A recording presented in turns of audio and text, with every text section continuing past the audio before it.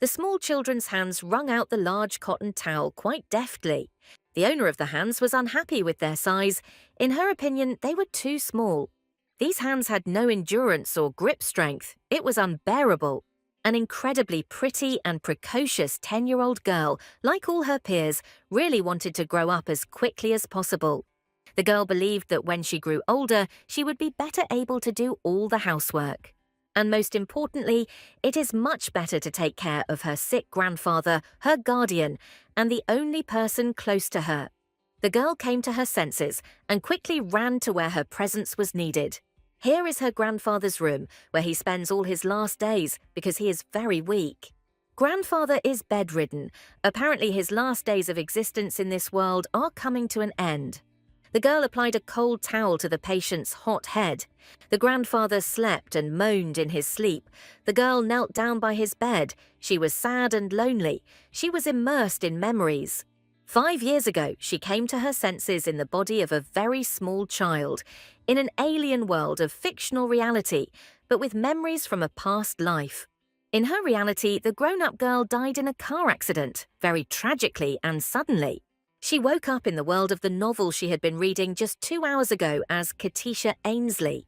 She was lucky and ended up in the body of a girl who had no significance to the overall plot. Katisha was happy with her life. At least here she was not an orphan as before. Here she was looked after by a kind and not yet very old man, and she lived in a small, cozy house. Katisha clenched her fists until her fingers hurt. She wanted to scream from grief and despair. Today her happiness would come to an end. Grandfather Herzen picked up Katisha when she was still a very small child, before a soul from another world moved into her. The strange thing was that Katisha remembered their first meeting very vaguely. Herzen alone took on the responsibility of caring for a very small child. Katisha has always been a mischievous girl, so raising her wasn't easy. When the girl grew up, her grandfather, apparently as a form of education, forced her to do housework. Katisha heard the quiet whisper of Grandfather Herzen. He was calling her. The girl stood up abruptly and approached the dying man. Katisha asked how he was feeling and if she needed to bring him anything. It was obvious that the grandfather had completely lost his strength. Grandfather Herzen asked the girl if she had fulfilled his request. Katisha assured him that her grandfather shouldn't worry because she had sent his letter. In fact, Katisha was outraged that there was no news from her grandfather's family, even though 7 days had already passed since the letter was sent. Perhaps there was a will in the letter, but it is still strange that not a single person appeared at Grandfather Herzen's bedside. Grandfather told Katisha that he was glad that she was staying with him in the last moments of his life. Katisha burst into tears and said that she didn't want to hear about any last moments. She said that she was ready to clean all the time, if only he would live with her and put up with all his grumbling. Herzen asked if Katisha had thought about how she would live without him. The girl said she wasn't going to do it, and he promised to take her to a summer festival in a month. Grandfather always kept his promises. Katisha was indignant. Why now he doesn't want to keep his word? Grandfather promised to take her sledding down the biggest hill this winter, since she was already quite big and wouldn't be scared. Grandfather promised Katisha a long and happy life with him. And now he says that he won't be able to fulfill his promise. He's just a liar and a cheat, and he shouldn't do that. In despair, Katisha screamed that she would take the house from her grandfather, steal and break all his things if he decided to leave her. Herzen sighed heavily and replied that he would be glad to give all his property to her. The poor child did not even think about life without him. The candle of Herzen's life was fading, but he was calm about his ward since he had managed to prepare everything. Grandfather Herzen was sure that there was not and could not be a more suitable person to inherit his fortune than Katisha. The girl replied that she didn't need anything. She just wanted her grandfather to be with her at least a little longer. The grandfather stroked the girl's hand, asked her not to cry and not to be too upset, closed his eyes and left her in this world. Grandfather's last words were a promise to definitely see Katisha someday in another universe. After the death of her grandfather Herzen, Katisha was left completely alone, very small and defenseless. She wouldn't have been able to cope with the funeral either. Grief and her young age are poor helpers in such a matter. However, there were kind neighbors who helped the orphan in such a difficult and sad matter. However, during the funeral, a completely unexpected incident occurred. Katisha stood next to her grandfather's coffin and thought about how she should now arrange her life.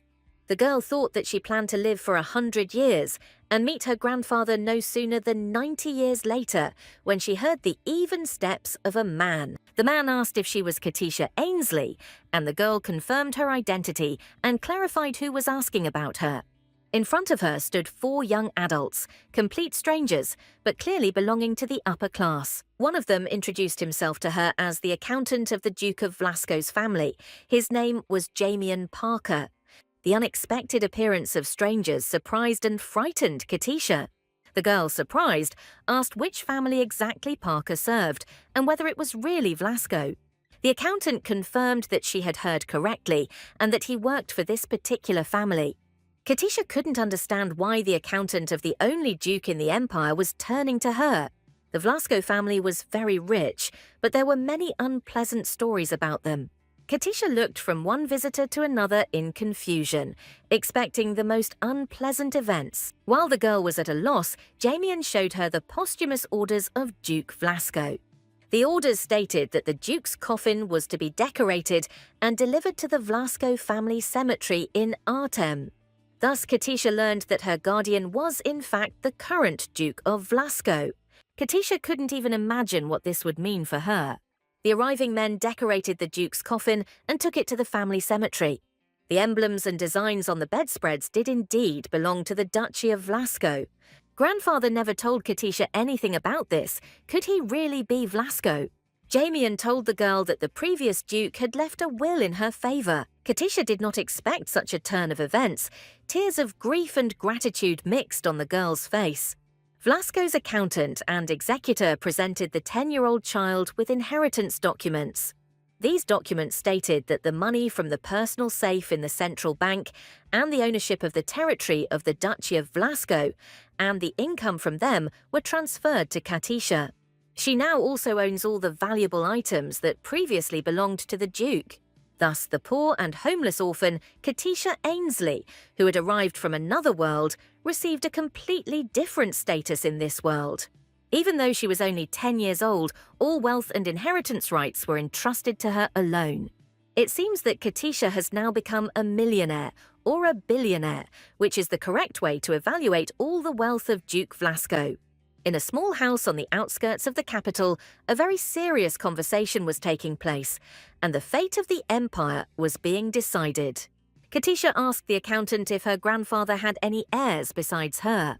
The executor replied that yes and no. The essence of the will was that Miss Katisha would be the sole heir.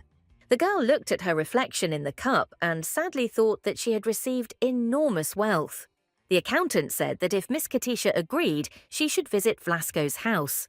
The girl needs to get acquainted with her possessions and go through the inheritance procedure. On the one hand, it was a fairly easy event. In fact, this meant a meeting with that very Duke Vlasco, about whom so many dark stories were told. This man had 10 years of fencing behind him and held first place in the empire in this sport. Katisha heard that he was the most evil person and dealt with everyone who got on his nerves. In addition, he was a talented orator and the leader of a group of villains. The most interesting thing is that in the original novel he had no contact with his adopted daughter at all, and now Katisha will have to go to him. The girl categorically refused to do this, but then the executor announced the size of the inheritance. The inheritance included 1 million gold in cash, plus income from the territories amounting to 100 gold pieces annually. This was an incredible amount of money. Katisha was offered to put her life on the line and disappear without a trace or take possession of this money. The executor looked like a tempting snake. What should the girl do? Take a risk or give up immediately? However, such sums of money don't just fall into your lap, and Katisha decided to take the risk. It was worth it. The girl did not want to live in poverty and destitution, as in her past life at all. The late Duke's executor continued to list the items of the inheritance. Katisha received 50% of the guild's profits, Artem's main house, a mansion in the capital, plus the opportunity to communicate with her grandfather's spirit. The girl was surprised by the enormous inheritance she had received and was delighted that she would finally have her own home. All doubts and fears were cast aside. She would definitely come into her inheritance rights. Jamie and Parker didn't force the girl to go with him, but if Katisha stays here, she'll have to sign a renunciation of the inheritance. Parker didn't have time to finish the last sentence. Katisha was already standing in front of him. She was completely ready for a long journey. Jamie was surprised at how quickly the girl packed her things. He had expected a long packing process. Katisha said they needed to hurry and ran to the carriage ahead of Parker. The trip was not tiring. The weather was favorable to the travelers. Katisha was not captivated by the views outside the carriage window. She was wondering how much her inheritance was worth.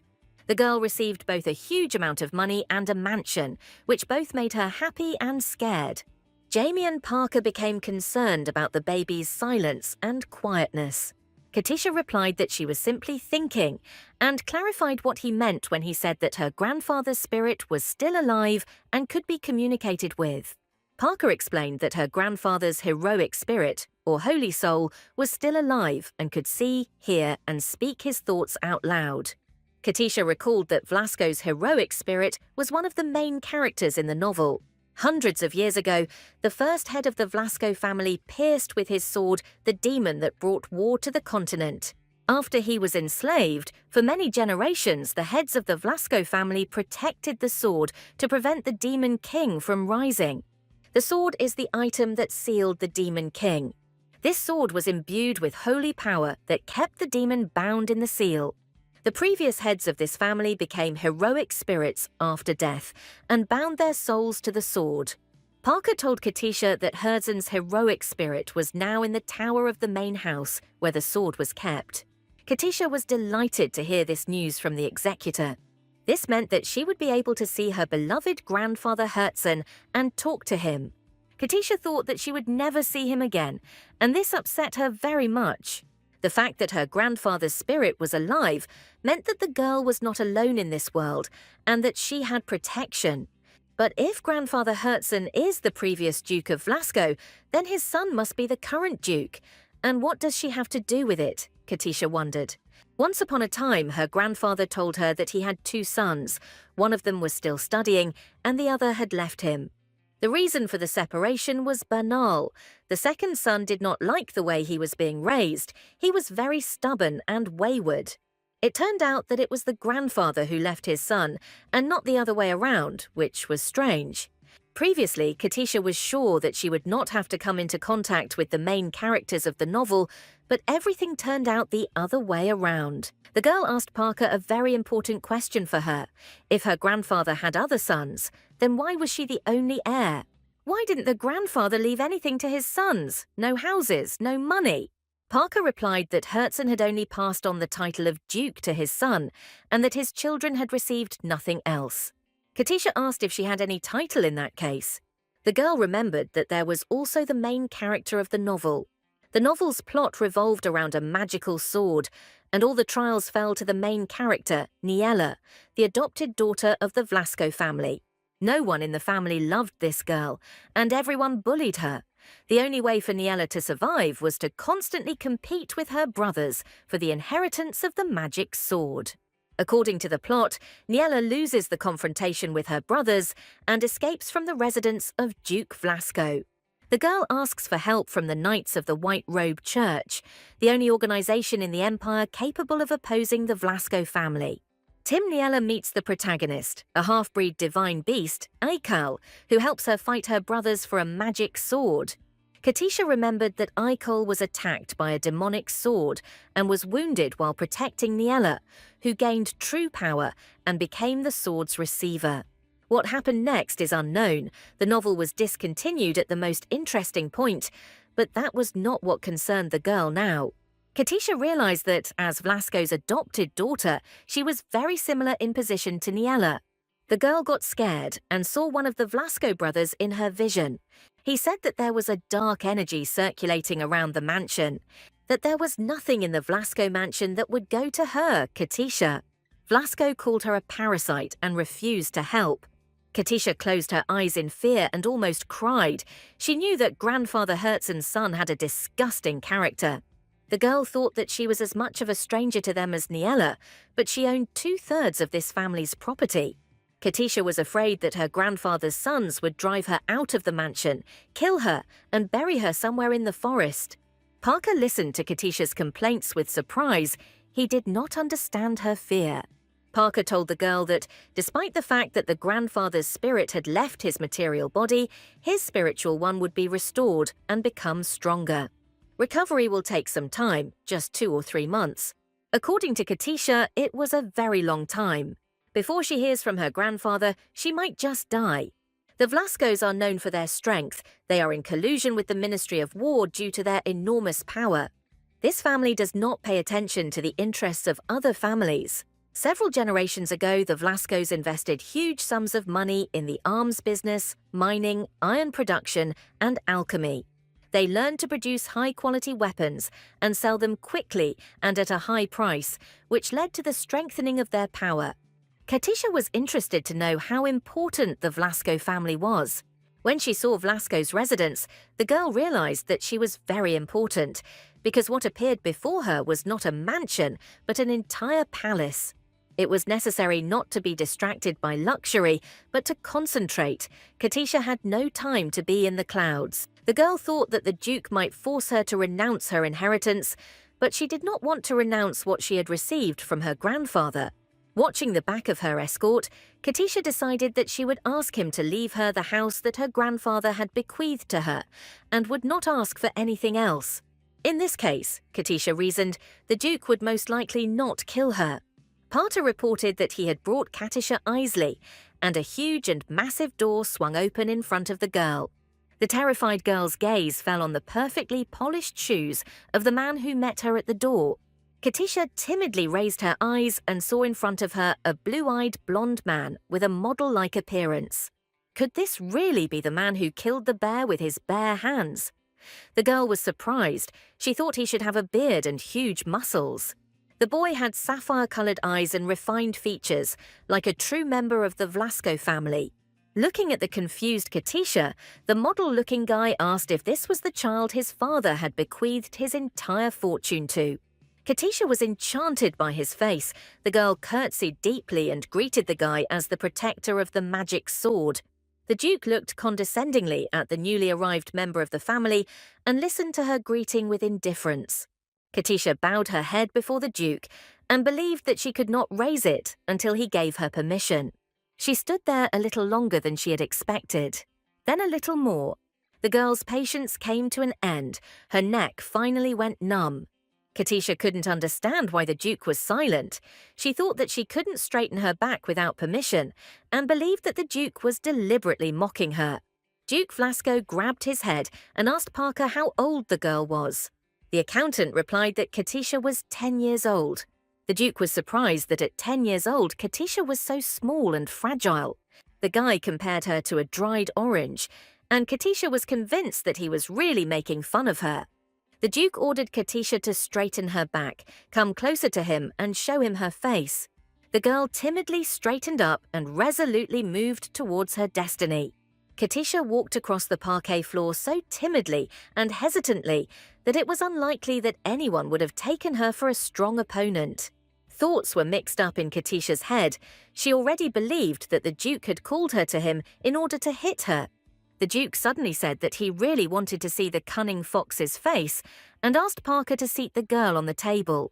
Katisha did not expect such a turn of events. Parker picked up the girl in his arms and sat her on the table directly opposite Duke Vlasco. Katisha froze and stared at the Duke. Now they were on the same level. The Duke looked closely at the girl's red hair and green eyes. She definitely did not belong to the Vlasco family. The Duke ordered Parker to begin the procedure and ordered the girl, immediately giving her the nickname Orange, to answer questions only yes or no. Parker asked the girl if it was true that she had been abandoned 10 years ago and that Herzen had raised her only out of pity. The girl answered yes, that's exactly how it happened. She was dropped off in a basket, along with a note with her name and a medallion. Duke Vlasco laughed ironically when he heard that his old father was raising a child alone, and a girl at that. Katisha decided that this irony was a confirmation of the bad relationship between father and son. The girl felt very uncomfortable and scared sitting on the huge table opposite such a scary and handsome duke. Katisha really wanted all this to end as soon as possible. Parker asked whether Katisha had any other relatives besides Herzen and whether her grandfather had told her anything about his life. The girl replied that she had no one except her grandfather, Herzen. The second part of the question made Katisha think her grandfather had definitely not said that he would leave her a large inheritance. Parker asked if Herzen had ever given her or shown her anything. Katisha denied it. Her grandfather had never given her anything interesting. Parker asked if she remembered for sure. Maybe her grandfather had said something to her or given it to her. Katisha couldn't understand why she had to repeat the same question. She had already said no.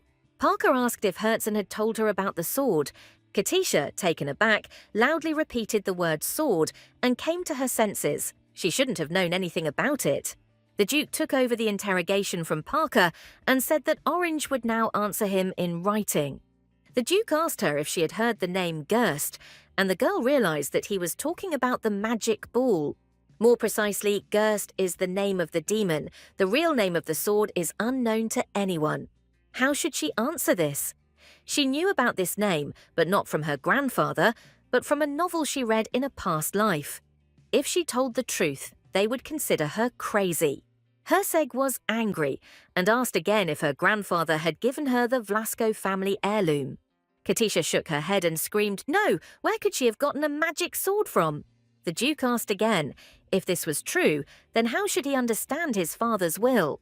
Katisha took the paper with the will in her hands and read it with tears in her eyes. It said that the Duke gave all his wealth and power to Katisha Ainsley, his little one, as the rightful owner of the demonic sword Gerst.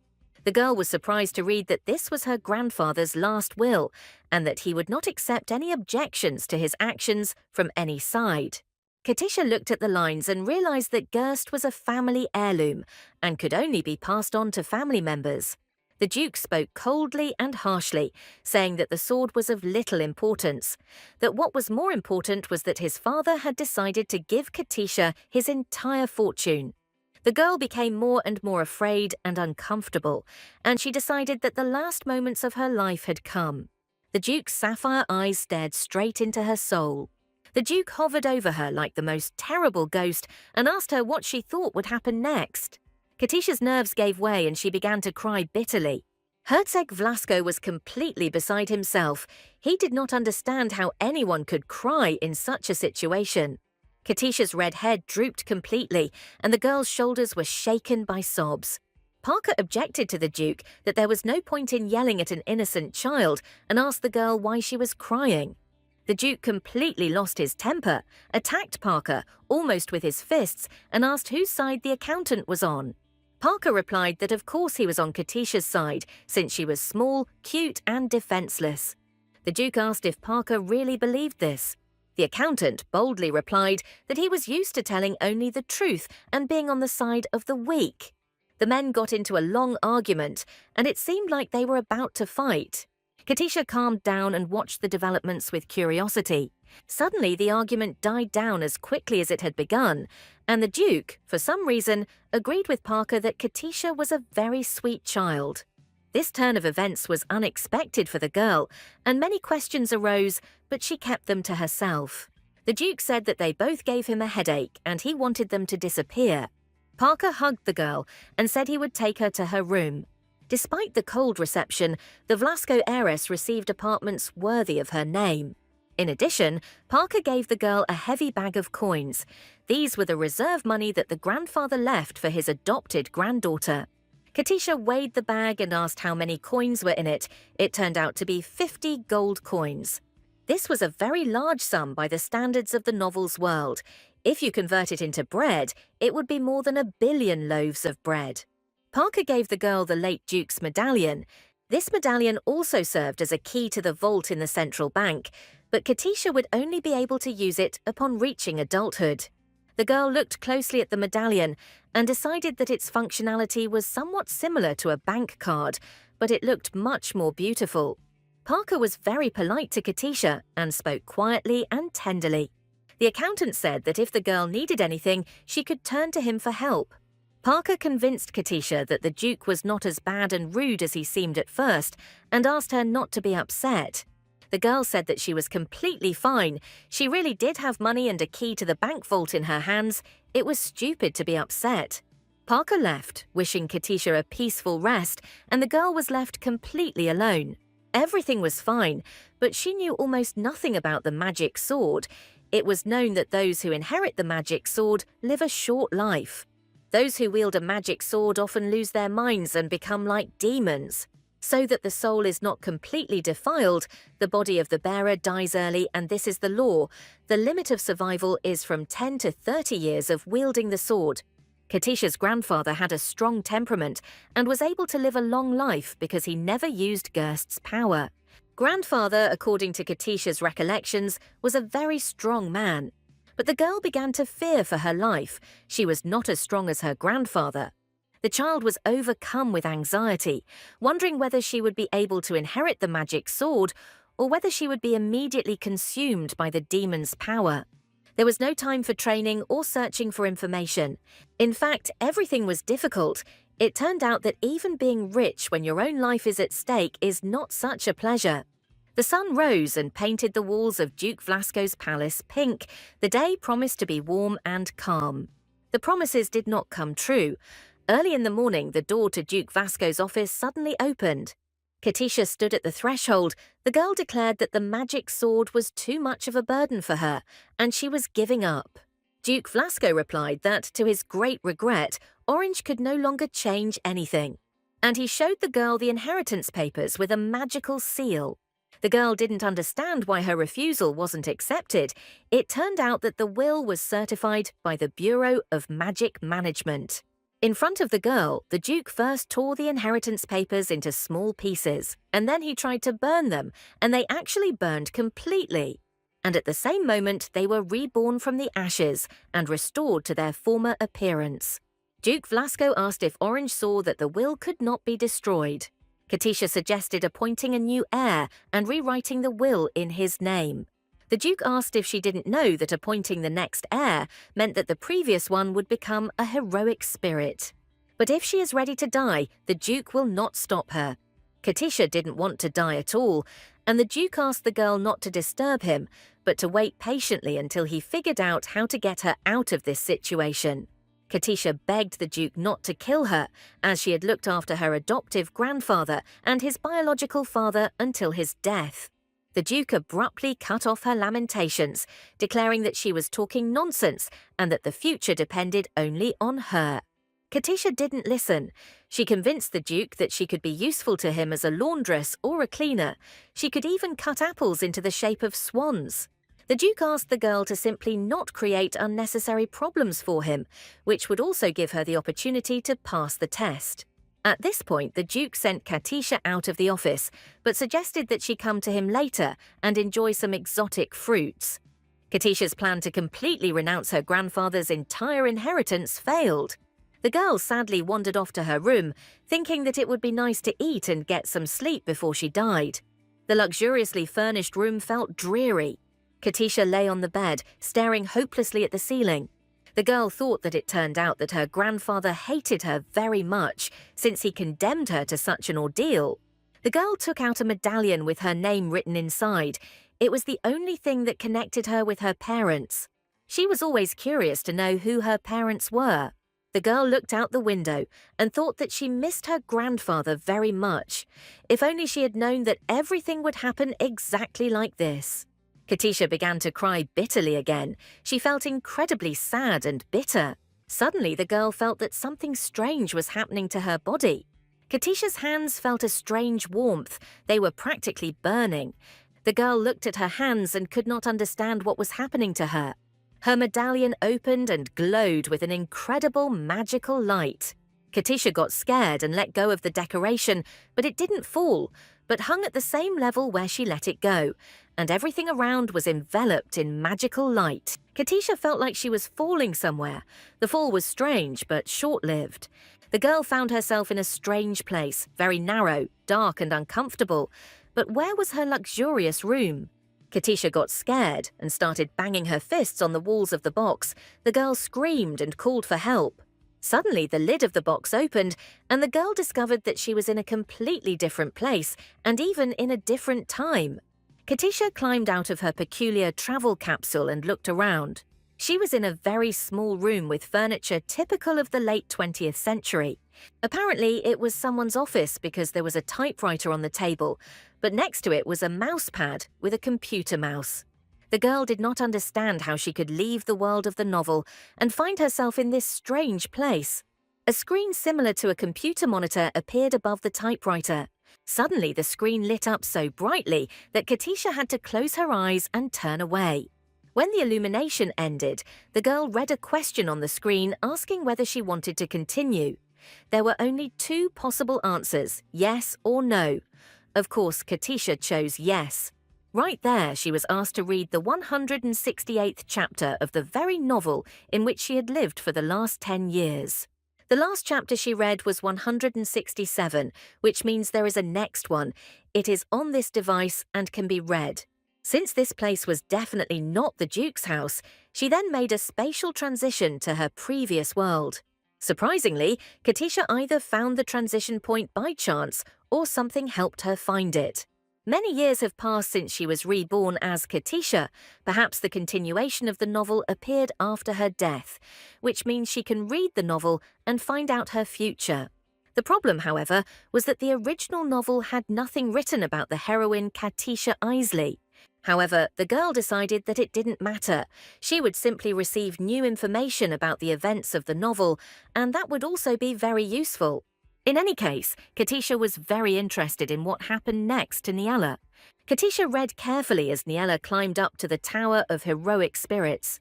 The brave heroine of the novel promised to save the Aikal and obtain the magic sword, and hoped that this would be the end of her trials. Niella longed for her adventures to end. Tears welled up in her eyes. Finally, she would be able to escape from this family. Katisha really wanted Niella to save the main character and escape from Vlasco. The girl imagined the surprised faces of Herzen and his son when they discovered the relic was missing. Although, considering that Katisha herself now belongs to the Vlasco family, such a desire of hers could seem very strange. Finally, the last door opened before Niella. There was a man in the room whom she least expected to see there. It was her beloved Aikal, who was swallowed by the demonic sword. Niella asked her beloved how he ended up here, whether Gerst had freed him. Aikal didn't answer anything. He only asked permission to ask the girl a question. The man handed her a piece of paper with the name Katisha Ainsley printed on it and asked if she knew the woman. The appearance of her own name in the novel left Katisha puzzled. Where did it come from, and why do the novel's main characters talk about it? And then, as if on a sandwich, the chapter broke off at the most interesting point and a sign appeared, to be continued. Katisha tried to force the monitor to display the continuation of the novel, but it was all in vain. No matter how hard the girl tried, chapter 170th did not exist, or it was highly classified. Katisha had come to terms with the lack of continuation of the novel, but now she needed to find a way out of this room, but there were no doors. It was worth trying to find the exit where the entrance was, that is, in the box. Katisha climbed back into the box and with difficulty closed the lid on herself, but nothing happened. The girl was worried that she might die in this place, but it would be completely unfair to receive so much money and die in a travel capsule. Katisha mentally turned to her grandfather, and even her mother and father, whom she did not know in either this or that world, for help, so that they could help her. There was a bang, and Katisha found herself again in the luxurious bedroom of the palace of the Dukes of Vlasco. A miracle happened. She returned, and this made Katisha happier than the appearance of the continuation of the novel. Feeling relieved that her adventure was over, the girl began to carefully and cautiously examine the pendant. There were more questions than answers about what the chapter she read meant, how Aikal was freed, and in general why and how did her name appear on the pages of the novel, and who included it there. The sun had already risen quite high, and the morning could hardly be called early. Katisha was incredibly tired from all the travelling back and forth. The girl wanted to sleep. Did it take her a long time to find a new chapter, or does time flow differently in parallel worlds? Luckily, she had read the previous chapters of the novel and knew about the test the Duke spoke of. Soon, the entire Vlasco family must gather for a family meeting, which is held when an important decision needs to be made. Another important decision is the selection or approval of a candidate for the role of successor, during which a qualification test is carried out. Niela helped the current Duke Lucius Blasco sort out the succession matters, but she herself fell under the gaze of a magical sword. At a family meeting, the Vlascos decided that Niela was worthy of taking the test. In Katisha's case, the family council will also decide whether or not she should take the test. If it becomes clear that Katisha cannot pass the test, the Vlascos will most likely kill her, because that is the most effective way to annul the will. In the novel, Niela put in a lot of effort to get through the family meeting selection process. Katisha was upset that she was so similar to Niela. Her situation was almost the same. Could Katisha's worst fears have come true? The girl found herself in Niela's place and must repeat her fate. Katisha needed to travel to another dimension again to refresh her mind on the content of the novel she had read earlier. The girl discovered that Niela had appeared in the family 5 years ago. It turned out that the years of Niela and Katisha's birth did not coincide. In addition, Niela was not connected to the inheritance. It turned out that Katisha was not a replacement for Niela. Suddenly, Katisha found herself in a room in the Vlasco Palace without even having to climb into a box. When she moved, she slightly hit her butt. Luckily, it was only on the soft bed, but it was still sensitive. The girl was indignant that this was happening again. Just as she was getting used to something in this life, they were pushing an update on her. Updates appear to be happening every 6 hours now, but sometimes very unexpectedly. Katisha noted that inside the room in another dimension, time flows much faster than here.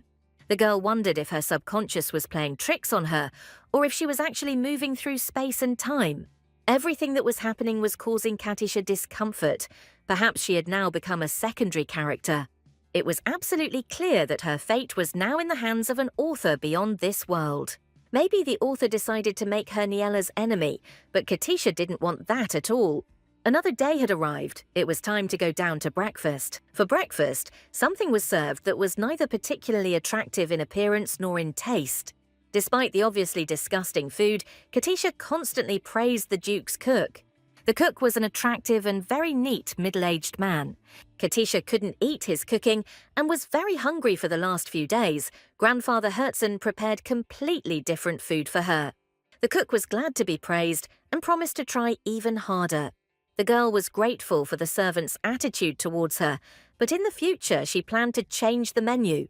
The Duke appeared and noticed that Katisha had settled into the palace, but declared that the house would never belong to her anyway.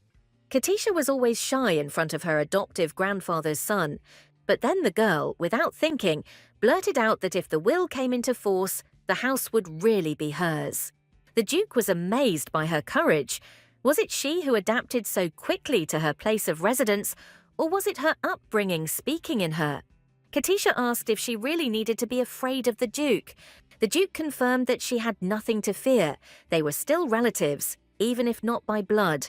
Katisha decided that she could act more confidently. After all, she was a rich heiress. The Duke liked Katisha's courage, and he believed that she could survive in their harsh world.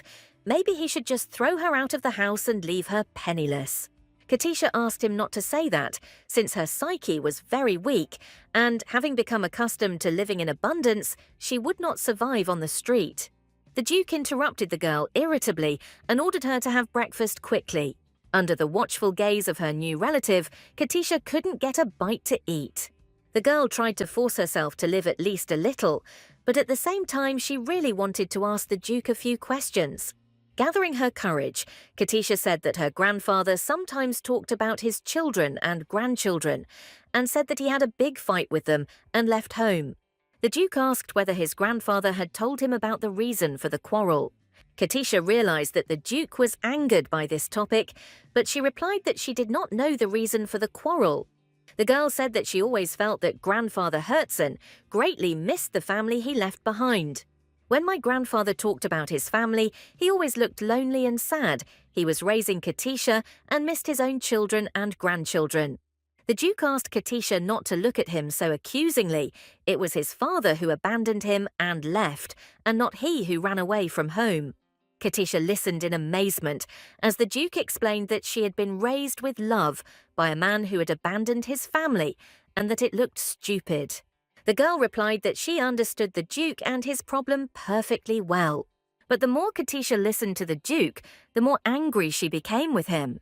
She wanted to yell at him, grab him by the collar and shake him for a long time so that this snob would understand how wrong he was. If her biological father, Katisha, had abandoned her, either in this life or in a past life, he would have left her a multi-million-dollar fortune. She would be more respectful to him than the Duke was to his father, her adoptive grandfather. But could this aristocrat and snob understand children like Katisha in her past life? The Duke could only be offended by his own father for leaving home out of resentment towards his children. The Duke saw how angry Katisha was and was surprised how she could change so much in just one night. The girl calmed down and said that as soon as the question of inheritance was resolved, she would happily leave this place and would not bother the Duke.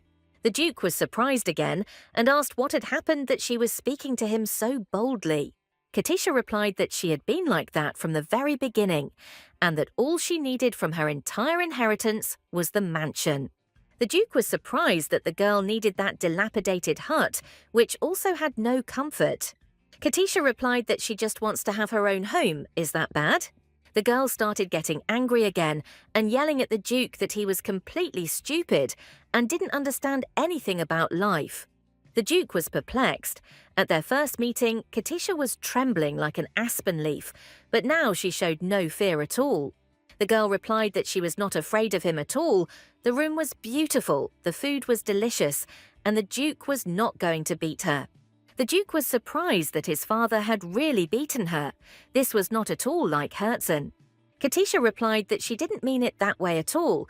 She had simply heard that there were people who liked to punish small children.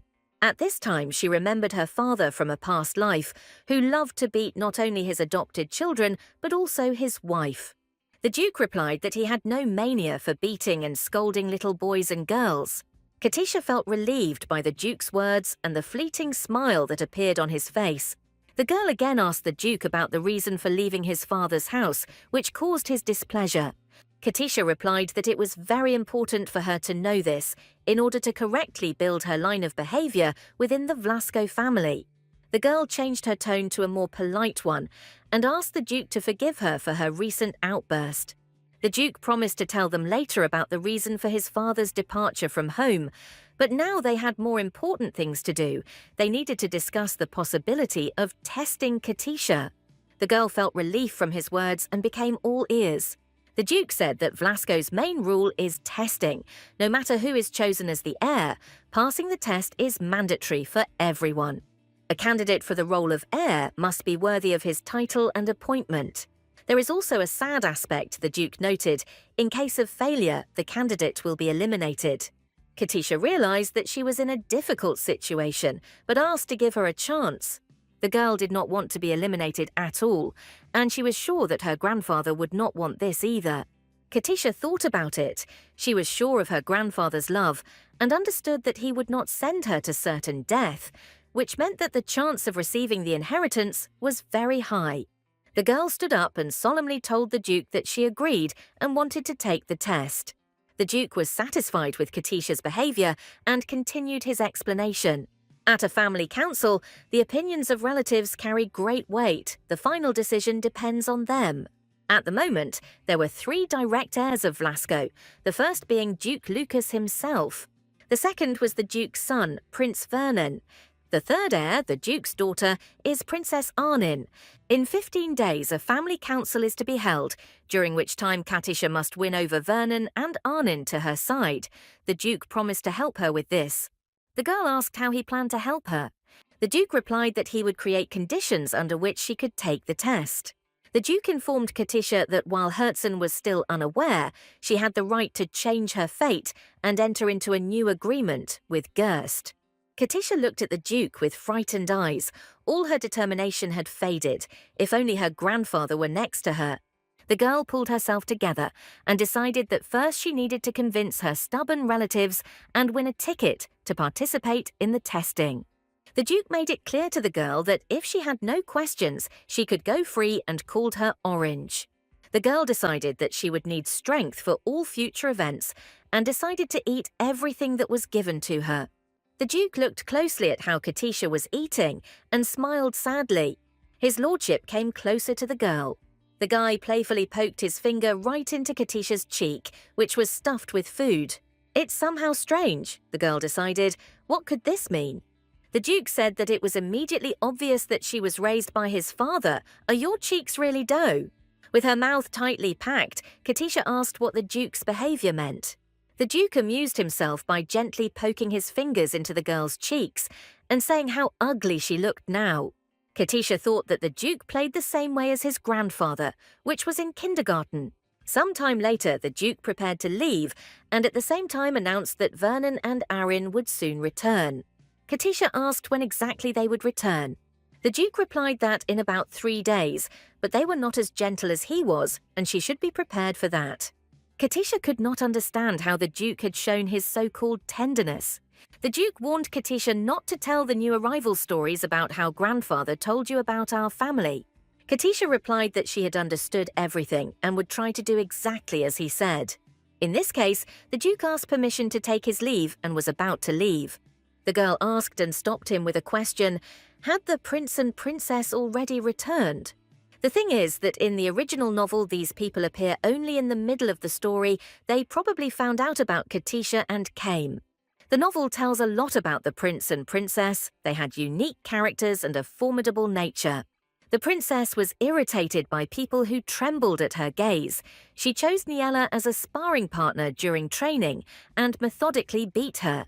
The prince mocked Niello in his own way. He hated ordinary people, considering them an inferior race, unworthy of anything. Katisha decided that first of all, she should not show her fear to the prince and princess. The girl had to be brave, decisive and strong, and not let anyone hurt her. There were only 3 days left before her relatives arrived. The Duke stood by the window in his office and reasoned that Katisha was truly brave.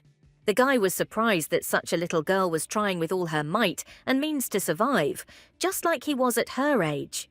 The Duke was very interested to watch her carve swans from apples. The Duke thought his father had gone mad when he appointed a little girl as his heir.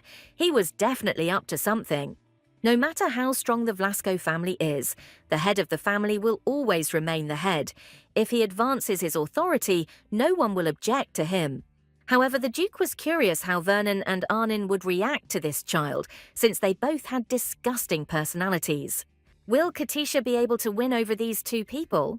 Communicating with Vernon and Arryn was fraught with many dangers. The Duke rang the bell, summoning one of the servants. For some time he languished in the long wait, thinking about how inconveniently everything was arranged. Parker, who arrived later than the Duke had wished, received a fair share of reproaches, despite the accountant's very obliging appearance. The Duke ordered Parker to inform him in advance of the arrival of his relatives. At this time, Katisha tried to visit the room in the other dimension again, but this time she was denied passage. The girl was indignant. She had less and less room to maneuver. The author was limiting her options. The girl decided to go down to the palace hall and found herself witnessing some very interesting events. The hall doors swung open and the relatives themselves, Prince Vernon and Princess Arryn, appeared on the threshold. Katisha didn't know the third person who came. The guy was either badly beaten or drunk. Prince Vernon was as handsome as the Duke, with the same model looks and aristocratic manners. Princess Arryn announced from the very beginning that she needed a bath and a hearty meal. Possessing an unbearable character and breathtaking beauty, Princess Arryn is not accustomed to being denied the fulfillment of her wishes. Arryn scanned the front door and discovered that a calming spell had been cast on it. The prince did not think that it was possible to be so interested in a door. The princess replied that he did not understand the power of science, since he always opened doors with his feet. The prince asked who this stranger was with them and why he looked so unpresentable. With one hand, Vernon lifted the poor fellow by the collar of his shirt and tried to take a closer look. Arnin said contemptuously that this man must be a spy sent by the imperial family, and he must be forced to confess to everything. The Duke contemptuously threw the man away from him, and he fell to the floor and hit himself hard. Arnin herself didn't understand why she had brought this miracle with her. The relatives entered into a lengthy squabble among themselves, the meaning of which was not clear to Katisha. The girl did not understand at all why the prince and princess were here. They were only supposed to arrive in 3 days. The Duke's secretary greeted the hosts with a low bow and said that His Excellency the Duke was waiting for the prince and princess. Arnin was indignant and declared that it was necessary to say Grand Duchess Arnin and Prince Vernon. Prince Vernon did not argue with his sister. He announced that he would first go to his room and tidy himself up and then meet with the Duke. The secretary timidly objected that the question of the inheritance required an immediate visit from the prince to the Duke.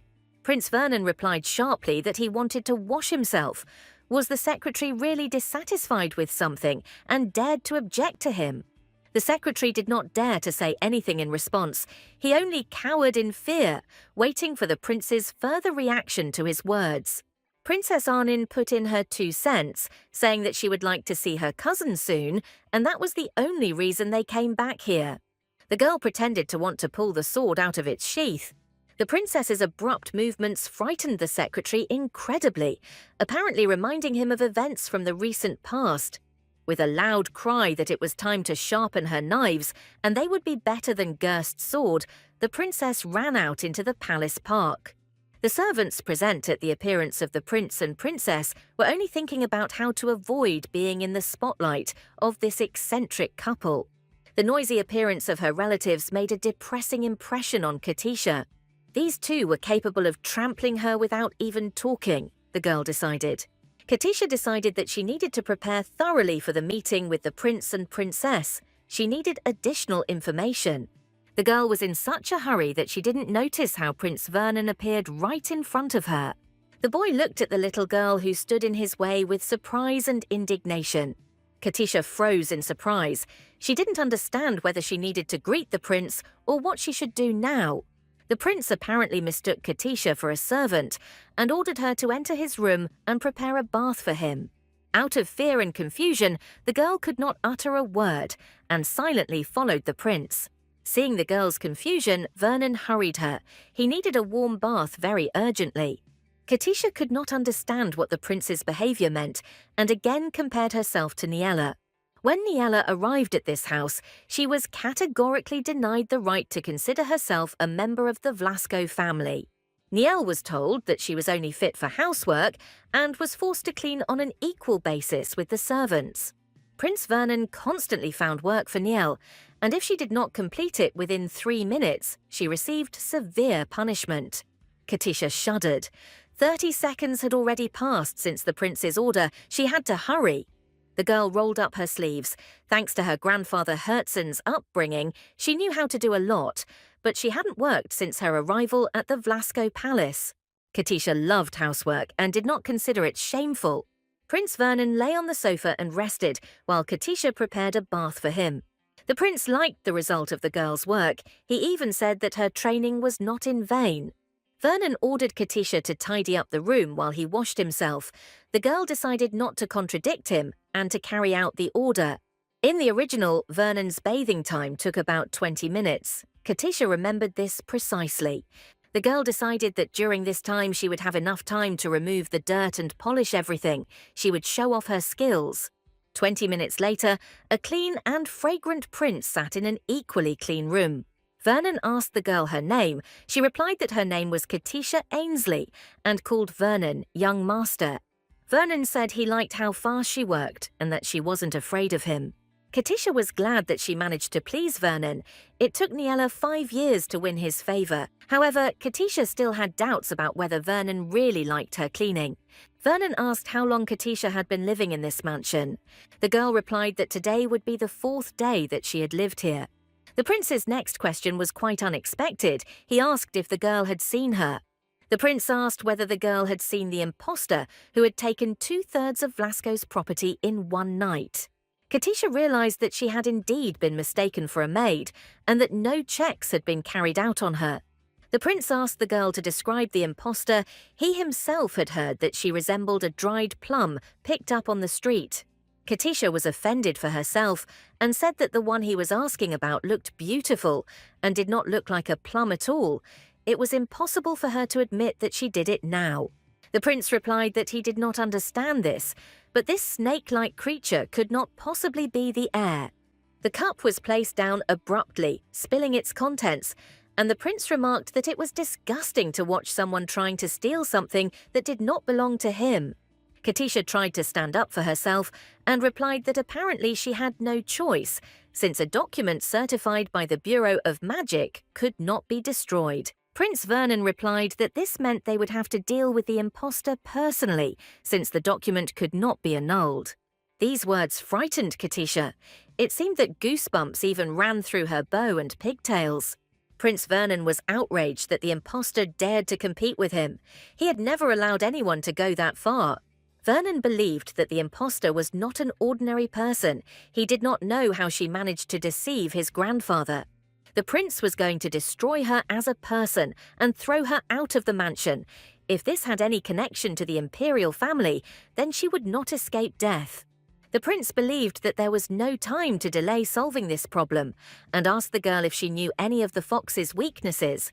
But Katisha naturally replied that she knew nothing. An idea struck Vernon. Since even he had let his guard down in the presence of the little girl, Katisha could be used as a spy. The girl hastened to refuse, saying that it was too difficult for her. Oddly enough, Vernon didn't get angry, but said that Katisha was the first maid who had talked to him for at least 10 minutes. Moreover, Katisha is the first child who looks at him with interest and openness, which makes her very different from other children. The most unique thing is that Prince Vernon told the girl that he likes children like her. Katisha decided that Vernon simply liked strong and confident people, but she didn't feel like that at all. Vernon asked whether Katisha would keep an eye on the self-proclaimed heiress or not. Katisha quickly realized that she couldn't open up and win the prince's favor now. She had to pretend to be a maid. The girl agreed to work for Vernon.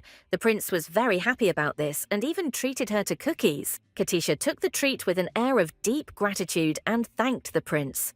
Vernon promised that if she completed the tasks well, she would receive an additional reward for it, and not a small one. However, for Katisha, the most important thing now was to survive. The material aspect faded into the background. The next day, early in the morning, Katisha hurried to the Duke's office. At the door of the office, Accountant Parker and the Duke's personal bodyguard Chris were talking animatedly about something. Chris greeted the girl in a friendly manner and asked what she was doing there so early.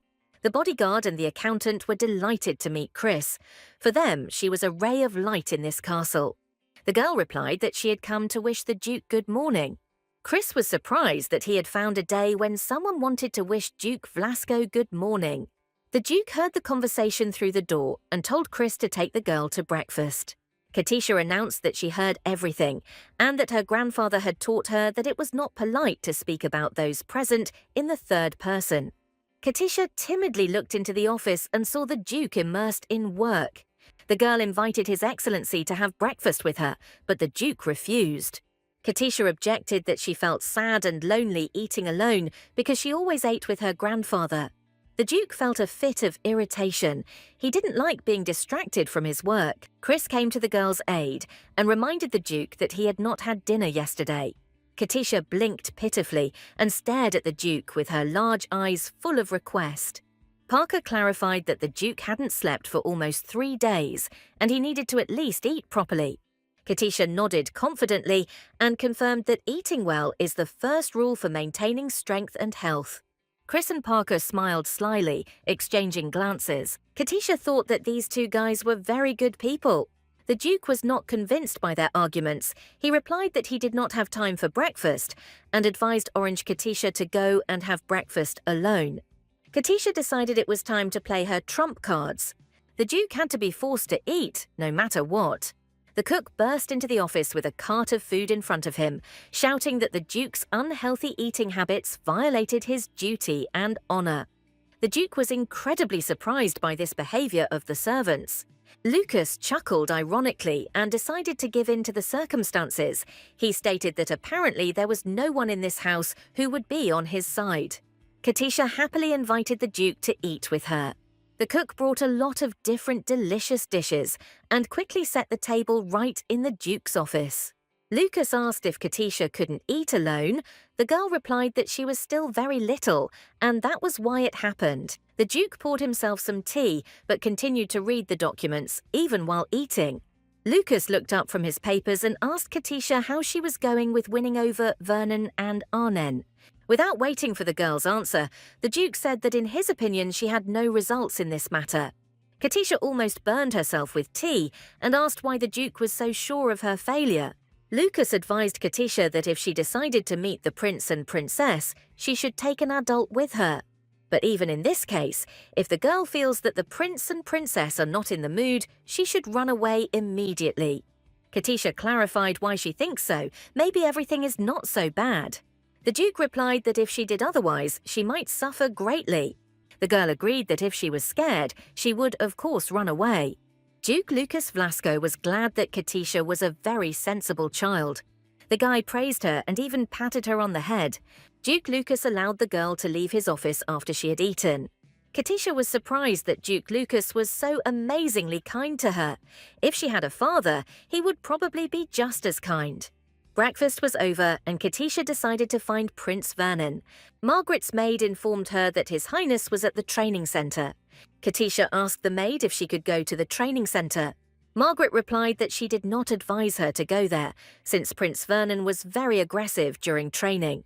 However, Margaret continued, if Lady Katisha really needed to see the prince, she would escort her to him. The training centre was a huge sports arena with all kinds of exercise equipment, as well as a shower, a swimming pool, and a sauna. It was very cold here. The girl felt like her skin was being pierced by hundreds of cold needles. Katisha saw vortices of blue energy begin to swirl around her. Moreover, the painful effect on the skin became greater, the denser these vortices were. Katisha asked Margaret to come back, as the blue energy was causing her pain, which was increasing with each passing minute. Suddenly, pillars of ghostly ice appeared around Katisha and Margaret, surrounding them with a dense wall, preventing them from going any further. Then the wind picked up and knocked the girl off her feet, not allowing her to take a step, making it difficult to breathe and open her eyes. Margaret picked up the girl in her arms and advised her to hold on tightly. A terrible force lifted Margaret, with Katisha in her arms, from the floor and threw her up, very high and very terrifyingly. The ground instantly disappeared from under my feet. It's good that Margaret held the girl tightly. Katisha realized that Margaret was not, in fact, an ordinary maid, because she was wearing a training uniform under her skirt. Margot landed safely, holding the girl, and Katisha realized that even Vlasco's servants were unusual. Margaret asked Katisha if everything was okay and told her that such a phenomenon was rare. Katisha wanted to know exactly what had made them fly like that and what she had managed to escape from thanks to Margaret. The girl looked around and discovered that the entire training arena was covered in cracks and debris. Such a blow could kill a bear, and this is how Prince Vernon trains when he fights. Katisha decided that there had to be someone else in the arena besides Prince Vernon. And so it turned out Princess Arnen was training with her brother. Katisha clearly didn't expect to see her, but she noted that this girl was incredibly beautiful. At this time, Vernon was scolding his sister for being useless because she could not learn this technique. Arnen got angry at her brother's remark and told him to shut up, calling him an obscene word. She thought that Vernon had cast a strengthening spell and taken something. Margaret covered Katisha's ears, believing that small children should not hear swear words. Arnen was once as excellent a swordsman as Vernon, and in some ways she was superior to her brother. 3 years ago, the princess was wounded in the right shoulder, and even all her regenerative abilities did not help her fully recover. She was now far behind Prince Vernon, both in skill and in fighting technique. Arnen never fully recovered and was forced to change the direction of her activities. The princess now holds a key position in the metallurgical industry owned by Vlasco. Katisha concluded that the girl still had a passion for fencing. Arnin fought fiercely with Vernon, despite the difference in strength. The princess defended herself fiercely, trying to repel Vernon's next attack, but it was a pity that she was unsuccessful. The prince approached his sister and said that she needed to train more. Vernon said that the girl's right hand was useless, which limited her range of attacks. Vernon laughed at his sister's attempts to fence with her left hand, saying that she would rather pierce her own artery than injure him. Katisha was indignant. How could he say that? He knew perfectly well that Arnin's arm was injured. Princess Arnin was completely angry. The prince was driving her crazy by bragging about his health and luck. Katisha asked Margaret if the prince and princess always communicated this way. Margaret replied that the prince did not know that Arnin had a wounded shoulder and that this was the cause of all her failures in fencing. The princess threatened that anyone who told her relatives about her wound would be destroyed immediately. Misunderstandings between brother and sister had been building up for 3 years, and eventually their relationship had completely deteriorated. Katisha was outraged by this situation. Vernon doesn't know about his sister's injury and doesn't even try to understand why she suddenly became weaker than him. Arnin is so proud that she would rather die than reveal the truth about her weak side. At this time, Vernon, pleased with his superiority, said that Arnin should think not only about strengthening her equipment, but also about increasing her strength and agility. If the princess continues in the same spirit, she will not be able to defeat him even in 10 years. Arnin replied that Vernon shouldn't get too cocky, he was just lucky today. Katisha was very sad to see Vernon being rude to his sister. His words hurt Arnin's pride. Katisha concluded that the relationships between relatives in the Vlasco family are far from the best. Although Vernon and Arnin do not burn with hatred towards each other, it is difficult to call their relationship brotherly love. Margaret informed Katisha that although the training was over, she would not be able to see the master now. The flow of his aura had not yet subsided, and she could be harmed. Katisha asked if she could approach the princess, or if that was also dangerous. Margaret asked if the girl really wanted to talk to Miss Arnin. Katisha replied that she was no less interested in the princess than in the prince. Katisha realized that the princess's shoulder was hurting, and she wanted to look at him. Maybe she could help, or at least sympathize. Margaret admired Katisha's concern for the princess and suggested that they approach her immediately. Margaret grabbed Katisha in her arms and hurried after Arnin. The maid and Katisha witnessed how the doctor pursued Arnin and asked her to let him examine her muscles in case they were torn. Margaret and Kaisha watched the conversation from afar, and Arnin paid no attention to them. The princess stated that she did not need a doctor's help. She knew her body very well and was able to recognize the symptoms of a torn muscle. Katisha saw that Arnin's right shoulder was very swollen. The princess's face had turned pale and she looked ill. Arnin told the doctor that if he told Vernon or the Duke about her health condition, he would be immediately fired and given a black mark. The poor doctor, his name was Leon, agreed to the princess's demand, so his dismissal would be postponed a little. Margaret was worried about Arnin. This girl was very stubborn. The maid said that Katisha would not be able to see Arnin either. The girl could see for herself that the princess was not feeling well. Katisha understood that in such a state the princess was not inclined to make new acquaintances. Margaret asked if Katisha wanted to do something different.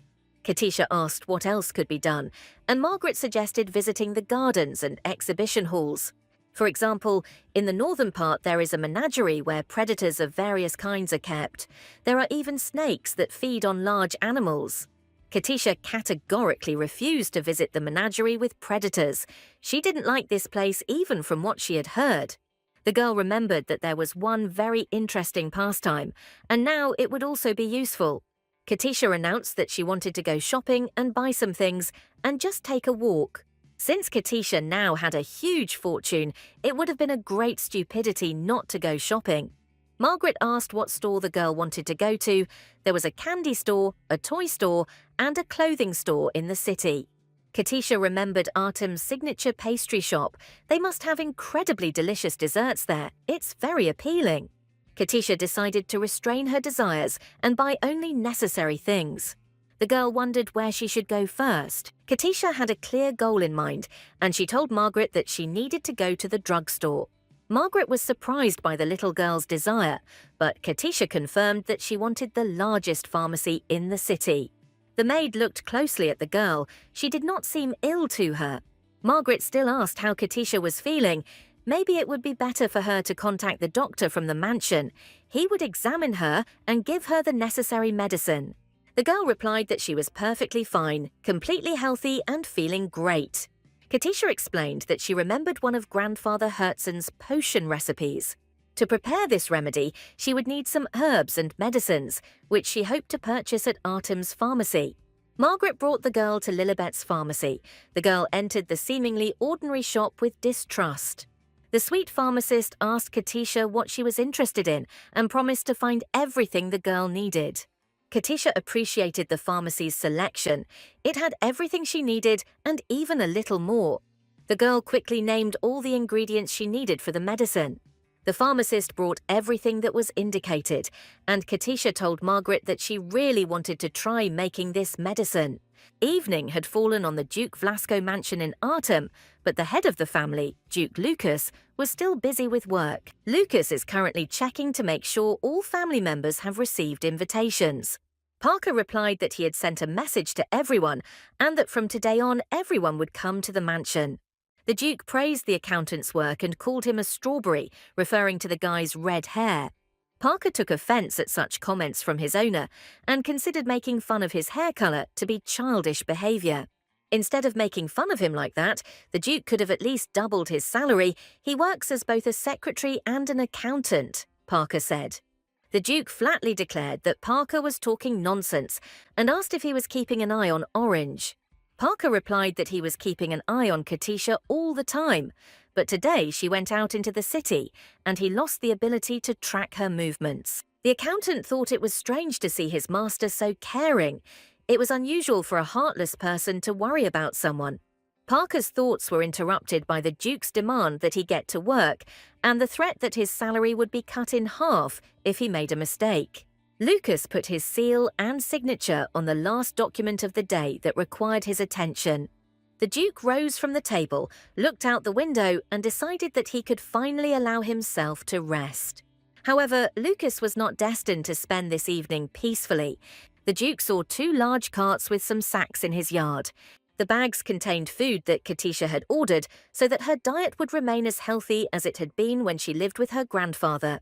The girl bought all of this in the city and was sincerely happy that now her life would improve and she would no longer have to go hungry. Katisha rolled up her sleeves and decided to get to work and do everything the way her grandfather Herzen taught her. All night, Katisha diligently sorted and unpacked her purchases. The girl finished work only early in the morning. Despite the fact that she hadn't slept practically all night, Katisha decided not to waste the day in vain. She had to get up. Having thrown off yesterday's clothes, Katisha quickly changed and was ready for great accomplishments. Today, the Duke and Katisha's breakfast differed from previous ones in its greater variety of dishes. The Duke asked what the girl had been doing yesterday. Katisha replied that she had been playing in her room. The Duke chuckled and noticed that Katisha had run into the garden yesterday, and he wondered why. Lucas smelled herbs in the palace, but he couldn't figure out why. Katisha replied that yesterday the prince and princess had sparring, and it seemed that Arnin was a little injured. The Duke became alarmed. He knew that the princess was not allowing the doctor to approach her and was not allowing herself to be examined. Lucas was worried that his daughter had such a nasty character and behaved so stupidly. Katisha said that she plans to visit the princess today and hopes that the visit will be successful. The girl prepared a gift for the princess, a tincture of various medicinal herbs. The Duke was surprised why Princess Arnin needed a tincture of medicinal herbs. Katisha planned to give this tincture to the princess and was convinced that she would find it useful. The Duke said rather sadly that Katisha was not wasting her time. The girl decided that the Duke was upset that she had not done anything for him personally, but he was wrong. There was a gift for the Duke too. Katisha told the Duke that she had a gift for him too. The girl handed him a small bottle and said that if he had trouble sleeping, he should just drink a couple of drops of this remedy with warm water, and he would immediately feel better. The Duke took the bottle with surprise and was surprised that it was for him personally. It was a remedy for insomnia, Lucas clarified. Katisha stated that it was caffeine, the best stimulant for activity.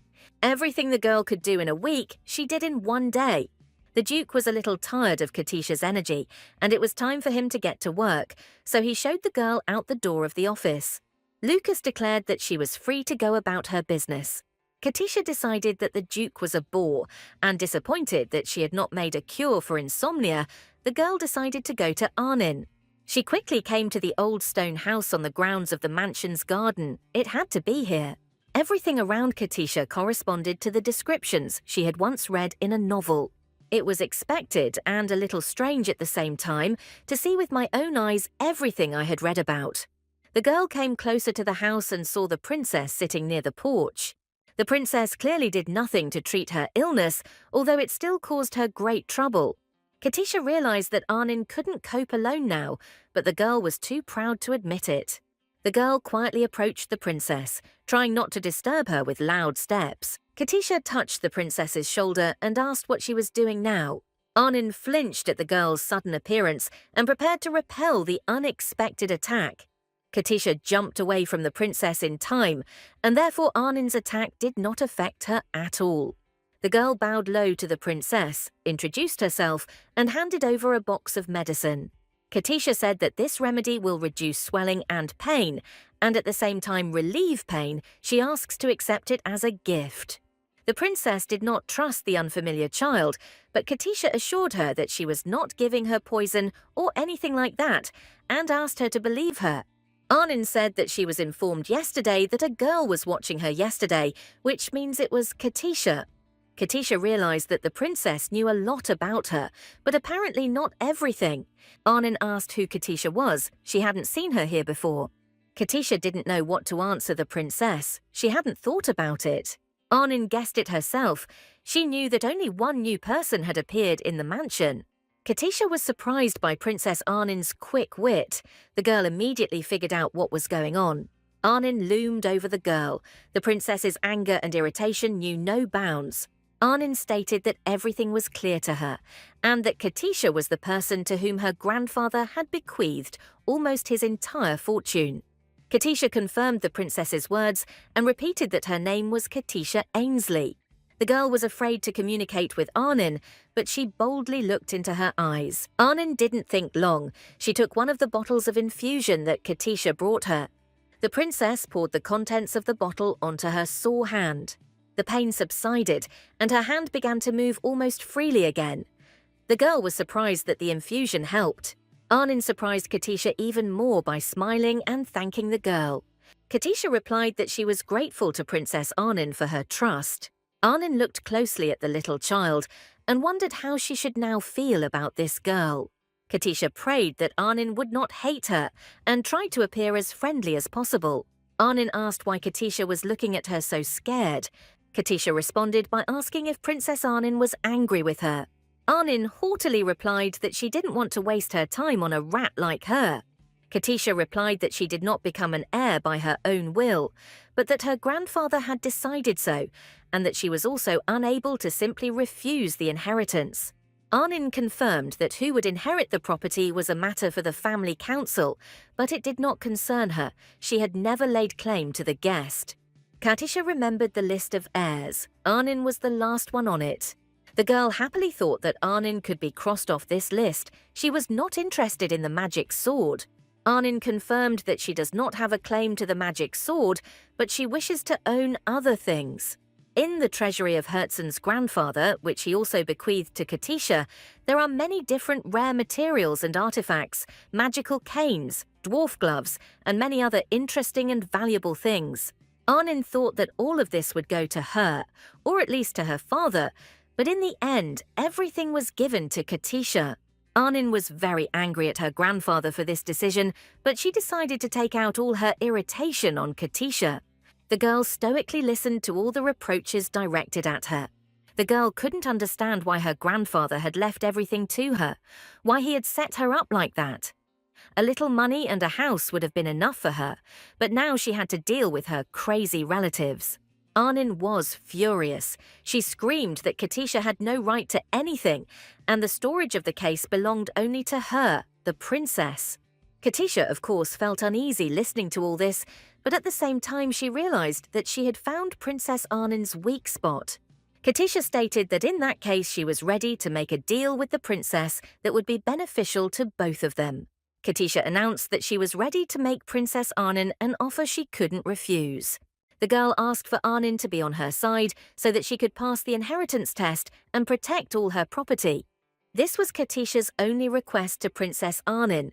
In exchange, she promised to give her grandfather Herzen's vault with all his artifacts.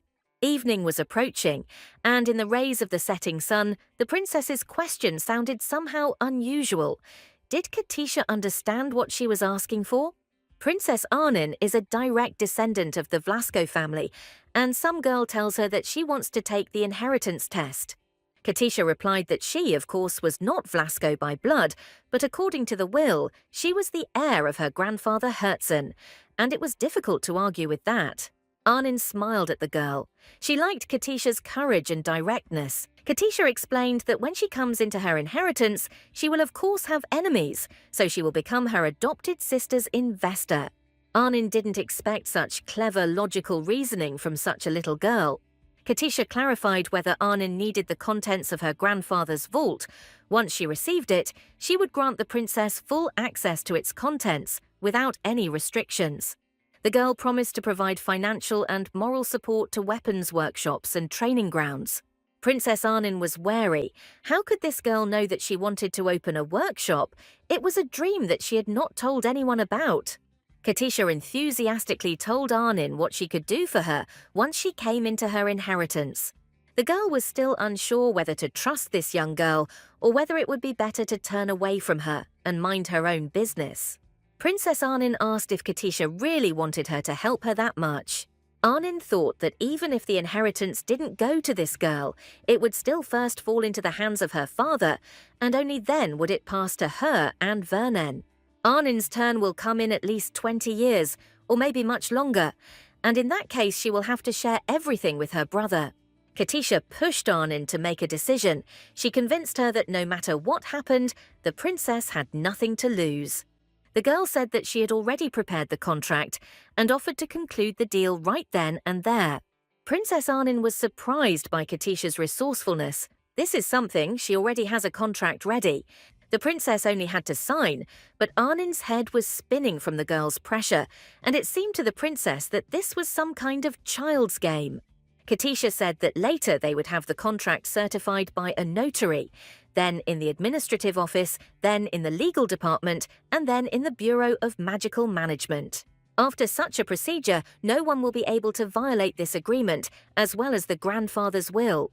Princess Arnin listened to Katisha and doubted that this child was really 10 years old. Later that evening, Katisha was happily spinning around her room. Her joy knew no bounds. The girl believed that she had succeeded, and Princess Arnin was now on her side. Arnin hasn't signed the contract yet, but it's clear from her appearance that she will sign it. She's already agreed. She just wants to save face. In the original novel, Arnin will only be able to open a weapons workshop 5 years from the current time. Katisha reasoned that Arnin's temper had increased even more. She had become very harsh, so the girl did not know whether it was possible to rely on the information in the previous version of the novel. A personal meeting with Duke Lucas and Princess Arnin revealed that they were very different from the characters described in the novel. The servants in the mansion were very friendly towards Katisha. They were the same towards Niella. She got along well with everyone. Vernon, as it seemed to Katisha, was also very different from the character described in the novel. She had not yet confessed to the prince that she was the heir, and periodically reported to him news about the surveillance of her. Katisha saw a bandaged wound on Prince Vernon's ankle and asked where it came from. The guy replied that he received it during a sparring match with Princess Arnin. Katisha thought that Vernon was a perfect fighter and never got wounded, but that was not true. The prince ordered Katisha to stop crying and getting upset. She and her sister must always be ready for battle. Arnin thinks the same. After these words, Katisha already doubted that the prince was different from his original in the novel. Prince Vernon poured himself some tea and relaxed. The girl's presence had a calming effect on him. Vernon said that his sister Arnin was an excellent swordsman, which is why she was able to wound him during sparring. The prince spoke enthusiastically about his sister's fencing skills, saying that she gave it her all and that he had to do the same. Katisha suddenly realized that Vernon thought a lot about his sister. Parin continued to say that Arnin used to be much closer to him, and he couldn't understand why she was so cold and aggressive now. The girl replied that Arnin definitely treats Vernon well and constantly thinks about him. The prince was pleased to hear this. He believed that in any case, he and Arnin would forever remain brother and sister. Vernon regretted his wound. It prevented him from challenging his lordship immediately after his victory over Arnin. Katisha asked why the prince did not call the duke father, but addressed him so formally. The boy didn't know what to answer. He didn't expect such a question from a child. In fact, Vernon replied, he does not feel that the duke is his father.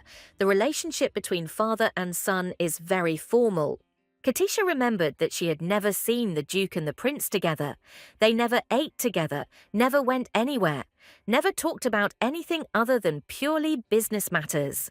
Vernon didn't think it was strange. It's just that every family has its own circumstances and its own format of communication. Katisha replied that she herself was adopted, but she was lucky to meet a kind man whose attention she did not deserve in any way. This attention simply was there. The prince did not know how to answer this and thought for a while. Vernon replied that in this life everything is given for a reason. If you meet a good person, then it means you are good yourself. Katisha was struck by Vernon's statement that life is not so easy, that one should be kind to those who do not deserve it. It was strange to hear such words from Prince Vernon Vlasco. The Duke again sat in his office until late in the evening. The vast Vlasco Empire required his close attention. Lucas called Margot, Katisha's maid, and was surprised to hear her story about how the girl had sensed the aura of the prince and princess sparring. Margot replied that Katisha acted as if she not only felt this aura with her whole body, but also saw it with her own eyes.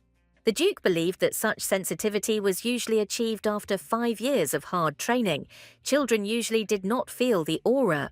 The Duke asked how old Katisha was, and Margot replied that the girl was 10 years old. Lucas thought that Katisha was still very small. Katisha had good abilities. She already knew how to read and could do what Verna could, although he had confidently wielded a sword since he was 11 years old. Margot described the girl as very nimble and skillful. Her presence was almost unnoticeable. She was able to hide even from the prince and princess. The Duke thought, this child without training sees aura and hides his presence. Lucas first met such a person, so similar to him. The Duke decided that it was all about the girl's talent and innate abilities. Lucas was curious about where this genius child came from and needed to find out information about her parents. Seditious thoughts came to the Duke. What if this girl is a spy? Last year there was one, a 13-year-old maid. The Duke reminded Margot of that spy. She was so sweet that she didn't arouse anyone's suspicions. Everyone fell for that maid, Margot, Jem, and Kit, and even the Duke didn't seem suspicious of her for a long time. Margot reminded him that the Duke himself had been having breakfast with Katisha for 5 days already, and she easily gained his trust. Lucas didn't pay any attention to this. The girl's fate would soon be decided, and Margot received instructions to prepare for the visit of important guests. The Duke was worried about Katisha. She was so small. Would she be able to attract Vernon and Arnin to her side? Would she be able to cope with the pressure at the meeting? Sometime later, at the forge of the ducal castle, Katisha helped Margot. The girl was cutting apples, and that's where she heard that a family meeting would soon take place. Margot confirmed that this was the first time in 10 years that a meeting of this scale had been held. The meeting will take place immediately after the arrival of Elder Hesper, the younger brother of the late Duke. Katisha was alarmed. The meeting would take place very soon, and she had not yet admitted to Vernon that she was herself and not a maid. The girl carved charming swans out of an apple. Margot praised her and was surprised that Katisha could do so well at her age. The girl replied that she could also make roses from apples. Margot praised Katisha and said that she had a talent with a knife. The girl understood that such abilities would not help her survive in this house. Confessing to Vernon could no longer be delayed. It was time for Katisha to have a serious talk with the prince. The girl took the finished swans and ran out of the kitchen faster than the wind. Very soon, Katisha stood at the threshold of Vernon's room and offered him a snack of apples, which she herself had folded into a swan figurine. Vernon was surprised that she had really made such beauty herself. The prince praised the girl's talents. She cleaned well and helped in the kitchen. Vernon believed that Katisha should ask for a raise. The girl told the prince that she was not really a maid. Vernon did not pay attention to her words and told her to wait until he was free. Katisha determined that the prince was reading a book about the empire's politics. Judging by the books lying on the prince's desk, he was interested in the process of founding the noble council. The girl found a political history of the continent on the table and wondered whether she should show the prince the chapter about the noble council of the neighboring kingdom. Katisha handed him the political history of the continent and told him to pay attention to this tome. Vernon was glad that this book was found. He wanted to read it, but he couldn't find it. The guy suddenly realized that Katisha had really read this book. The girl replied that she had read it about a year ago. Katisha kept remembering that she had to confess to Prince Vernance that she was the heir. The girl plucked up her courage and once again tried to draw Vernon's attention to her words about not being a maid. At this moment, there was a polite knock on the door, and Vernon's attention was again distracted from Katisha's words. Margot looked into the room and apologized for disturbing the young gentleman while he was studying. Margaret saw Katisha and said it was time for dinner, and she looked for the young lady everywhere. Vernon was surprised who Margot was talking about, where she saw the lady. The maid was surprised. The young lady was standing right in front of Vernon, but for some reason he didn't know it. Margaret apologized for not having introduced Katisha to the young master yet. The maid pointed to the girl and said that she was Lady Katisha Isley, and according to the will, she was the heir of the late Duke Herzen. Vernon was speechless when he heard the maid Margot's message. All politeness and relaxation flew off the prince. He growled something unintelligible at Katisha, asking why she was pretending to be a maid. The girl made excuses. She didn't do it on purpose. She just missed the moment to tell the truth, and then it was just awkward. Vernon was completely out of it. He trusted this child, but it turned out that for the last few days, she had simply been playing with him. Katisha said that she didn't want to deceive him. She was just afraid that he would get angry if she told the truth. Vernon was really angry. He was fooled by a little girl. It was annoying. The prince was annoyed that he had been so frank with this girl. He had even told her about his relationship with his father. Katisha begged him to forgive her.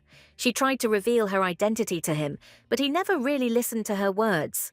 It all happened completely by chance. But Katisha didn't lie to him. She always told him everything honestly, and she didn't want to offend him at all.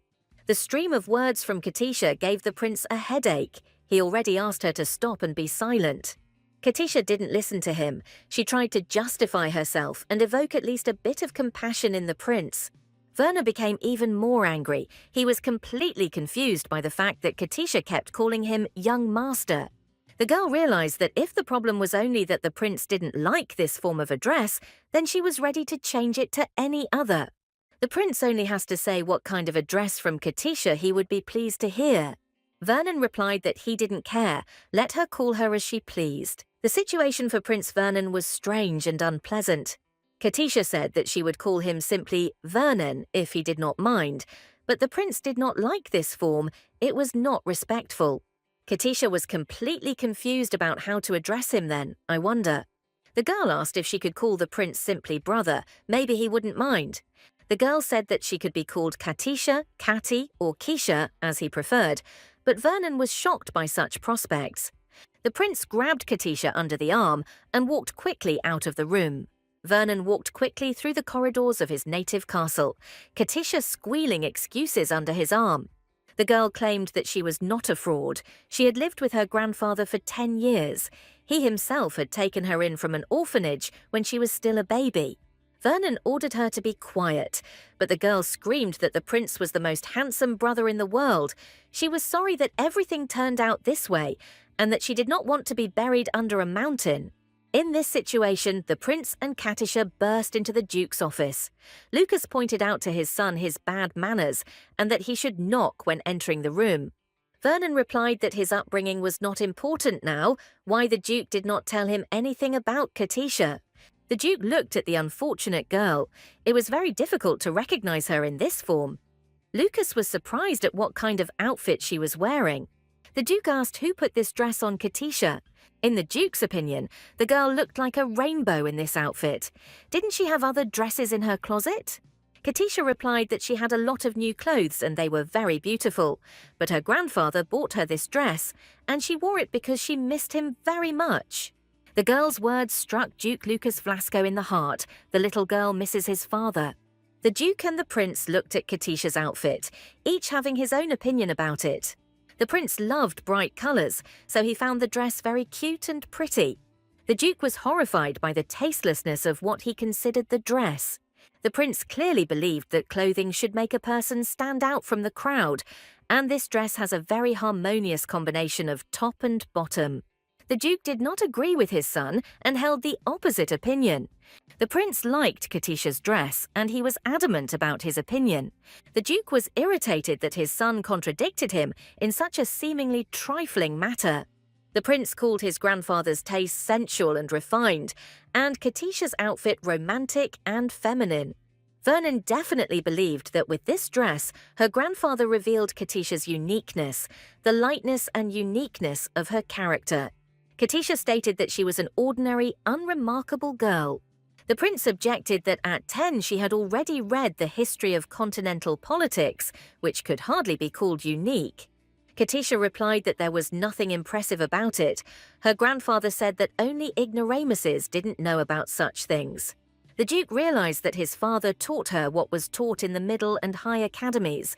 Could the girl really be so talented?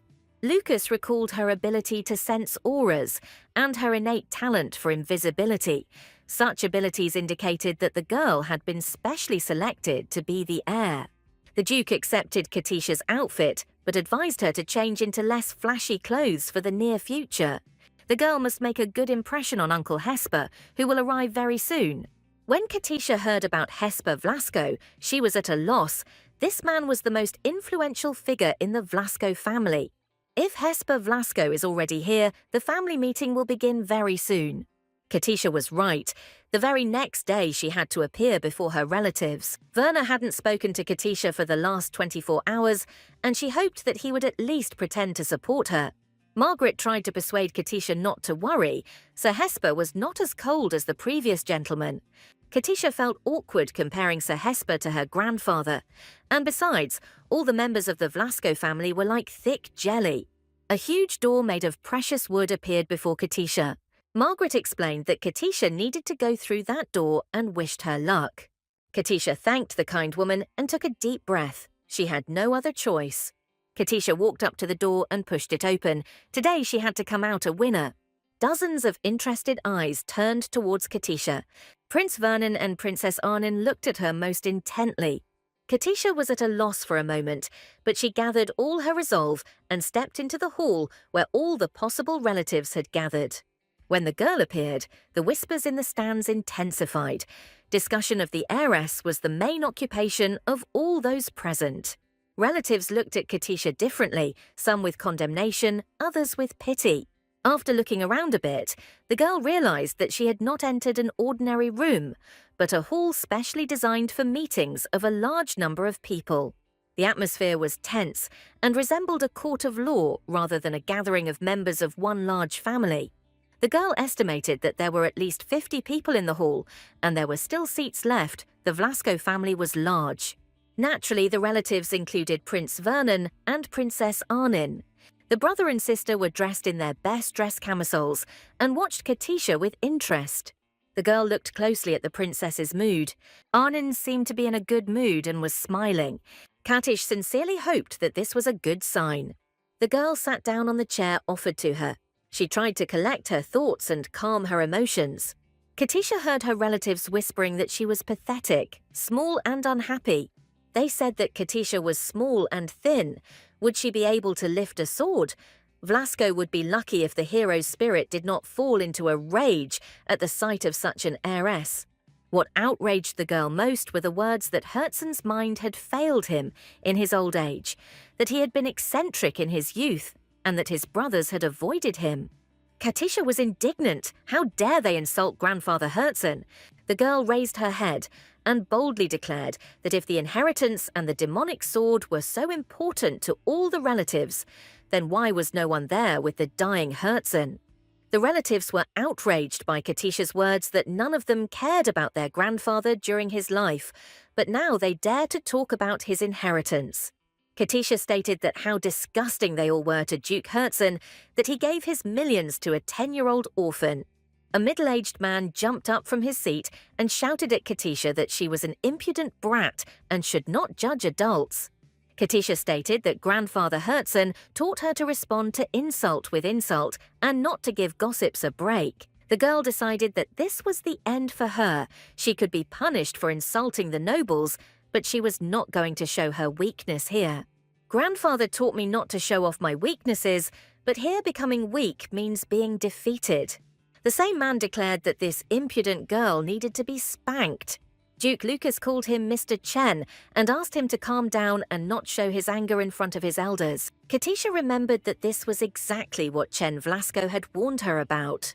The Duke asked everyone to calm down, as they had not gathered to share emotions. Katisha promised to restrain herself.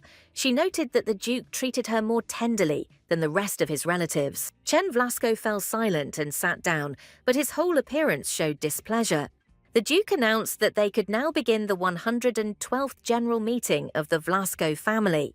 Katisha bowed ceremoniously and greeted the family with the wish that the protection of the demonic sword would always be with the Vlasko family.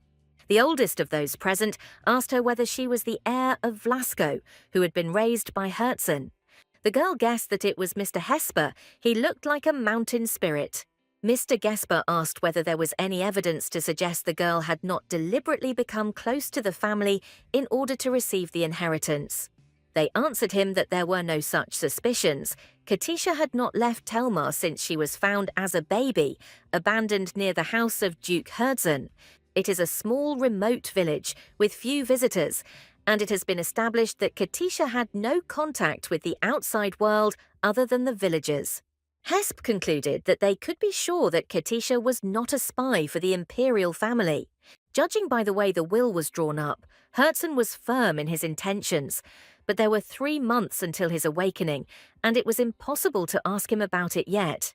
Mr. Chen shouted from his seat that appointing Katisha as heir was Herzen's punishment for the entire family. Everyone remembered how angry Herzen was when Lute died 11 years ago and promised to take revenge on the culprits. Prince Vernon tensed up at Chen's words and seemed ready to break the silence. The prince reminded that they had agreed to avoid conversations that were not related to the topic of the meeting, and he demanded that Chen follow this rule. Mr. Chen pretended to say everything emotionally and even asked Prince Vernon for forgiveness. Katisha decided that Vernon's mood had been completely ruined by the words of that nasty Chen. The Duke declared that Katisha Ainsley could not renounce the inheritance. The document could only be declared invalid in 2 cases. The family can wait for the awakening of Herzen's spirit and ask for a change of heir, or something happens to the heir and they will not be able to receive the inheritance. Mr. Chen stated that the will ceases to be valid upon the death of the heir, so what are they all waiting for? There is only one way out.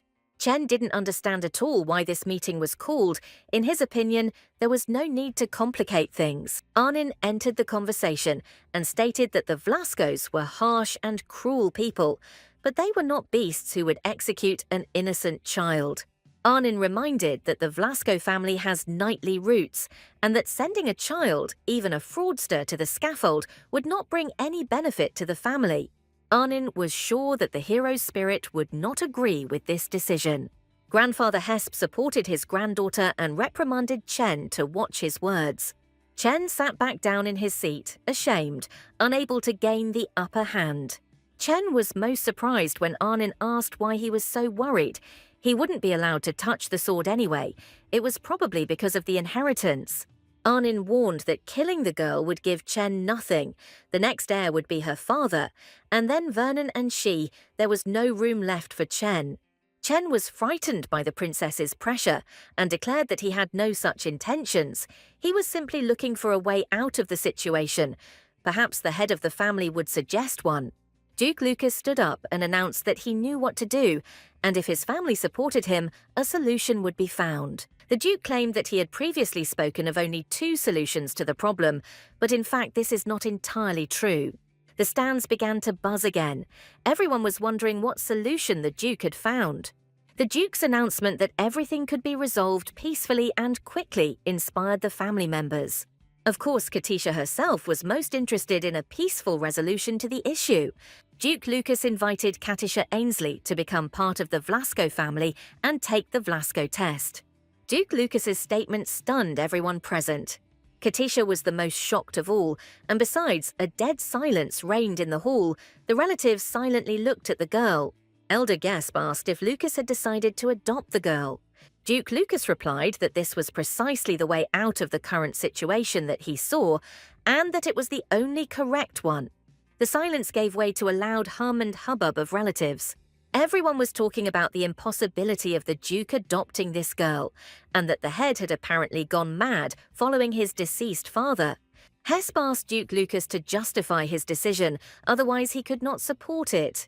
The Duke replied that, firstly, according to the law of inheritance, the entire fortune of the Vlasco family is currently owned by Katisha Ainsley. Mr. Chen intervened in the conversation, decided that adoption was a good idea and offered to be a foster parent. Chen believed that if Katisha was adopted by Duke Lucas, she would automatically become a direct descendant of the Vlasco family. Chen saw no point in giving the girl the family's surname. One of the relatives supported Chen, saying that in this case, Katisha's status would become equal to Prince Vernon and Princess Arnin, and she was a commoner. Katisha found it unpleasant to hear the words of Chen, and those who supported him, they seemed disgusting to her. Elder Gesp agreed with Chen and asked Lucas what he thought about Katisha becoming a direct descendant of the Vlasco family. Hesp reminded Lucas that he and his children were nobles, and that Katisha's status was significantly lower than yours, and her adoption could be a blow to the family. Katisha was completely upset. Everyone present seemed to her like people who only thought about their power and status. Her future was predetermined. Duke Lucas stated that he really intended to make Katisha a direct descendant of the Vlasco family. Elder Hesp was puzzled as to why the Duke needed this. Lucas replied that he just wanted to raise this child. Katisha was very happy with Duke Lucas's words, but she did not believe in her luck. The relatives were again perplexed as to what the head of the family's words meant and what benefit he intended to derive from adopting the orphan. The Duke explained that he was very interested in Katisha. In his opinion, she was an unusual child with great abilities. This child was raised by Duke Lucas's father. He was very attached to her, following Herzen to Katisha. Lucas also became very attached to her. The elder declared that this issue could not be decided alone. It was necessary to find out the opinions of the rest of the family. Hesp asked Arnin what she thought about her father's intentions. The princess replied that she had nothing against the appearance of an adopted sister in the family. Arnin's words were very pleasant for Katisha, and yet the princess took her side. But the girl feared that Prince Vernon might be categorically against the adoption. Vernon was asked the same question as Arnin, what he thought about his father's decision to adopt Katisha. The culprit of the commotion shrank from fear that Vernon had not forgiven her for the accidental deception and was angry and would now speak out against her. The prince looked around at those present and, without much enthusiasm, announced that he intended to follow the will of the head of the family. Katisha couldn't believe her ears.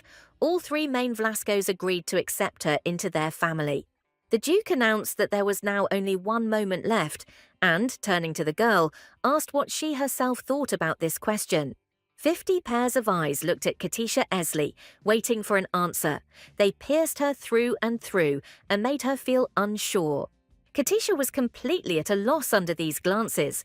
She didn't know what to do or what to say. The girl feared for her life. All these people were not particularly friendly towards her. Adoption was good, but it was unclear how safe it was for her. Elder Gasp understood the girl's confusion and decided to talk to her himself. Hesp slowly descended from his place in the amphitheater and came almost right up to Katisha. Hesp asked whether Katisha had heard about the inheritance that her grandfather Herzen had bequeathed to her. Katisha replied that she had heard and understood what huge sums were being discussed. The elder explained that this entire inheritance was the income of the Vlasko family. This money was needed by all members of the huge family. The property was registered in Herzen's name, but the income was divided among the entire family. Until now, access to them was open, but now monetary transactions and flows have been stopped until the appearance of the legal heir.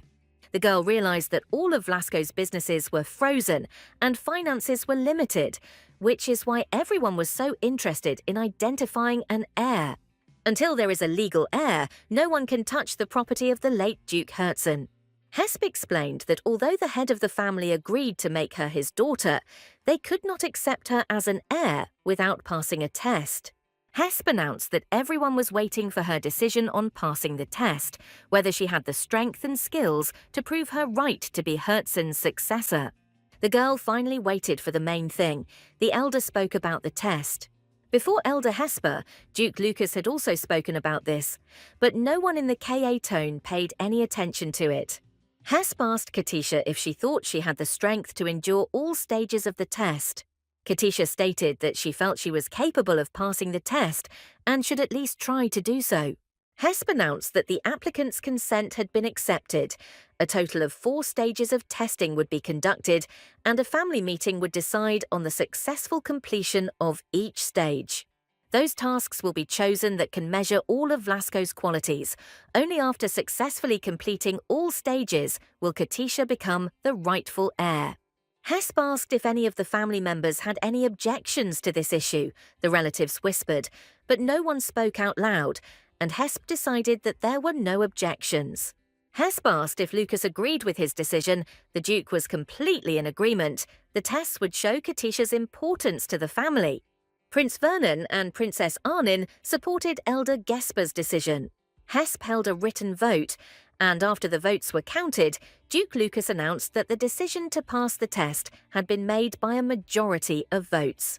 Katisha was asked to sign a document stating that she was undergoing the test without coercion, on a voluntary basis.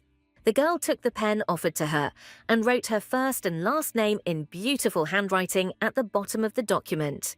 From that moment on, she gained peace and confidence that her grandfather had not in vain contributed to her ending up in this situation.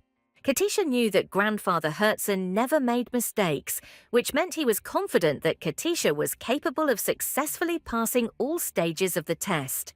The Vlasko family meeting finally ended, and Katisha was able to return to her rooms. The girl was met by an excited Margaret. The woman was very excited.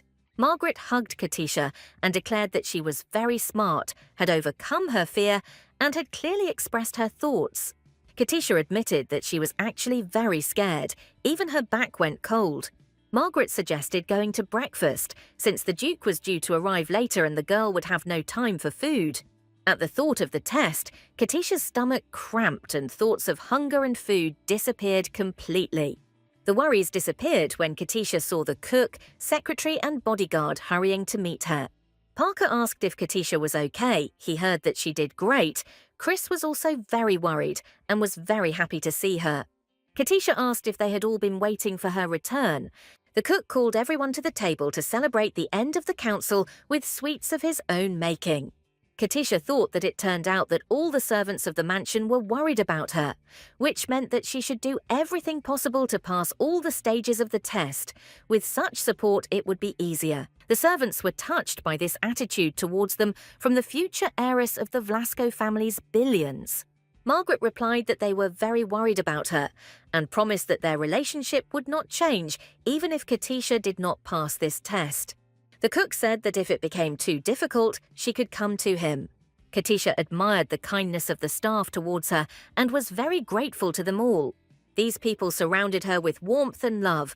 They empathized with Katisha and wished her only success. And this long and hard day came to an end. It was getting dark. The Duke returned to the mansion. Lucas asked why his orange turned into a pumpkin, what happened to her face. The girl cried from an excess of emotion and asked the Duke if he really wanted to adopt her, as he had said at the meeting. The Duke didn't hear and asked again what exactly was true. Katisha repeated whether his intentions to make her Vlasco's direct heir and a member of his family were true. The Duke was surprised by such a question. Why would he lie at a family gathering? Katisha wanted to know why the Duke came to this decision, whether he really liked her. The Duke turned to the girl and asked what she thought about it herself. Lucas smiled and replied that it wasn't a question of whether he liked her or not. Katisha was stumped by Duke Lucas's answer.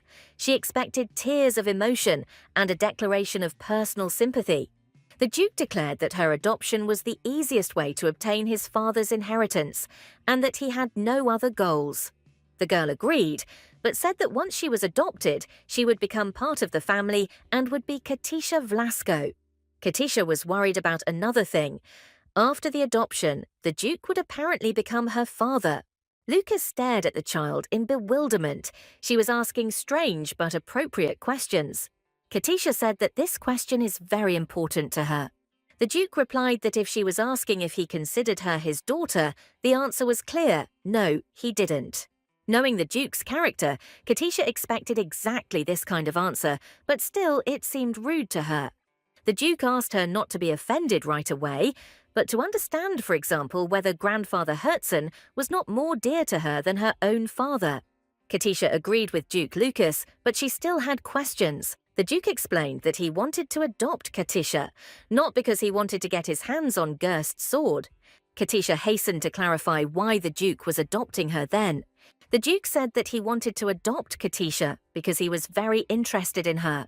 Lucas was curious about what his father saw in Katisha that was so special that he hadn't contacted the family all this time. Why Herzen put his entire family at a great disadvantage after his death. Lucas's father never did anything without reason, and the Duke was curious what he meant by appointing an orphan as the heir to the entire fortune. Katisha believed that the Duke was interested in her and really wanted to keep her. The Duke chuckled and remarked that Orange didn't need to worry. You weren't the confirmed heir yet, and if you didn't pass the test, the prince and princess would destroy her immediately. Katisha said that such things should not be said to a small child. The Duke replied, but it is true, didn't she want it to be her grandfather instead of the Duke? Katisha found it difficult to refute the Duke, and she said that it was impossible to even compare Uncle Lucas and Grandfather Herzen. The Duke was surprised since when he became her uncle, the girl asked why she was orange then. Lucas laughed because she looked so much like an orange and picked the girl up in his arms. Gayot SLG brought the girl to the open window of the balcony and showed her what a beautiful view of the palace and its surroundings opened up. In front of Katisha there was a whole ensemble of beautiful buildings, illuminated by the wonderful light of the evening lanterns.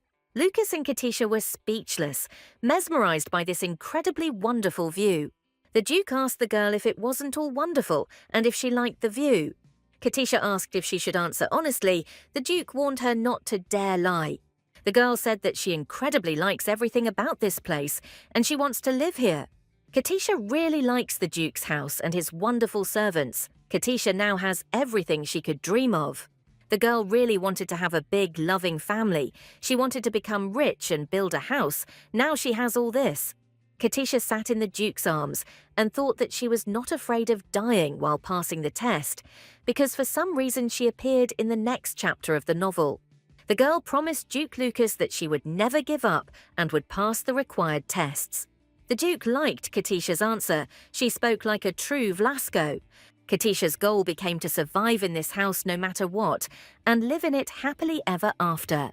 Every day, drive in and out through the gates into a wonderful garden, and every evening admire your mansion. A new morning of a new day had arrived. The mansion of Duke Vlasco was waking up and coming into motion. Arnin entered Katisha's room and announced that she was ready for training. Looking at her new sister, the princess wondered if she was really going to fight in such an inappropriate outfit. Katisha looked confident. Because billions were at stake, she had to be well prepared. Arnin approved of Katisha's strength of spirit and concentration. She liked her attitude and invited her to go to the site. The plans changed as soon as the girls left the palace, where another relative was waiting for Katisha. The boy smiled politely and asked permission to speak with Miss Ainsley.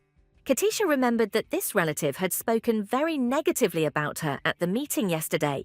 Now he wanted to gain her trust, and she said that she did not want to talk to him. The man replied that it didn't matter. He was sent to monitor Katisha's actions and had to do his job. He really irritated Katisha, especially since he immediately started telling her how to sit and even reproached her for her behavior at the meeting yesterday. The relative stated that yesterday she behaved like a typical commoner. She had a frivolous tone, terrible posture, disrespectful look, and an angry character. This guy irritated Katisha. Was he really going to always be around her and mumble about the rules of good manners?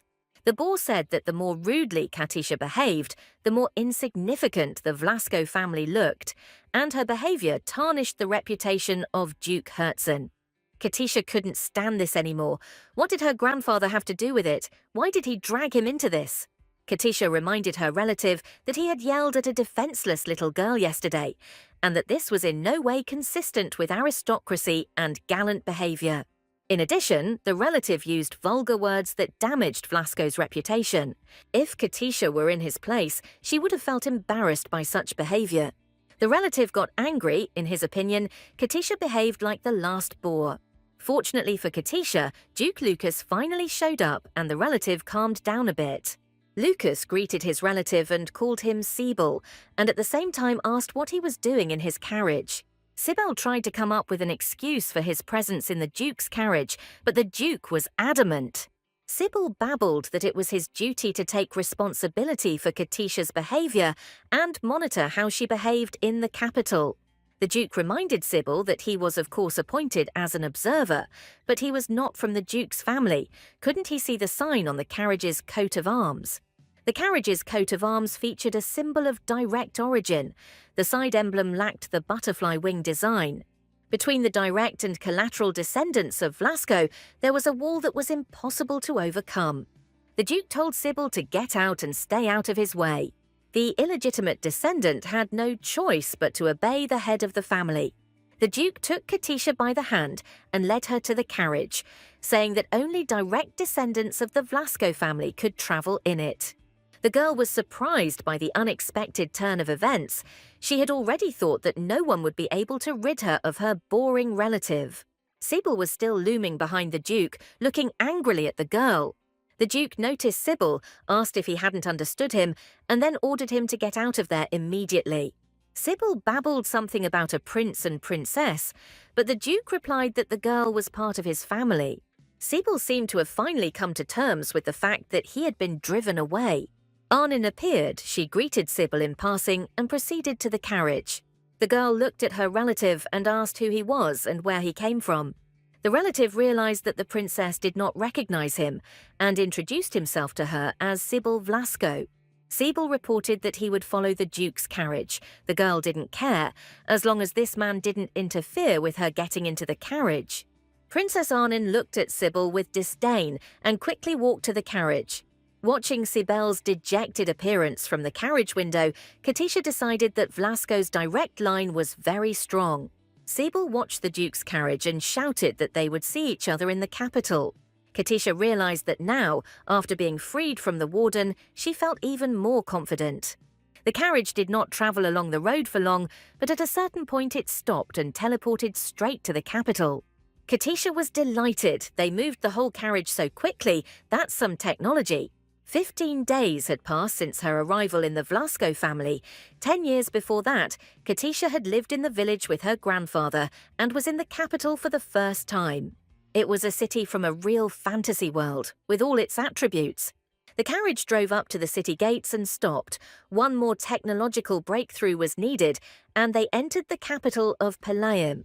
The girl saw flying palaces, an incredibly beautiful square, and a town hall. Enormous ships not only plied the waters around the capital, but also felt quite comfortable in the air. Katisha was amazed by the beauty of the capital. It was a city of techno-magic. The Duke stated that they were heading to the central bank to complete some paperwork. Katisha knew that this was the first stage of the test. She had to open Grandfather Herzen's vault in the capital's central bank. The central bank vault is a closed area. When the owner dies, it is automatically closed. The opening method depends on the previous owner's settings, and no one knows about it except him. There were several types of settings, in the form of a survey or in the form of traps. Sometimes it was necessary to cast a spell or find a trap. Each owner came up with their own way to remove the blockage. All the way, Katisha carefully thought about what her grandfather could have come up with so that she would know how to remove the blockage. Arnon asked if Katisha was confident in herself and could handle the task. Katisha remained cheerful and advised the princess to trust her. The girl was sure that Grandfather Herzen had given her a hint during his lifetime. Maybe there was just some kind of code. Katisha took with her the things that her grandfather left her, just in case. The girl's arsenal included a broken music box, a key, and a pocket watch. Katisha hadn't read anything about it in the novel and decided to just risk going inside. Duke Lucas walked first and invited the girl to follow him. Katisha realized the solemnity and significance of the moment. The first stage of the test had begun. Cheerful banking robots, the real fruits of techno-magic in action, scurried back and forth across the bank's hall. There were no human workers here. Banking robots were responsible for all the bank's operations. Katisha thought it was really cool. People weren't burdened with routine work. One of the robots approached Prince Vernon and asked how he could help him. Vernon replied that they had come to open the vault reserved in the name of Herzen Fernandita Vlasco. The robot controller scanned Katisha's data, making several hand gestures and directing a beam of magic circle at the girl. Identity confirmation was received instantly, and the robot demanded that all weapons be surrendered before entering the bank. Princess Arnon didn't like to go around without a weapon, and giving it up was like being left without clothes, but she had to do it anyway. The prince and princess were forced to get rid of all their weapons, leaving a whole arsenal at the feet of the ducal children. Katisha was surprised by such a quantity of bladed weapons and firearms. Getting involved with Vlasco was dangerous, but having them as allies was very profitable. Katisha realized that the abundance of weapons was the reason for the cool relations with the imperial family. The capital was the emperor's domain. The robot finished scanning and allowed everyone who wanted to enter the bank vault, and he was very polite about it. The techno-magical limb pointed to the right door. Katisha was amazed by its enormous size and elegant decoration. Herzen's three direct heirs, Vlasco, Katisha, and Sybil, stood frozen in front of the majestic doors, hesitant. Katisha was determined, although treacherous goosebumps ran down her back, which she attributed to the coolness in the room. At the very top of the majestic door sat huge stone figures of monsters with bat-like wings and glowing eyes. The Duke explained that this was nothing other than an image of Gerst himself, although it also had a functional purpose. This was the very same demon monster that was defeated and sealed in the magic sword, and it originally looked exactly like this. The Duke wished Apelchinka Katisha good luck. Opening the vault lock was a matter fraught with danger to life and health. Lucas was sure that Katisha would cope with this task. Well, she might get a little injured, but she definitely wouldn't die. He really hoped for the latter. Princess Arnon and Prince Vernon regretted that they could not help the girl in any way. All their weapons had been taken away from them, and she was the heir. A wave of horror suddenly washed over Katisha. This monster could swallow her whole and not even notice. She didn't want to die. She didn't want to at all. The girl was in despair. She couldn't open this door. She couldn't cope with the monster. But then Duke Lucas's calming hand fell lightly on her head. Lucas pointed out to Katisha that the demon monster was not actually alive. It was carved from stone and had no power or authority in this world. Indeed, although the statue was very scary and resembled a gargoyle, in reality it was only a stone image and nothing more. Katisha tried to cope with the fear that had overcome her, trying to convince herself that the words of the prince and princess were just a stupid joke and that everything was not so scary. Vernon and Arnin laughed. Katisha looked so scared and confused that they couldn't resist the opportunity to troll her. Katisha was offended by her new relatives. They were just like jokers. They found time to fool around. She was trying to concentrate, and they were laughing. The first test had to be passed, that is, to find a way to open the vault. This was not easy. It was necessary to solve a real puzzle. Arnin and Katisha took a closer look at the vault's combination lock system. Like everything else in this world, it was made using techno-magic. The gears were engraved with Arabic numerals. Although here they were called Mughal numerals, you had to enter a password of numbers correctly. Katisha noticed that a little lower down there was a poem written, "The place where my scent remains, the place where my soul is kept, the place where I live. My friend, my love, my song, we will go back far into the past, and you will return to where everything will begin again. Everything will begin, and my song." Katisha was vaguely familiar with these words, but she couldn't remember where exactly she had heard them. It was like a song. Arnin decided that the text sounded like a funeral hymn for the heroic spirits of the Vlasko ducal family, but she had never heard it like that before. Katisha thought about it. There was a grain of reason in Arnin's reasoning, but the girl had only recently learned about the heroic spirit, and the song had been familiar to her for a long time. Arnin recalled that the song was originally performed as a tribute to the head of the family, and the girl sang all the other lines of the song. Where your scent remains, where your soul remains, where your youth burns, you will go a long way, and we will meet again, where everything will begin again. Katisha realized that this was indeed Vlasko's funeral song. It was definitely her, but she had definitely heard it before, only where and when. Arnin asked the robot accompanying them whether the one who opened the vault would definitely become its owner, or whether there were other conditions for inheritance.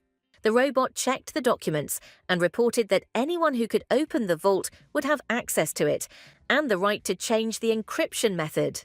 Immediately after this message, a fire of greed lit up in Siebel's eyes.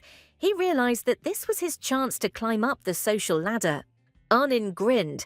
She would get access to the storage in any case, even if not she, but Katisha would become its owner. The contract was already signed. Vernon was practically indifferent to what was happening. It was clear from the prince's face that he was already bored and wanted to run away somewhere. Katisha realized that this was very serious. If someone guessed the code before her, she would fail the test, which meant she would be left with nothing. Arnin was the first to try to figure out the code.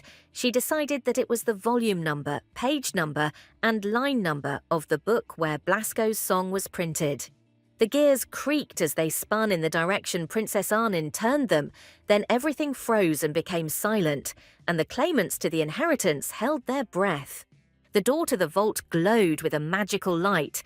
Flashes ran along it, and everyone thought that it would open now, and victory would go to the princess. However, to the princess's great regret, this did not happen. The door lit up for a few seconds and then went out again. Prince Vernon sympathized with his sister, but his words were laced with an incredible amount of caustic irony. The boy clearly regretted the failure. The next moment, something happened that made those present believe in the danger of their event and put them in a more serious mood. Katisha, in order not to scream loudly from fear, covered her mouth with her hands. Princess Arnin could not believe that her eyes were not deceiving her. Everyone clearly saw that the stone statue of the demon monster's posture had changed. Its eyes sparkled even brighter, and it leaned forward slightly. A fiery magic circle with a complex pentagram began to form at the very feet of the visitors. The letters of the magic alphabet ignited spontaneously in the air. The Duke said that it was a powerful six-circle attack spell, and if it failed a certain number of times, it would activate and attack. Arnin shrugged skeptically and said that it was just a piece of stone and couldn't be dangerous. Vernon replied that she was stupid if she was sure of that. Arnin told her brother to shut up. She only tried once. Maybe Prince Vernon would try his luck, or he was a coward. Vernon decided that since the code consisted of 7 digits, it was most likely a date. He just needed to determine which one. Sibyl suddenly perked up. He decided that he knew what date it was. Vlasko's poor relative simply couldn't miss his chance to become richer. Sybil pushed the prince away and rushed straight to the door, into the very center of the magic circle, and no warning stopped him. Princess Arnin tried to reason with and stop her presumptuous relative, but did not have time to do anything. It seemed that Sybil had simply gone crazy. His eyes were burning, his hands were shaking, and his forehead was covered in beads of sweat. Despite the danger, the man was rushing towards the castle. Sybil reached out to the device and very quickly entered a list of numbers, the combination of which was known only to him. The vault door lit up again. The cipher numbers ran down the very middle of it. The doors shook and creaked. It seemed as if they were about to swing open. Sybil was ready to celebrate his victory, of course. He had guessed the code. And now her life would change dramatically. The world would lie at his feet. The doors went out and slammed shut so abruptly that rough cracks ran across their surface. Sybil rejoiced too early. The guy was upset, but he certainly wasn't going to back down. Engrossed in guessing the code, Sybil did not notice the approaching danger in the form of a demon, a monster sitting on top of the door. The statue's posture changed again, its wings rose, and its paws prepared to strike the impudent loser who had encroached on someone else's wealth. Prince Vernon noticed that the formula of the magic circle was gradually expanding, with each unsuccessful attempt increasing its area. Prince Vernon and Princess Arnin watched the proceedings with a mixture of apprehension and admiration, while the gloomy Duke Lucas stood aloof. Sybil decided to try again. He typed in the date of death of Luta Blasco, the wife of Duke Herzen. The man hoped that he had guessed correctly. The same thing happened a third time. The doors lit up, shook, and slammed shut, demonstrating the error in the numbers entered. Princess Arnin watched the statue as if enchanted. The metamorphoses occurring within it surprised and frightened the girl. The statue now seemed alive. It moved its head and arms with displeasure. It seemed ready to grab the impudent fellow and tear him in half. Katisha was worried. Sybil could use up all her available attempts, and then, due to this blockhead's fault, she would fail the first stage of the test. Blinded by vanity and greed, Sybil intended to enter the code again. A possible combination had already formed in his head. Prince Vernon decided to intervene in the matter. The guy grabbed the impudent loser and threw him against the opposite wall. Prince Vernon angrily shouted at Sybil that by attempting to open the door himself, he was breaking the existing law.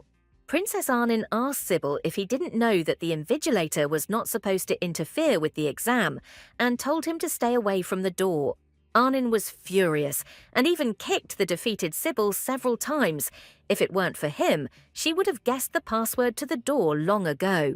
Arnin asked her father, the Duke, how many attempts they had left to crack the code. The Duke replied that if you look at the speed with which the magic formula is formed, then there is only one attempt left. Princess Arnin was incredibly angry with Ciel. Because of him, 2 whole attempts were wasted. The stupid relative fell silent in the corner. Arnin came to her senses. They had rushed from the very beginning. She shouldn't have pushed ahead of Katisha. With her actions, she only made everything more complicated. It turned out that Katisha had to put her brains together and guess the ill-fated code on the first try. The task had clearly become more difficult. The girl thought. She was in no hurry. Everyone around her froze, waiting to see what this child would do. The clock was ticking. Katisha looked closely at the numbers and thought that all the previously selected dates related to the lives of the Vlasco family members did not fit. Princess Arnin remembered very well that she had a magical contract with Katisha, and she could gain access to the vault if she was lucky. Sybil was ready to tear everyone around him into small pieces. He had missed his chance, and was sure that the girl would not be able to guess the code. Katisha resolutely approached the door. Her grandfather had planned that only she should inherit the vault, which meant that only she knew the combination of numbers. The girl decided that the answer to this riddle was simple for her. She had this answer. It couldn't be any other way. It was clear.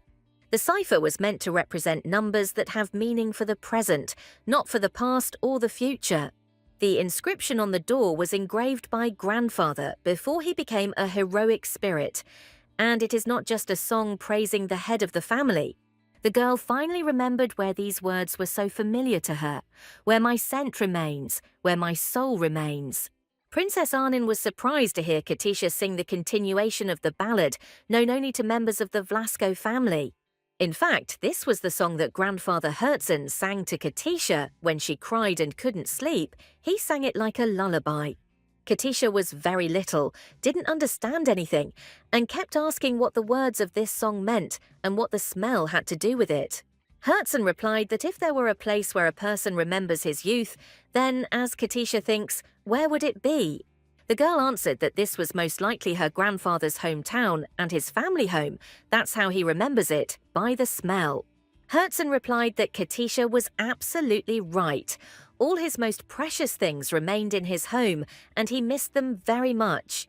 Herzen said that instead of longing, one must return to one's original place, look back, in order to appreciate the entire path one has travelled. The girl sighed, appreciating the whole path. How wise it was! Herzen looked at his pupil with pride. He was proud that he raised her. Katisha asked if she really deserved to have her grandfather be proud of her, a homeless orphan. Grandfather replied that she was not an orphan, but his most beloved granddaughter, a very talented and smart girl, his joy and pride. The girl dialed the required code and realized that while for everyone around her this was a song of farewell to heroic spirits, for her it was a lullaby. Grandfather Herzen must have visited the vault and updated the code quite recently, perhaps a few months before his death. The old Duke had a premonition of his departure and had to provide everything to pass the magic sword to the new owner. Apparently, it was then that Duke Herzen ordered the words of the ballad to be written on the door and changed the password to the vault, confident that Katisha would guess. Katisha stated that she understood what her grandfather had encrypted and would try to enter the numbers that she thought were correct. The girl walked right up to the combination lock and confidently placed her hand on it to enter the numbers needed to enter the vault. A small child's hand quickly and confidently turned the wheel of the combination lock.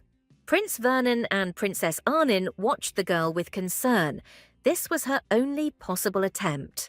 Having finished typing the code, Katisha recoiled from the door in fear, expecting a magical effect. She was afraid that it would hurt. The cipher numbers ran across the surface of the door, and just like last time, the door creaked and glowed with a bright magical light.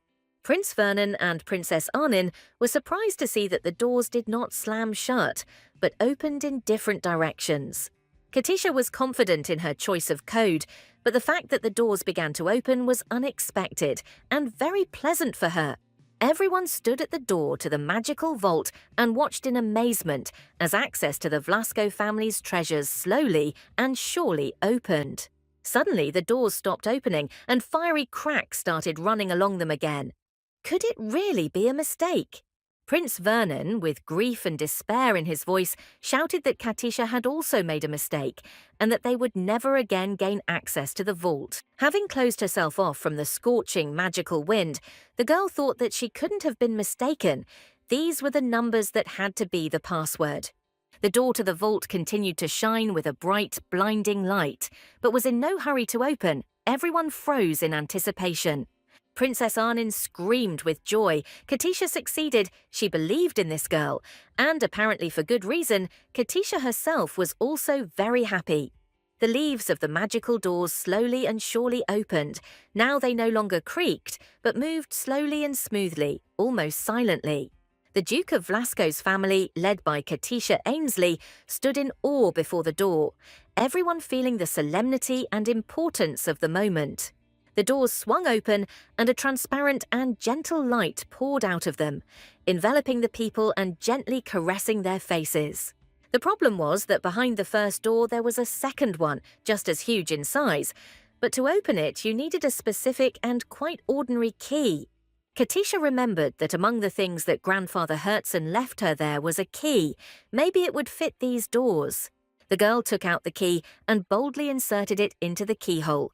The key fit perfectly, and the lock clicked several times. The second door opened easily and freely, but immediately behind it there was absolute darkness, without a single spot of light. Princess Arnin warned Katisha against going any further, oddly enough, but she was worried about her new sister. At first, Katisha was also very scared to go further. It was so dark behind the second door that it seemed like there was nothing there at all, just emptiness. The girl had to go further. She closed her eyes and resolutely stepped into the darkness. Come what may, she decided. In vain did the alarmed Arnin shout after her for Katisha to be careful and allow them to do some reconnaissance. The girl had already been swallowed up by the black hole. Katisha took a few steps in a straight line. At first, the darkness did not retreat, but she was overcome with confidence that everything would be fine. It was all about the smells. It smelled just like the house where they lived with their grandfather. It was calming and gave them a feeling of security. Another step in complete darkness brought Katisha into a huge hall. What she saw here made her freeze with her mouth open. The huge room, whose walls were not visible, was filled with gold and jewels. They lay here in piles, heaps, mountains. The top of the mountains of gold coins rose high to the ceiling. Katisha only now understood the meaning of the word immeasurable. The space was filled with gold coins, and yet it would be good to know how many meters high and wide it was, the girl thought. On the other side of the room were precious jewelry, relics, and artifacts, all neatly arranged on shelves. Suddenly, Katisha almost fell. It turned out that under her feet there was a diamond of such enormous size that it was impossible not to be surprised. Katisha picked up the find and was stunned by shock. The incredibly beautiful stone captivated her with the play of light on its facets. At one point, the girl thought she was sleeping. Everything around her was so wonderful, she even slightly hit her head on the diamond. It hurt. Katisha suddenly realized that all the money and jewelry in this safe deposit box belonged only to her. It was incredible. Katisha remembered Scrooge from the cartoon of her virginity in the past world and decided to follow his example and try to bathe in gold. Swimming didn't work out, but sliding down the Golden Mountains was a lot of fun. But Katisha didn't have enough strength to reach the top. The girl lay on gold coins and fingered the precious stones. This is what a golden life is, she now understood. Piles of gold in coins and bars lay before Katisha, and all this wealth was only hers. Her dreams had come true. Suddenly, Katisha felt some discomfort and looked under her dress, where she felt a slight burning sensation. Katisha had completely forgotten about the medallion that Parker had given her on the very first day of her arrival at Duke Vlasco's palace. The medallion heated up, vibrated, and began to change shape. The name of the previous owner, Herzen Vlasco, began to disappear from the surface of the medallion. Katisha became wary, wondering if she had done something wrong or if this was a natural change in the owner of the storage facility. A clear demand to give her name sounded in the girl's head. She was not afraid because she had expected something like this. Katisha was unsure what name to give her, but since the adoption procedure for her by Duke Lucas had not been carried out, she called herself Katisha Ainsley. A metallic voice said that she was now a full-fledged VIP client of the Empire's central bank and could check and manage her balance. A virtual list of her assets unfolded before the girl. It was a good thing her grandfather had taught her how to operate with numbers, with a lot of zeros. Katisha was once again in shock. In her opinion, it was not normal to give such sums of money to a small child. Perhaps Grandfather Herzen saw some incredible talents in her and decided to give her such a huge inheritance, Katisha decided. The girl had been studying Vlasco's monetary calculations for the past 10 years, and for some reason she began to doubt its correctness. Katisha looked closely at the medallion. This thing now had material value and could not be lost. The girl looked around the room, sparkling with an abundance of jewelry and gold, and thought that she would like to live among this luxury, but they were waiting for her outside. First of all, she needed to take care of her financial needs, and she took out a bag from her suitcase to fill it with money. Outside, all three Vlascos were indeed waiting for Katisha. The girl was gone for a long time, but there were no cries for help, and the Vlascos languished in anticipation. Princess Arnin asked what the numbers Katisha had entered as the code for the vault door meant. Duke Lucas replied that the date was April 1st, 1427, according to the imperial calendar. Princess Arnin realized that this date was 10 years ago. But what happened on that day? She asked her father. Isn't it clear? Lucas answered. This is the day when his father found Katisha and decided to keep her. Now it is clear. Indeed, since Katisha's birthday could not be determined with certainty, Herzen counted the girl's age from this date. Princess Arnin admired her grandfather. It was a great idea to set the heiress's date of birth as a password. Prince Vernon also admired his grandfather. The password was connected to a date that no one in the family knew anything about except his grandfather and Katisha. It was perfect. Duke Lucas became sad. He suddenly remembered his father when he was still with them in his distant childhood. As a lullaby, when Lucas was very little, Herzen sang him the same ballad dedicated to the fate of Vlasco. Duke Lucas obeyed his father's will, but did not understand why he had planned everything in such a way that Vlasco's fortune went to a small child.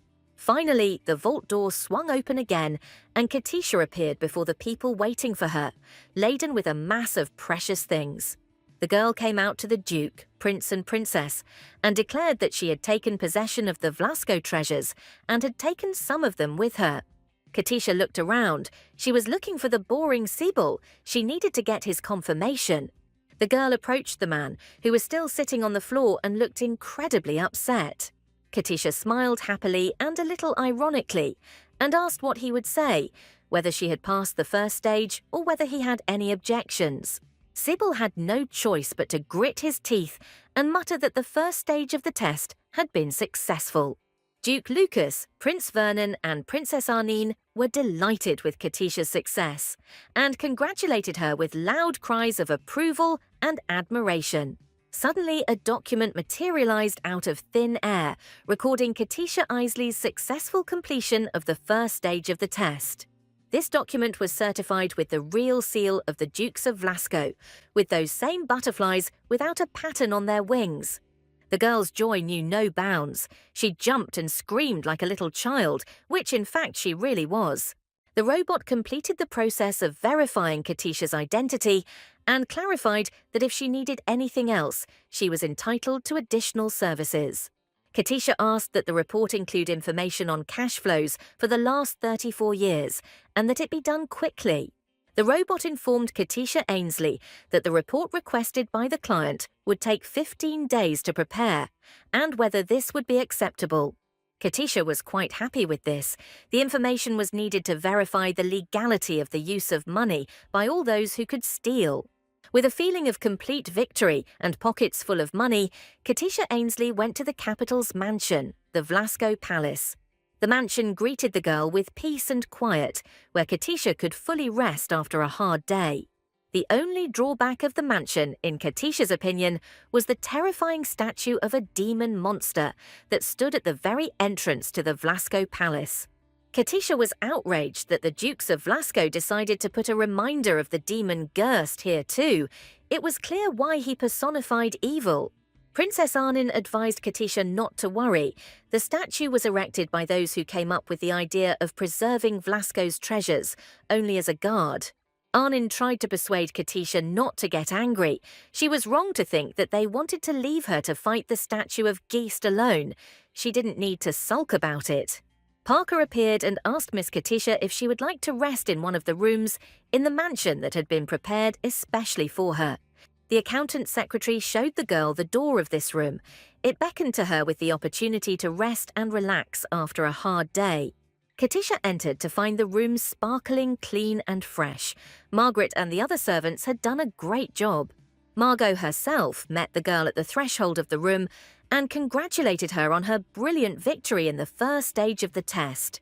Katisha was glad to see Margaret and thanked her for her support. Without the advice of this wise woman, she would have had a much more difficult time. Margaret advised putting all the things from the safe in a secret nightstand located in a secluded place in the room. The girl looked closely at this piece of furniture. Margaret claimed that this was the safest place, but Katisha doubted it. Katisha sincerely thanked Margot for her concern. The maid advised the girl to have a good rest and to call her if anything was needed. In a fit of tender emotion, Katisha embraced Margaret with her arms and kissed her hard on the cheek, so grateful was she to this woman. Margaret was touched by such a display of gratitude from the heiress of Duke Vlasco, the richest girl in the empire. Katisha had a lot to thank Margaret for, and she intended to do so in the future, treating her with gratitude and appreciation. Finally, the day was over, and Katisha lay down to rest. She had acquired the storage, and now she needed only one thing. The girl incredibly wanted to meet her grandfather's spirit, or at least hear him. She was incredibly bored. Katisha remembered the words of the song. For some reason it said, "we" and not "I." Maybe Grandpa Herzen was not alone when he left his hometown. Katisha decided that she would definitely ask him when they met. But now she had another very important matter, and it needed to be dealt with urgently. Katisha checked to see if any of the servants or household members were near the room, and took out the pendant that she had received from her parents. The girl opened it and prepared to move. She had a more secure place to store her things than a home safe. In the blink of an eye, she was transported to a secret room in another world, or maybe even between worlds. She hasn't quite figured it out yet. Katisha took with her a bag with all the treasures she had taken from the vault, and she would leave them here. The girl decided that she couldn't find a more secluded place to store her valuables. She could bring things in and take them out of here without any problem. Katisha walked over to the makeshift laptop and checked the next chapter, which hadn't loaded yet. Katisha decided to wait and arrange her trophies on the shelves in the room. It turned out very cute. Having finished arranging the items, the girl sighed with relief. Now everything was in perfect order. The artifacts were in their places. Katisha never tired of admiring the beauty of the jewelry that belonged to her. They were probably very expensive. The girl decided to take the sword with her. The weapon was very beautiful, but too big for a 10-year-old child, but Katisha stubbornly dragged it along. A few moments of dizziness, and Katisha was back in the world of romance in her bedroom, where everything remained as it had been before she left, clean and quiet. Katisha approached the mirror with the sword. It was still very heavy for her, although so beautiful. The girl held the weapon in her hands and thought that she definitely needed something to protect herself, but this sword clearly did not suit her. Katisha wouldn't have been surprised if they had sent assassins after her. She had already managed to annoy many people, including the nasty Chen and the boring Sibel. The girl swung the sword, imagining how she was fighting invisible enemies. It was hard. She needed to build up her muscles. The door of the room opened and Princess Arnin entered. Her new sister was in a good mood. She asked why Katisha needed to build up her muscles and who she was fighting so fiercely in the middle of the room. Princess Arnin told Katisha that she was taking a great risk by swinging a heavy sword. It was not a toy, especially for a little girl. Katisha couldn't catch her breath after her fencing attempt and, out of breath, handed Anna's sword, saying that it was a gift to her. Arnin didn't immediately understand what they were talking about. Katisha repeated that this was her gift to the princess, as a first payment for her support of Katisha. Princess Arnin didn't expect such a luxurious gift so soon. She always remembered the agreement with Katisha Zero, but reality turned out to be more difficult. Katisha explained that this sword is capable of doubling its strength and is engraved with 5th-class mana, so it will activate a barrier when attacked. The girl believed that this was the third masterpiece of the legendary blacksmith Yakan. The first two had long since disappeared from the continent, either lost entirely or sold. Princess Arnin was pleasantly surprised. She never dreamed of owning the Kansword 3, this legendary ball. Katisha looked at Arnin with insight and asked if she would now put her seal on the contract. It was so simple. Only one imprint, and the masterpiece sword of Yakana made of pure magicite, containing purifying mana, will become her property. Princess Arnin asked the girl if she was sure of her decision. This sword itself was a great treasure, and surely Katisha didn't feel sorry for it. The girl replied that she didn't feel sorry at all. Grandfather Herzen would probably have done the same, and given the sword to the one for whom it was more suitable. In a fit of gratitude, the princess rushed to hug and cuddle Katisha. She said that from the first meeting she reminded her of her brother, that is, Vernon. Katisha asked her sister to make peace with her brother. They were both suffering from a quarrel, and only out of stubbornness did not want to approach first. Princess Arnin advised Katisha not to worry about her relationship with her brother. Werner will never change. He will remain a pest. Katisha decided that she loved her new sister very much, And now the pact with her was finally concluded. She could move on. During their morning toilet, Margaret and Katisha got to talking, and the girl was interested in why they were still staying in the capital and not going home. Margaret explained that when visiting the capital, aristocrats must appear for an audience with the emperor. This is mandatory. Katisha replied that she had heard a lot about how the imperial family was not doing very well. Was this true or just gossip? Margot reported that the emperor and his maternal relatives, especially Marquis Organ, were very wary of the Vlasco family. This is because the Vlascos are rich and influential, control many affairs in the country, and set their own, fairly high standards. Katisha already knew that not only the ducal Vlasco family, but also many other Vlascos had great influence in all spheres of life in the empire. Margaret was outraged by the emperor's distrust. The Vlasco family is devoted to the emperor. They sacrificed themselves because they took an oath to the first emperor. Everyone knows that the imperial family and Marquis Organ do not trust Vlasco, but this is absolutely unfair. Margot reported that reconciliation with the imperial family had become completely impossible since Master Luther had died, and Margot realized that she had said something forbidden. Katisha remembered that the nasty Mr. Chen, the same one who suggested executing her, had said the same thing at the family meeting. The girl thought it would be nice to learn more about Master Luther. He was the late son of Herzen and brother of Duke Lucas.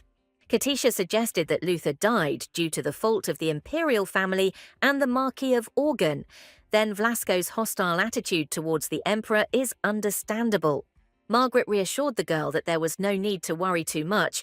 The Vlasco family was strong and capable of defending itself even from the emperor's attacks. Katisha asked Margaret to tell what kind of person Herzen's grandfather's deceased son, Luther, was and what he did. The maid thought for a while. For some reason, she became more cautious about the information she gave the girl. The woman sighed and replied that Luther was a good man, fair, devoted to his family, and a strong master. Luther got along well with both the Duke and his younger brother Lucas, but after his death much changed in the family and in Vlasco's relationships with others. Margot smiled sadly and said that when Katisha smiles, she remembers Mr. Luther. He had the same smile. Katisha was surprised by Margaret's words. Was that really why the servants at Duke Vlasco's estate had received her so warmly? Margot asked Katisha to smile more often because that way she would give everyone a good mood, and this was not difficult for the girl. Margaret carefully combed and dressed Katisha. The girl went down to the living room and saw all the members of Duke Vlasco's family there. Prince Vernon, Princess Arnin, and Duke Lucas were dressed in their best suits, and a ceremonial exit was clearly expected. The Duke greeted Katisha and asked how she was feeling after yesterday. The girl replied that she felt great and broke into a blissful smile. Duke Lucas became wary. Why was she smiling like that? Was she planning something? He asked rather harshly. Katisha became wary, but then realized that Lucas was simply nervous before his visit to the Emperor. Duke Lucas looked at the child, smiled back, and advised him to go to the dining room and eat something sweet. The Duke's smile and his behavior strongly reminded Katisha of Herzen's grandfather and his attitude towards her. Katisha escorted the prince, princess, and duke to an audience with the emperor. She waved her hand at the carriage for a long time and sincerely wished them a successful trip. Katata was visible for a long time on the straight road, but eventually disappeared around the bend. Katisha felt sad. There had just been so many people in the house, and suddenly it had become so quiet. She even felt some annoyance, but quickly calmed down. The girl was even glad that now no one would stop her from realizing her own plans. She wanted to see the capital. Margaret announced that first she wanted to introduce the girl to her new maid, Rose. The girl was not very experienced, but she should be able to handle it. Margot suggested that Katisha go for a walk around the capital accompanied by Rosa, and the girl agreed. The capital of the empire was called Peleim. It was dazzling. The streets were carefully kept clean and decorated. Katisha was delighted. Margaret, however, did not let Katisha and Rosa go alone and decided to join the young lady on her walk around the capital's sights. Katisha's eyes ran wild. It was incredibly beautiful and full of interesting things, and the problem of choosing where to go first arose. Suddenly, the girl felt hostility and anxiety. Indeed, the boring Cybele appeared in her field of vision. Katisha was outraged that he continued to follow her and show up uninvited where he was completely unnecessary. Siebel declared that he had been appointed Miss Katisha's supervisor for the duration of her trial, and whether she liked it or not, he was obliged to be by her side. Katisha had nothing to say in response, but Sybil's loud voice and patronizing tone irritated her terribly. The girl had a bad feeling that Sybil would bring her trouble, that was for sure. Nearby, Katisha noticed two suspicious men. They were talking and looking in her direction. The girl heard them talking about her, one asking the other if that girl with orange hair was Vlasko's heiress. Katisha remembered that Duke Lucas had gone to great lengths to keep her story a secret from the general public, so his efforts were in vain, and idle gossip spread the information throughout the capital, somehow too quickly. Katisha walked along the streets and felt people's gazes on her skin. The girl didn't feel very comfortable. Margaret sensed something was wrong. The men were looking at Katisha with tenacious glances and waiting for the right moment to attack. Margaret decided that it was time for the three of them to leave here as quickly as possible. She picked up the girl in her arms and hurried out of the street. The woman thought she should check how widespread the rumors about young Mrs. Katisha had become and what exactly they were saying about her. Margaret decided it would be safer to leave Katisha and Rose in a safe place and take a look around herself to see what was going on. Katisha felt a distinct sense of unease and a peculiar tingling sensation in the back of her head. Her intuition was simply screaming about imminent danger. The girl became wary and began to carefully examine the place that Margaret had mistakenly considered safe. Katisha noticed in time how a man with a sharp hammer in his hands was trying to attack the Rose from behind. Thanks to Katisha's warning, Rose had turned around in time and kicked the attacker in the stomach. The girl hid Katisha behind her back and boldly rushed at the bandit. She was much more experienced than Margot thought. Katisha was worried that Rosa would get hurt. Sybil suddenly appeared. He seemed to be worried about Katisha's condition. A second attacker jumped out from the gateway and grabbed Katisha, covering her mouth and nose with a rag soaked in some kind of foul-smelling, intoxicating substance. The last thing the girl remembered was Sybil's desperate face and his futile attempt to detain the bandit. Katisha came to her senses a long time later and saw that she was in some kind of warehouse with huge containers towering around her. Consciousness returned along with pain in the head, numb arms and legs, and the gag in the mouth also caused discomfort. At first, Katisha was overcome with horror. What kind of place was this? Who had kidnapped her? Would they really kill her? But then she thought that they could have killed her right away. Having looked around carefully and felt the movement, Katisha realized that this was not a warehouse, but a cart. It was dark, and she was being taken somewhere. The girl tried to free herself from the bonds, or at least loosen them a little. She was outraged by such cruel treatment of a small child. Katisha failed to untie herself. She pulled herself together and decided to calm down and think everything over before taking any action. There was no doubt that Vlasko kept all his secrets strictly confidential, which meant that there was someone on his side behind the bandits. No outsider, not belonging to Vlasko or not present at the meeting, could have known that the family's finances were controlled by a little girl. This means that the kidnapping was planned and the bandits were hired by one of their own, dissatisfied with Katisha Ainsley's appearance on the political arena.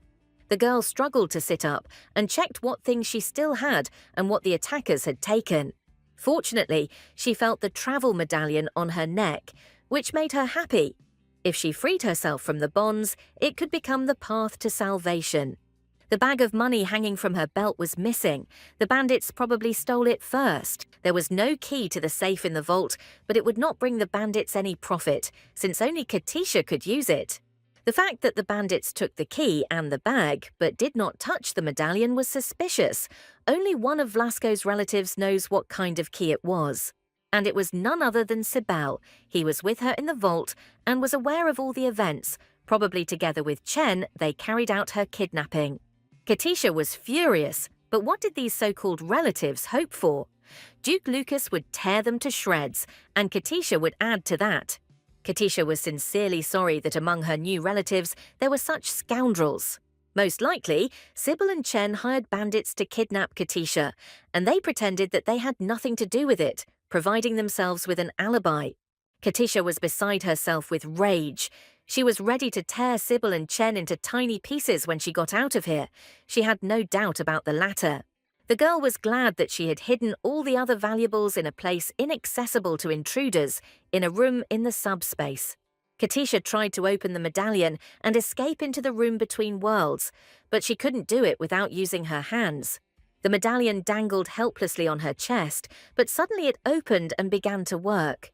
The girl found herself in a room between worlds. It was cool, now she can free herself completely. Her hands were tied well and tightly, and what is characteristic is that they were tied not in front, but behind her back. To untie them, you would need a dagger. Her legs were tied much more loosely, and they were able to be freed. The girl began to look for her dagger. She clearly remembered that she had brought it here. Katisha found a small dagger. It's good that she took it from the storage room then, although she doubted its necessity. With difficulty, Katisha pulled it out of its sheath and managed to cut the bonds on her hands. This was not a quick and very difficult task. Finally, Katisha managed to free herself. The girl stretched her numb wrists and shoulders, and she would give these bandits a sweet life.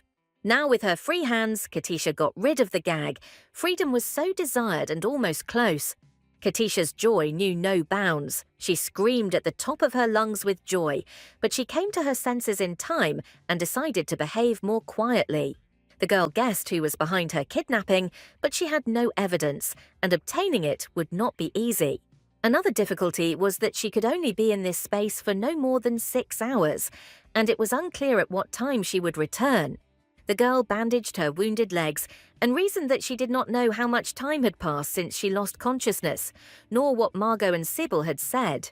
It turned out that waiting for someone to come to her rescue without taking any action was a win-win option. Katisha had to escape from the cart before it stopped, and this was the idea that the girl liked the most. At that time, Duke Lucas Vlasco and his children had finished their obligatory audience with the Emperor and were heading to the carriage. Prince Vernon, Princess Arnin, and Duke Lucas were walking quickly and with dignity through the corridors of the palace when someone called the Duke's name. Luxus turned around and asked irritably that he dared to mention his name without due title and respect. His longtime adversary, Marquis Organ, appeared before him. The aristocrat smiled sarcastically at the Duke. Duke Lucas expected to see him here, but he was not happy about the meeting. The Marquis was a long-standing enemy of all representatives of the Vlasco family. Organ grinned maliciously. It had been a long time since he had seen that expression on Vlasco's face, just as long since he had last visited the Emperor. Duke Lucas knew for certain that without the Emperor's favour, Organ would not have dared to speak to him so boldly. 10 years ago, Lucas's brother died, a tragic and unexpected death.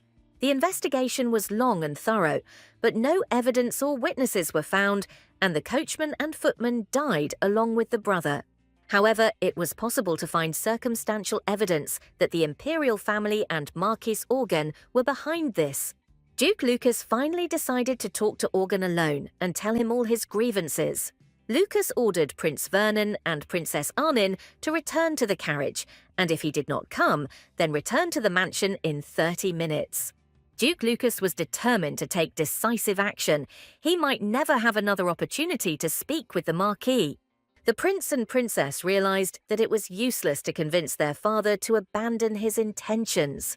Vernon and Arnin accepted their father's order with regret and left the place of the expected duel between the Duke and the Marquis, heading towards the carriage. The Marquis chuckled and said that the Duke's children were energetic and hot-tempered because they were born into a family of warriors and did not understand politics. The Duke replied that children are children and they should not get used to hypocrisy and sycophancy from a young age, like all the politicians of their country. The Marquis noted that such children would not become good aristocrats and reliable heads of families. Their father should teach them to look several steps ahead. Duke Lucas declared that he would figure out how to raise his children on his own without anyone else's advice, especially since he didn't need the Marquis's advice. The Duke offered his hand to the Marquis and gave him a firm handshake, squeezing his palms so tightly that the Marquis's fingers cracked slightly and he felt pain. Duke Lucas, with cold politeness in his voice, asked Marquis Organ to think before saying anything to anyone. Marquis Organ did not expect such behaviour from Duke Lucas Vlasco and was slightly shocked and confused, especially since his hand was becoming increasingly painful. The Duke angrily asked how the Marquis dared to call him by name, and even within the walls of the imperial palace. If Marquis Organ had not been a member of the House of Elders of the Empire, the Duke would have reacted negatively to his behaviour, even to the point of a duel.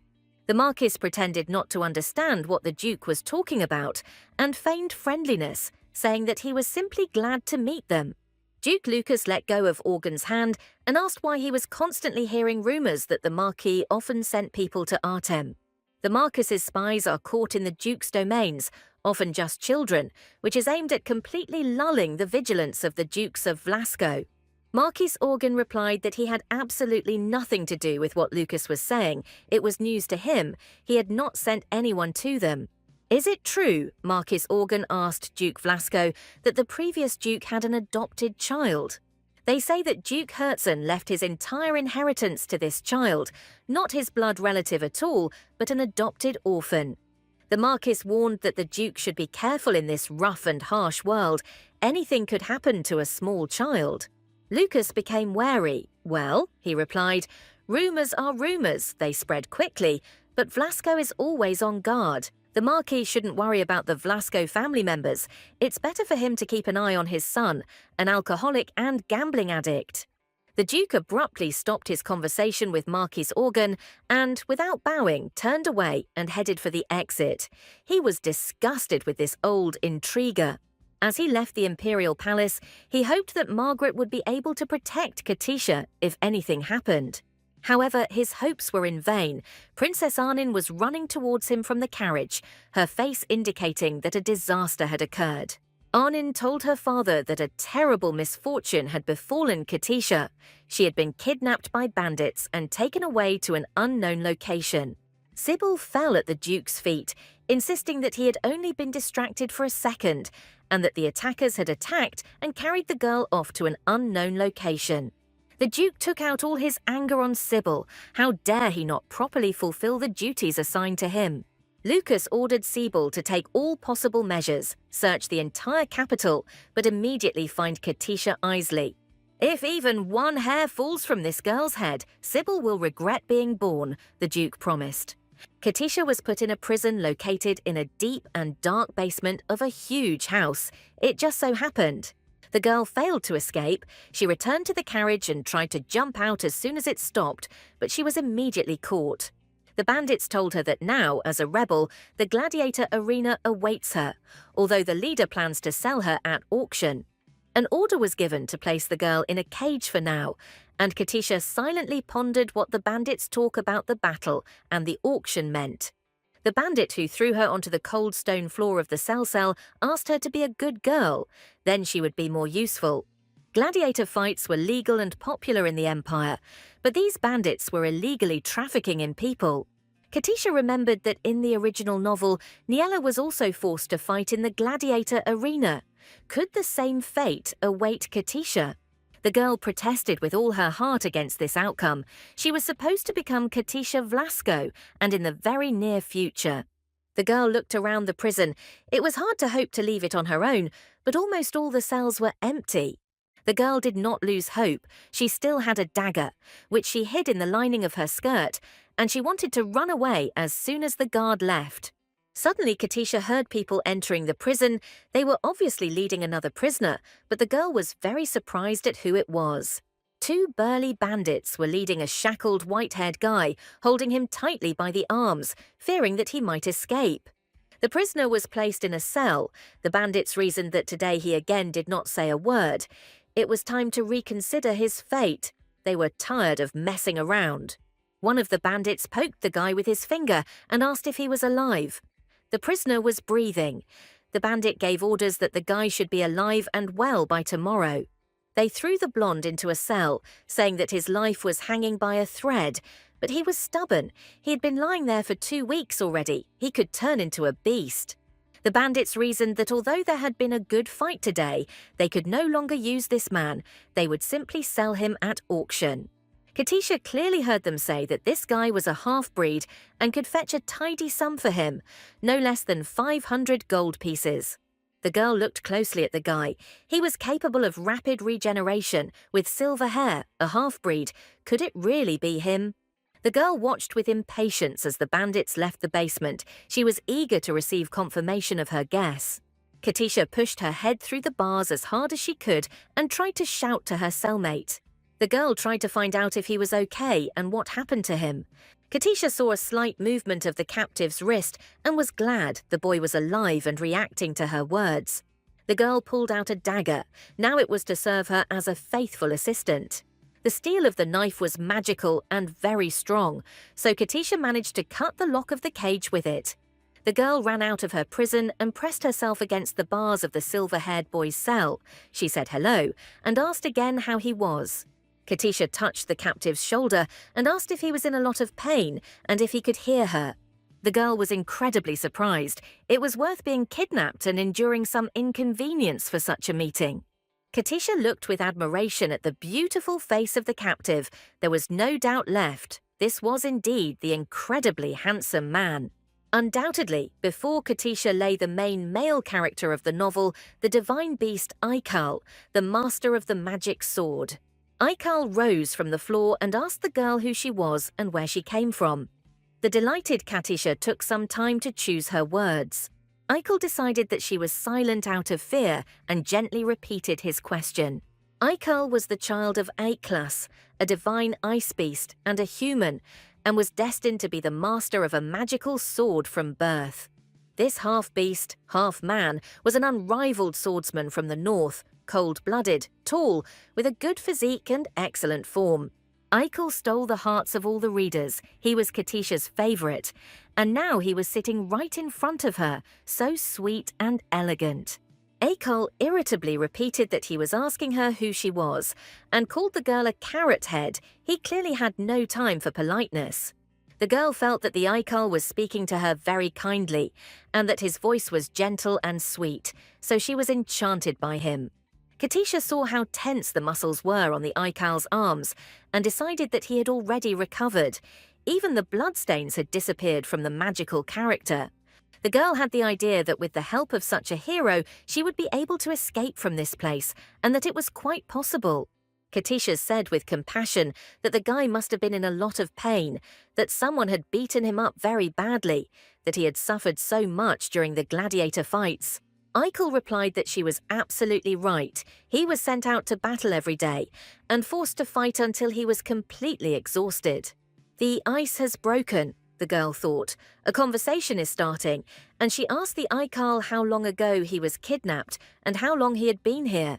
Katisha asked why he wasn't under the protection of the church and how he managed to get here in the first place. Aikal was puzzled as to how the girl had found out that he was a member of a cult. Katisha realized that he had said something unexpected. The girl quickly got out of it, explaining that she guessed about the cult because the guy's body healed in the blink of an eye, and now there is not a scratch on it. Regeneration is the ability of the White Coats, a church independent of the state and protecting the sacred sword. A high level of regeneration did not mean that the Aikal occupied a high position in the church. He was trained from childhood to be a swordmaster. Katisha realized that the Aikala had been kidnapped and locked here. Shouldn't the White Coat Church be digging the earth to find him now? The girl realized that she had made a big mistake and needed to get out of there as quickly as possible. Aikal asked the girl whether she worked for the White Coats Church or whether she was an adherent of it, and why he had never seen her among the soldiers and priests. Katisha replied that she had nothing to do with the White Coats. She was simply kidnapped and brought here, and the girl asked how the Aikal ended up here. Katisha heard footsteps and decided that it was time for her to return to her cell chamber, and she could listen to the Aikal's story later. The girl hurried to take her place in the cell, her heart pounding and her legs moving faster than ever before. Katisha tried to put the lock back in place and pretend that she had never gone out. Fortunately, she managed to do it very quickly. A man entered the corridor with the cages. The girl hoped that he did not notice that the bars were broken. The visitor threw a bowl of stale bread into the Aikal's cage and told him to eat, since he would need strength to survive tomorrow, as it was already evening. Katisha, her relatives should have already realized that she was missing. That they were looking for her was indisputable. But today, they definitely won't find her. The jailer who arrived looked quite strange. Thanks to his thin build and long robe with a hood, he could have been a woman. Katisha decided not to wait for help, but to try to free herself, and resolutely called the man who had arrived to come closer to her. The girl complained that her leg hurt a lot, she wanted to drink and eat, but she was abandoned here, and no one was paying attention to her condition and needs. The man who came looked at her with surprise and announced that they had no medicine, especially for people like her. It would be too much of an honor. Katisha decided to include a small child. She added tears to her eyes and a pleading voice and asked to bring her water and a handkerchief or a clean cloth. The jailer decided that if the goods were spoiled, the price would drop dramatically, which was not beneficial to the entire gang. Through her tears and lamentations, Katisha watched the jailer closely and was delighted to see that she had decided to come closer to her. The woman asked what happened to Katisha's leg and decided to go into her cell and take a look. She reached out to the girl's cell lock. Suddenly, the lock fell off the door and ended up in the jailer's hand. She saw that the lock was filed down on one side and did not work. The woman was scared and angry. She was already about to run to the other bandits and call them for help. Katisha was on guard. She reached out and firmly grabbed the hem of the bandit's skirt. Katisha held on very tightly and asked the jailer how much her masters paid her for her risky work. The girl took a gold coin out of her secret pocket and offered it to the jailer. The woman's eyes lit up with greed. The woman checked the coin and made sure it was gold. Katisha confirmed this and asked to help her escape from here, promising to triple her current salary. Katisha added that if her father found her kidnappers himself, they would be in big trouble, and for some, things would end badly. The woman asked the girl's last name. Katisha replied that her last name was Vlasko. The woman almost dropped the coin from surprise and fear, and Katisha asked if she had heard that her father was the most cruel aristocrat. Katisha had no doubt that as soon as Duke Vlasko, her father, broke in here, he would kill everyone and leave no stone unturned in the prison. The girl asked if the woman had heard anything about the Artem territory. Seeing the jailer's confusion, Katisha thought that her threats had reached the woman's subconscious, meaning that her plan might be successful. Katisha asked to let only her go, but she asks to let only her go, since the Aikal is a popular commodity in the arena and will be quickly captured. The woman thought and told Katisha that tomorrow night, before the gladiator opened the arena, the guards would leave, and she would leave the door open for her. Katisha wondered if she could run away with the half-beast Aikal. In principle, why not try? The long-awaited night of escape arrived. The moon rose high above the horizon and brightly shone through the prison window. At the appointed hour, there was a loud knock on the cage bars, and the girl realized that the appointed time had come. Katisha looked around warily, quickly left the cell chamber and headed towards Aikal's cage. She looked in surprise at the absolutely calm half-breed and could not understand why he was not trying to escape. Maybe he was being held back by a spell. The guy dozed off completely peacefully in his cell. It seemed as if he was there of his own free will. Katisha asked the Aikal why he was behaving so calmly, not resisting or trying to escape. Aikal replied that he was having a lot of fun here, and that he enjoyed gladiator fights and performing in the arena. Katisha was shocked by what she heard. Aikal surprised her with his point of view on the gladiator's position. Aikal explained that he lived in the Whitecoat Church monastery for a very long time, and now he is exploring the world beyond its borders, which is why he is interested and is staying here. Katisha finally understood everything. According to the laws of the novel, she shouldn't have interfered. She needed to leave and leave the half-breed here. Katisha decided to take her leave. She said that she was glad to meet Aikal and decided to leave. Aikal asked where she was going. The girl replied that she didn't like it here, and therefore she decided to leave, and Aikal asked to take him with her. Katisha was surprised. He said that he liked it here. Aikal admitted that he was already fed up with this arena and thought that he could leave. Katisha didn't really like the half-breed's impudence. Why did he suddenly change his mind so quickly? Eichel explained that this was a strange place. He expected something different, but it was not particularly different from the monastery of the White Coat Church. Katisha wondered if the White Coat Church was not the most just and honest organization that stood for absolute virtue. Katisha asked the Aikal if he could leave here on his own. The half-beast replied that he was not capable of escaping on his own. Ikal explained that to be freed, he must release his power, but then the church would receive a signal about his location and take him back. Katisha couldn't understand. Ikal was just a child, and they were treating him like a wild animal, so it turned out that the church was persecuting Ikal. The girl guessed that the guy had run away from the monastic life and simply had nowhere to go when he got out, so that's why he was sitting here. Eichel asked Katisha to take him from this place. He would gladly exchange it for any other. The little people are so interesting. Katisha asked where he planned to go when he was free, outside of this cage and the gladiator arena. Eichel was silent for a while. Various thoughts were spinning in the half-breed's head. He couldn't decide what to do next. After a short pause, the half-breed decisively declared that he would follow the girl and try to become her true friend. Katisha was incredibly surprised by the words of the wonderful creature. The girl looked into Eichel's eyes and couldn't understand why he wanted to follow her, whether the main male character was really choosing her. The girl forced herself to think realistically and came to the conclusion that Eichel was dangerous, even though he looked good, and that something was clearly fishy here. Katisha decided not to take Eichel with her. She promised to come back for him if possible. Her escape already caused a lot of problems. Eichel did not need to take such risks. The half-beast grabbed the girl tightly by the skirt and asked if she had truly said that she was a noblewoman or if it was a lure for the jailer. Eichel remembered that Katisha had told the jailer that she was also very rich, or that this was also not true, and the girl had simply deceived everyone. Katisha tried to convince the Aikal that she was telling the pure truth, but for some reason the half-beast was convinced of the opposite and stubbornly called her a deceiver and a liar.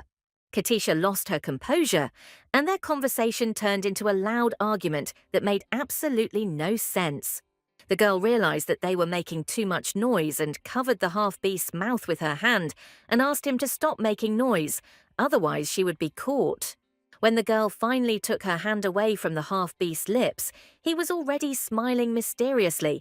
Apparently, an escape plan had matured in his mind. Eichel announced that the girl could buy it. This is the best thing that could be thought of to follow her. Katisha replied that she had no desire to get involved with the White Coat Church, much less buy runaway half-beasts from them. In fact, the point was also that the Vlascos protect the magic sword and are at odds with the White Coats, the owners of the sacred sword. It turns out that if the owner of the sacred sword lives with Vlasco, nothing good will come of it. Knowing full well the precariousness of her position in the Vlasco family, Katisha could not take this child with her and allow him to live in the ducal house. Katisha felt very sorry, but everyone must be in their place and do what is prescribed by the plotline of the novel. She was even more surprised by the pleading tone in the half-beast's voice when he once again asked her to buy him. That was more news, if only she could survive. Apparently, Katisha was too tender and romantic. She couldn't resist the request in the puppy eyes of her new acquaintance. Eichel looked at the girl with such penetrating intensity that only a piece of ice could have resisted him, and it would certainly have started to melt. Katisha understood that the half-beast was plotting something and was leaving prison with some kind of plan for the future.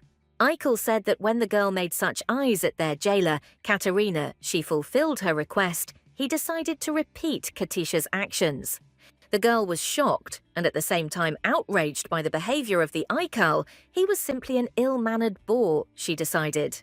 Katisha asked Eichel not to talk nonsense. She couldn't help the guy in any way, so they could only say goodbye. There was no other way. The girl walked resolutely along the cell blocks towards the prison exit, trying not to look back and hurrying. Suddenly, Katisha heard a shrill and pitiful meow behind her, and out of surprise she looked around. The cat had never appeared in prison before. The girl couldn't understand where the cat could have come from and why it was screaming so loudly. People would definitely appear now, and her escape would be ruined. The girl's mind was boiling. What was this? Again, circumstances were forcing her to delay, although the path to freedom was short and close. Katisha moved forward decisively, not intending to stop and give in to tender feelings. She reached almost the end of the corridor and heard someone calling for her mother in a squeaky voice. Katisha looked around. In the ikal cage, instead of the guy, sat a large white leopard kitten and meowed pitifully. The true form of the divine beast Ikal is a large snow leopard. Katisha knew this very well. It was no wonder this novel was her favorite. At the moment, the leopard was very small, almost a kitten, but this was only because Ikal himself was very young, practically a child. He is still so little, the girl thought, just a baby and so cute that his heart skipped a beat from his cuteness. Katisha could not abandon such a lovely creature in this cold, wet and smelly place. It was beyond her human strength. The girl burst into tears of emotion and pity as she looked at the baby leopard. The kitten whined and stomped its paws on the cage. Katisha tried in vain to convince herself not to fall for all this. A lot of problems were waiting for her under that fur. The little leopard growled comically, begging the girl to buy him and take him with her, and this finally finished off Katisha's rational thoughts. The girl took the kitten by the paw and replied that she was buying it. Katisha couldn't leave this cute creature there. Katisha understood that she had fallen captivated by the cuteness and sweetness, but the girl was unable to refuse such eyes. The leopard kitten purred and showed with his whole appearance how pleased he was that he had managed to persuade the girl to take him with her. Ikal the kitten meekly allowed herself to be stroked on her fluffy fur and purred tenderly in response to her caresses. Katisha's heart melted completely. How soft and charming he was. The girl fell into a trap. How could it be otherwise? It was comforting that there were few people who could resist the cuteness of this little animal. The girl could no longer leave him here. She decided to think about everything else later. Now she needed to get Ikal out of here, and she called the kitten to come with her. At this time, Prince Vernon and Princess Arnin observed how angry and simply furious their father, Duke Vlasco Lucas, could be. It seemed that Duke Lucas was about to start cutting into pieces everything that his sword could reach. The children already wanted to try to stop their father. Duke Vlasco stopped himself and said that he was giving the attacker only 1 minute. If he spoke, everyone in his family would remain alive. Lucas threatened the offender with a heavy sword and declared that Vlasco had no mercy, and he must answer if he wanted to live. The defeated enemy only mumbled unintelligibly. Lucas warned that he only had 30 seconds left. The man replied that Katisha was hidden in the gladiator arena in the southern part of the city of Pelem and was being held in an underground dungeon. The Duke kicked the kidnapper and ordered him to tell who exactly was behind Katisha's kidnapping, but he replied that he did not know the name of the person who ordered it. The Duke's sword pressed painfully into the bandit's cheek. He pleaded. He was telling the truth. The customer did not introduce himself. He simply paid the advance and left. Lucas frowned. The kidnappers had covered their tracks very carefully and made every effort to hide the identity of the person who ordered what they wanted to do.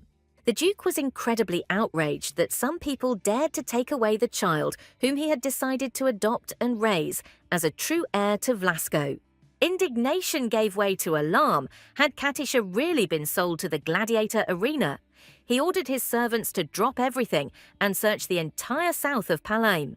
Parker volunteered to be at the forefront of the search for the girl, but the Duke ordered him to find out all the details about the location in the south of Pelem.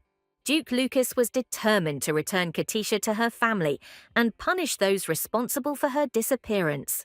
The gladiatorial arena in the southern part of Pelemus was ready for the battles to begin. The host announced that an amazing fighter with 14 consecutive victories and an unbroken record for the number of competitions was entering the arena. Today, his opponent would be a barbarian from the harsh southern wastelands. Katisha thought this announcement was rude, but then Katerina intercepted her. The woman asked what she was doing there, since she herself had brought her the cloak and opened the door, and now she thought that the girl had already run away a long time ago. Katisha replied that despite the fact that Katerina strictly forbade her to take that guy with her, the girl could not leave without him. Katerina didn't immediately understand the girl's intentions, but Katisha clarified that she had decided to participate in the auction and buy the half-breed fighter. Katisha handed the woman a gold coin and asked her to pay the registration fee. It was more than necessary, so Katerina could keep the change. The girl reassured the jailer that she need not worry. She had nothing to lose, but only a rich patron in the person of Katisha. Katerina looked closely at the girl. The woman doubted how such a small child could be so confident in herself. The woman did not object, since she was well paid. She invited the girl to follow her and promised to explain the rules of betting. The rules were that the auction would begin at the same time as the fight, and the winner would be the one who placed the highest bid on the winner. The winner of the auction paid his bid right there in the arena and received a key to remove the shackles from his purchase, take it with him, or free him. Katisha asked if it was really impossible to simply break the lock. Katerina replied that if you start breaking the grate, a toxic substance will be released. Katisha realized that she had only one way to free the half-breed. She had to win the auction by placing the highest bid for Aikal. Katerina handed her a tablet and explained that she should write her real name and the name of the candidate on it. Everything would be counted automatically. Katisha was a little stunned. It suddenly turned out that such advanced technology was used in this gladiator arena. Katerina explained that the tablet's charge was unlimited, and the highest amount was displayed in real time in a magic window above the gladiator arena. The girl had to be careful and cautious. Katerina showed her the entrance to the stands, which was located on the 5th floor. Additionally, the girl could leave the arena through the emergency exit at the end of the corridor, which led to the backyard, from where she could quietly escape to the street. The woman stroked the girl's head, and for some reason she felt compassion for the little girl, advised her to be careful, and wished her good luck. Katisha thanked Katerina and headed to the arena stands. The fight between her leopard and the barbarian from the southern wastelands was about to begin. Katerina also hurried about her business, and the woman did it so quickly that Katisha was simply amazed at her capabilities. Pulika took her place in the stands. The herald announced that today everyone would be treated to a special auction in honor of the final game of the half-breed divine beast. A huge and powerful half-bull was brought into the arena. This creature had a terrifying appearance. Its burning eyes and huge muscles could frighten anyone. Katisha wasn't too scared. She knew what the Aikal's capabilities were, and then her divine half-beast appeared on the other side. Aikal didn't wait, and immediately tried to knock his opponent off his feet with a swift jump. It seemed like he was flying over the arena, so long was his jump. The Aikal's opponent dodged, and the half-breed sprawled across the arena. Victory would come at a heavy price, Katisha thought. The girl was outraged that they were treating a small child like Aikal was like that. No matter how strong he was still a child. Katisha decided that as soon as she got out of here, she would immediately report all the arena owner's shady dealings to the proper authorities. Aikal rose to his feet, quickly recovered and prepared to receive the counterattack of the barbarian of the southern wastelands. Aikal looked cheerful and strong, as if there had been no strong impact on the ground. The stands were perplexed as to how a person could hold out for so long and win all the fights. The girl was disgusted to listen to them. The fight continued. The barbarian of the southern wastelands decided to attack the Aikal from behind. He rushed at him like an enraged bull, wanting to throw him out of the arena. Katisha was afraid for her new friend. The barbarian had a huge axe in his hands, and the Aikal seemed unarmed. The girl remembered what the Aikal had told her. About an hour before the fight started, Katisha asked if Aikal could win today's fight, as he had won all the fights before. The half-breed replied that if he used all his strength, he would do it very easily. Katisha replied that he should do everything possible, and she would buy him. Aikal objected that, having picked up the signal of power, the members of the white-coated church would rush to look for him. He would not be able to cope with them. They themselves possessed the power. Katisha stated that it was important for her to know whether he could win and whether he could go against the church. He shouldn't worry about the rest. Katisha confronted the half-breed with a choice that would determine his future existence in this world.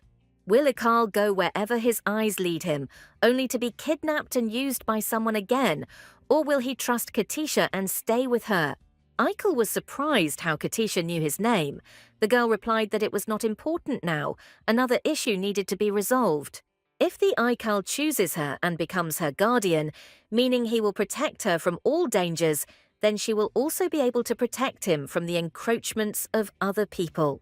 Katisha offered Ikal a comfortable life, the fulfillment of all his desires in exchange for him being her bodyguard. It was an excellent deal. Now the girl watched as a huge, muscular man with a terrible axe in his hands tried to take the life of her sweet kitten. Ikal seemed small and defenseless before the power of the southern barbarian. Katisha regretted that she had not come up with another way to free the boy. The girl closed her eyes tightly. It seemed to her that the barbarian would now chop her leopard into several small kittens, and she would never see him again. Katisha heard the admiring cries of the stands and saw that the Ikal stopped the barbarian's movement with only one index finger of his right hand. From the outside, it looked fantastically wonderful and unusual even for this techno-geno-magic world. It was completely incomprehensible how this was even possible. The huge man strained with all the power of his muscles, but he could not cope with such a puny fellow. A few more seconds of fighting passed, and everyone saw how the barbarian's metal weapon crumbled into many small pieces and fell down like a rain of fragments. There were so many fragments that they covered the entire arena. Ikal remained standing in the arena. His appearance was unperturbed. It seemed like he was not putting in any effort at all. He was just standing there, and that's all. Katisha saw that a white whirlwind began to rise from the guy's heels. At first it was very small and only reached the guy's knees. The white whirlwind, or rather the white aura, quickly grew and eventually reached the guy's head, and then its rotation covered the entire arena. It was amazing.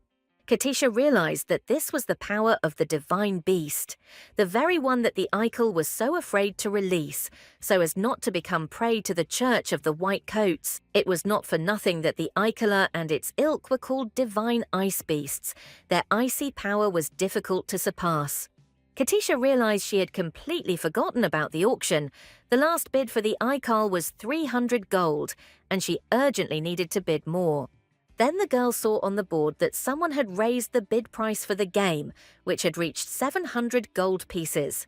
She needed to speed up, otherwise she would be late by a long shot. Katisha thought that the bet was quite high. Who would even agree to pay such a sum? But she needed to place her bet quickly. The girl decided to start small and raise the bet by only 1 gold coin, which she thought was enough. Katisha turned her attention to her neighbor, who grinned and wrote something on his sign. The girl did not hesitate, but stuck her nose into his notes and was disappointed. The neighbor just raised the bid for the half-breed to 800 gold coins. Katisha realized that she would have to compete with this guy. He was the one raising the stakes, and apparently he had nowhere to put his money. Katisha decided to calm down. She had unlimited finances and was quite capable of defeating anyone. Katisha raised the bet to 810 gold coins, but the neighbor did not calm down. Very soon the bet rose to 1,200 gold coins. The girl realized that she couldn't just buy a Kala for a small amount of money, she had to bet big, and she decided to do so. At this time, a serious fight was going on in the arena. The southern barbarian was no weak fighter. He continued to press on the half-breed so that he was forced to use force again. Ikal lit a fireball and threw it at his opponent. The fighter's unexpected move delighted the arena's spectators. Staring at the bright light of the ball, no one noticed that a huge, sparkling sword appeared in the Ikal's hand. Katisha realized that this was the very same wonderful sacred sword that was meant to protect the divine beast. Katisha became worried.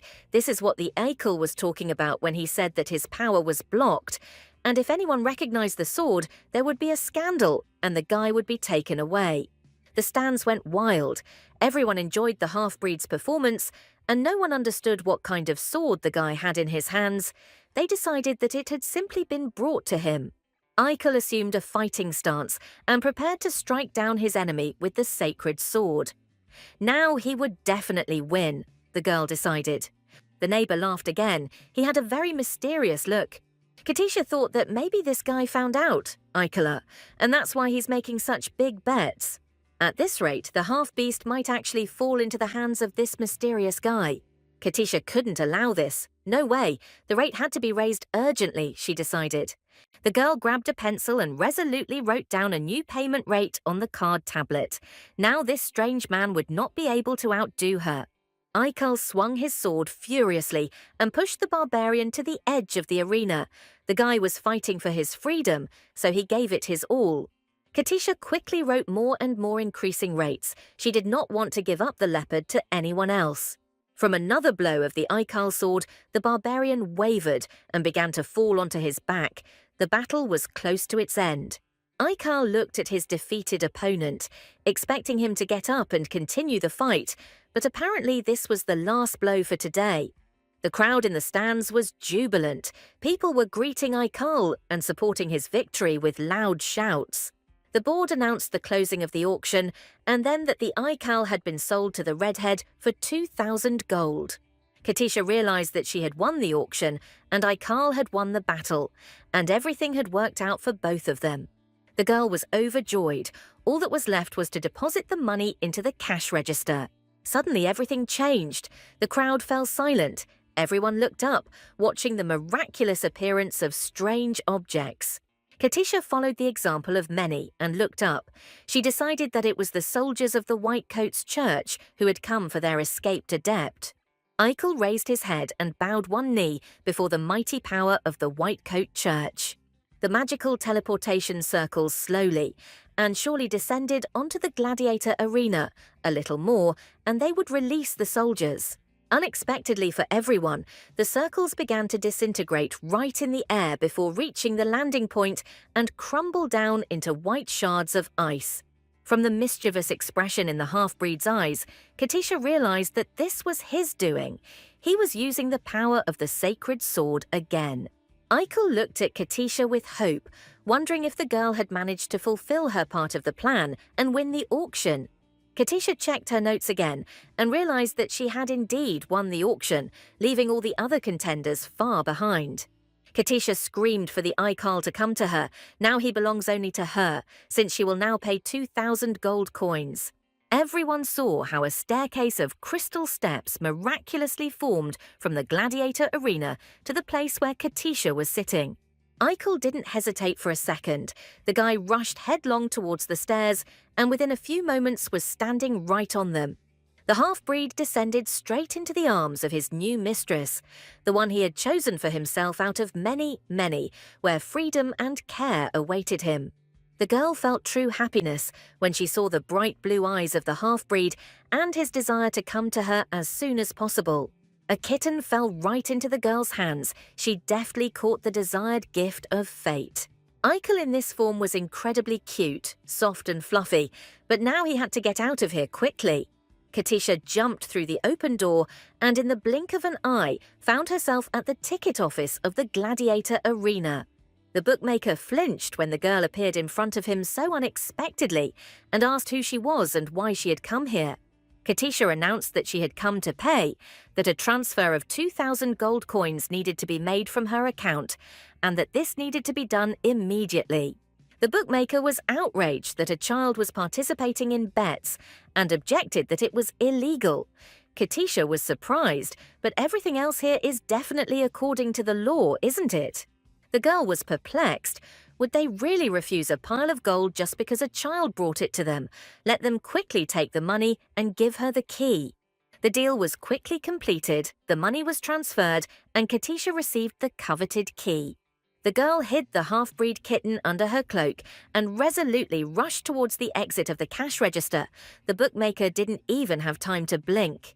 Katisha ran headlong out of the room, hugging her new friend and guard. She had to hurry, they might miss her in prison. The kitten trustingly pressed itself against the girl's shoulder and purred and yelped tenderly, apparently trusting the girl completely if it behaved this way. The bookmaker didn't quite grasp the meaning of what was happening. The girl and the leopard cub disappeared from the arena's ticket office in the blink of an eye. Katisha, without stopping, took the shackles off the poor little animal right on the go. It was time to leave. Her heart was pounding loudly. Faster, faster. Katisha remembered how Katerina advised her to use the emergency exit. It was blocked by the gladiator arena workers. They were waiting for her. Katisha decided that since the Aikal was now very small, she could simply blend into the crowd and slip away unnoticed. The plan didn't work out. Katisha turned into some incomprehensible corridor. She hid from pursuit. But obviously it wasn't for long. Everything became much more complicated. The girl was about to dive into the interworld again and sit there. But she doubted that she would be able to drag the kitten there with her. So she hesitated. The same guy who sat in the stands next to Katisha and tried to outbid her was wandering around the suddenly deserted arena and looking for its owner's office. The man wandered into one of the offices, but even there he was met with a ringing silence. It was strange. Where had everyone gone, he wondered. He heard the voices of people who were obviously chasing someone. It seemed there were a lot of them. The sound of their feet faded away and gradually died down completely. The guy thought that it seemed like that red-haired little girl was in trouble. Rumor had it that she was the heiress of a cool aristocratic family. Now she has also bought from slavery the Aikal, a direct heir to the blood of the divine beast Aiklas, king of the snowy plains. The man thought that the Aikal was most likely very difficult to tame. If the red-haired little girl had paid so much for it, then let him raise it and take care of it. Katisha pressed herself against the wall. Behind her she heard someone's clear and menacing steps. The girl decided that she would be grabbed again and taken to prison. Strong hands grabbed her by the shoulders.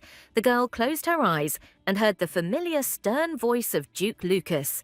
He asked where she had been and how she ended up here. Duke Lucas was incredibly alarmed. He examined and felt Katisha's limbs and asked if she could tell who had kidnapped her. Katisha couldn't answer Lucas. She only sobbed and thanked him for his timely appearance, which saved her from the bandits. A little later, Princess Arnin appeared. She rushed to examine the girl and asked if she was injured, if everything was okay. The princess hugged Katisha so tightly that she had to beg for mercy. Otherwise, Arnin could have strangled her from an excess of feelings. Arnin said that everyone was worried about Katisha and angry at her kidnappers. At first, the girl didn't quite understand why the entire Vlasco family was so worried. Duke Lucas demanded that Katisha immediately tell him everything that had happened to her during this time, and most importantly, show him where to find her kidnappers. Katisha replied that her kidnappers had transported her in a cart and then kept her behind bars and guarded her, but they hadn't given her anything to eat. Katisha saw that the corridor was gradually filling with servants from the Duke's house and shed tears of emotion. All these people had come to her aid. Duke Lucas asked how she had managed to free herself and who had helped her escape, although there was no time for that now. The Duke's men secretly took everyone away, including the owner. Now let the guards take care of the rest, and what a wonderful sword fight it was, just superb. Katisha turned to the Duke with a request that he fulfill her promise and pay her sister, who helped her escape and win the auction. Duke Lucas asked what had happened to Katisha recently, and the girl replied that it would take too long to tell and that action was needed. Katisha showed Duke Lucas her new acquisition. The little magical kitten hid its face in the girl's sleeve. The kitten raised its head, yawned sweetly and meowed, demonstrating its friendliness and helplessness.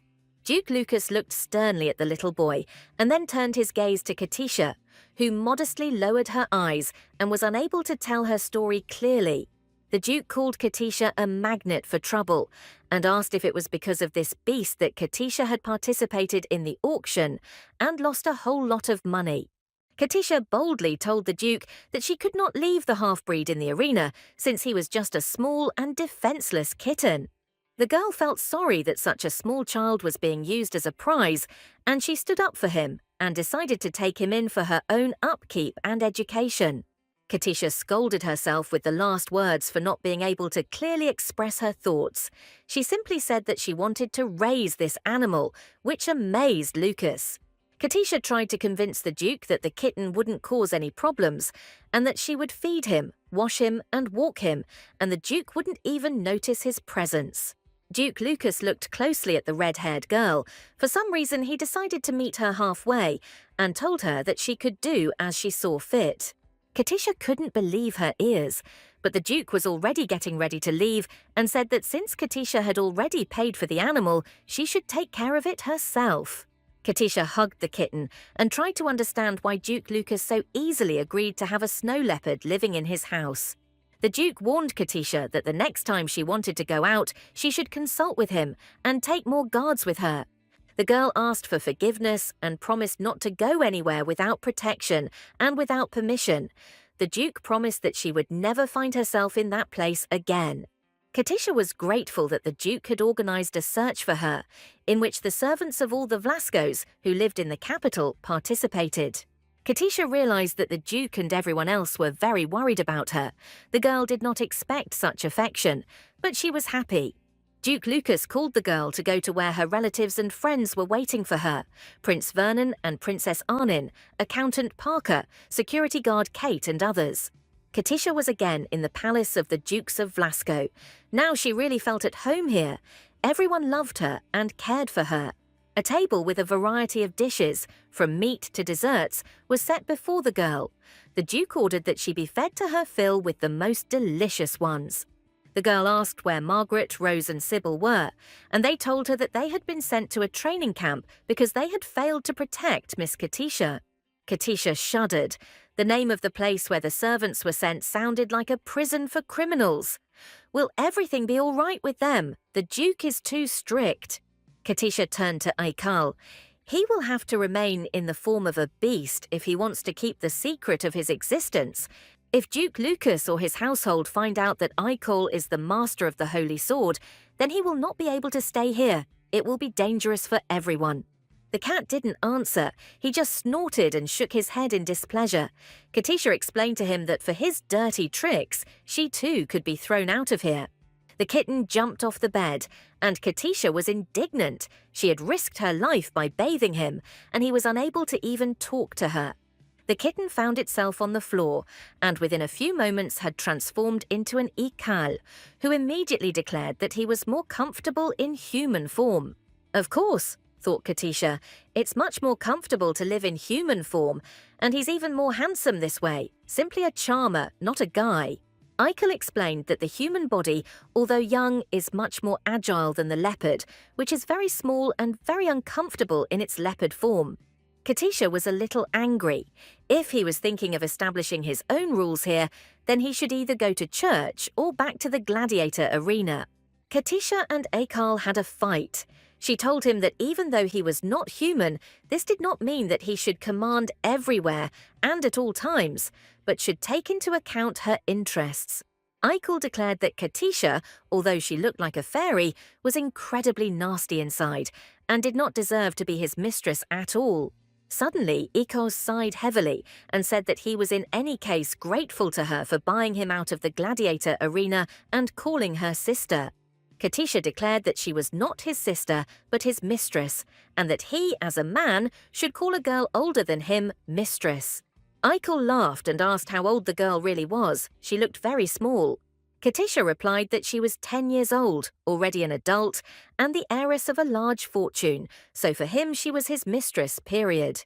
Aikala was amused by the girl's words, and he told her that he had already lived in this world for 51 years. Katisha was amazed that this very young boy and small fluffy kitten were actually an old man. Well, not exactly an old man, Aikal replied, but snow leopards grow rapidly in appearance from childhood to adolescence and then mature.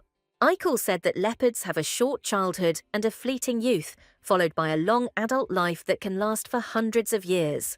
Katisha decided that if snow leopards had such a long lifespan, then the Aikal was still young and could call her by name. Katisha hastened to introduce herself that her name was Katisha Ayensley, and that Katisha was her first name and Ayensley was her last name, so he should remember that. The half-breed repeated the girl's name several times, as if tasting it, and finally the boy said that he really liked that name, and that she already knew his own. Katisha was pleased to meet the famous snow leopard in a more peaceful setting than a prison cell in the death arena.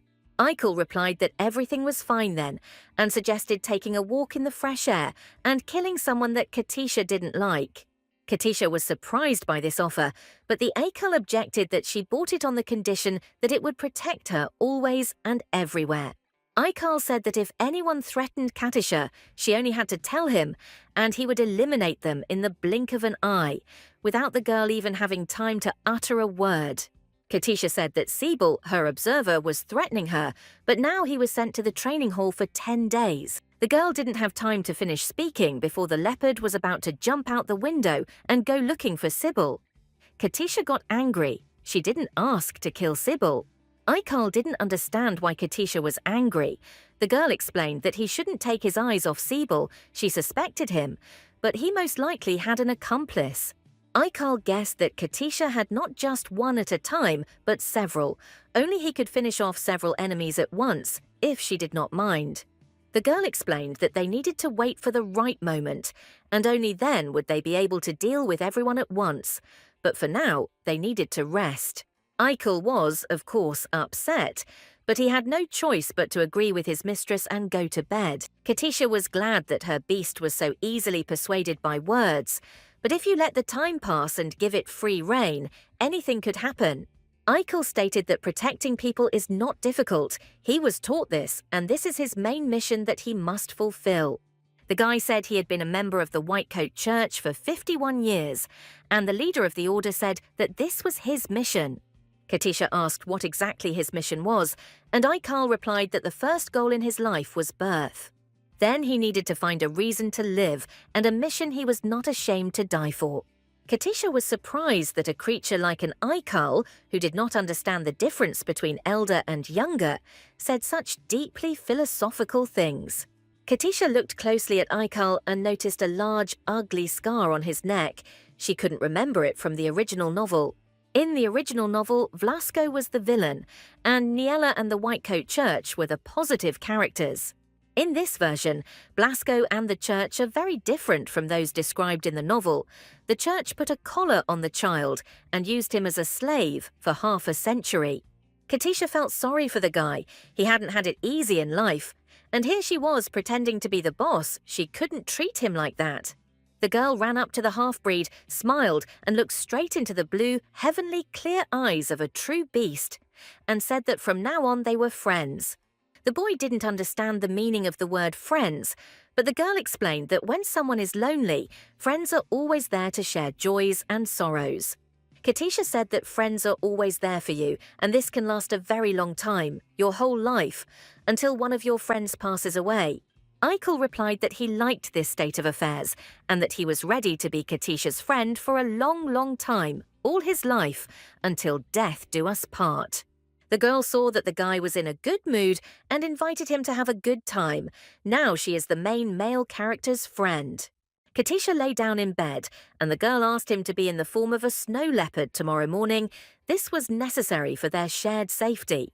Eichel announced that he wanted to sleep with her, in the same bed, because he was very lonely and cold lying alone. The next morning was sunny and warm. Sunbeams were jumping on the walls of Katisha Isley's room. Katisha and Eichel slept soundly on the same bed, sweetly snoring. The children watched each of their dreams, and they were wonderful. Katisha saw in a dream a medallion that helps her to move into the room between worlds. It hung right before her eyes, like a reminder. Katisha stretched and finally woke up. The medallion was in place. The girl felt heat in the area of her neck, exactly where the medallion hung. The girl took the artifact in her hands and saw that it was open, and that was why it was heating up and burning her body. This was strange. Usually it was tightly closed. Before Katisha could come to her senses, she found herself in that very room, located between her present and previous worlds. The first thing the girl noticed was a glowing typewriter that acted as a computer keyboard. The screen above the typewriter displayed a question asking the girl to continue reading the book. You'd think anyone would refuse. Katisha pressed enter and almost jumped with joy. She was offered to read the next, 169th chapter of the novel. The Duke of Lucas's mansion was waking up. The morning promised to be kind, and the day warm and sunny. The servants had already woken up and were preparing breakfast for the gentlemen. Duke Lucas, his son and daughter gathered in one of the palace rooms for an emergency meeting. Everyone was in a serious mood. The family discussed where and how the rumors about Katisha could have spread and decided that the source of the rumors was the place where Katisha lived with her grandfather Herzen. Someone clearly witnessed Katisha leaving in a carriage bearing the Vlasco family crest and being accompanied by people dressed as Vlasco's servants. Rumors about Vlasco's heiress had already spread throughout the capital, and the Duke believed there was no guarantee that the kidnapping incident would not happen again. Princess Arnin believed that the best solution would be to give Katisha the surname Vlasco as soon as possible so that she would receive the family's protection. Arnin suggested changing the date of the exam and lowering the difficulty level of the tasks, but the Duke replied that their opponents would prevent this. In fact, the Duke did not trust many of the Vlascos from the less noble branches at all. They all behaved very suspiciously. Returning home after her adventures in the arena, Katisha suggested that Sybil might now have the key to the safe. The girl said that someone stole her key while she was unconscious, and Sybil had been acting very suspiciously before her abduction. After hearing the details of the kidnapping from the girl, the Duke's men immediately found Sybil and forced him to confess everything. But he did not have the key on him. In fact, Duke Lucas did not see anything suspicious in Sybil's subsequent actions, but he agreed with Katisha's suspicions. The Duke ordered the entire magic crystal import business, managed by Nen Vlasco, to be moved to headquarters. Lucas knew that they had many important things inherited from Herzen, and the finances were not yet fully unlocked. They needed to be closely monitored.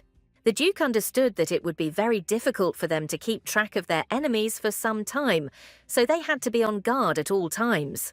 Duke Lucas asked Prince Vernon if he had anything to add to his remarks. Perhaps he had his own thoughts on Katisha's affairs.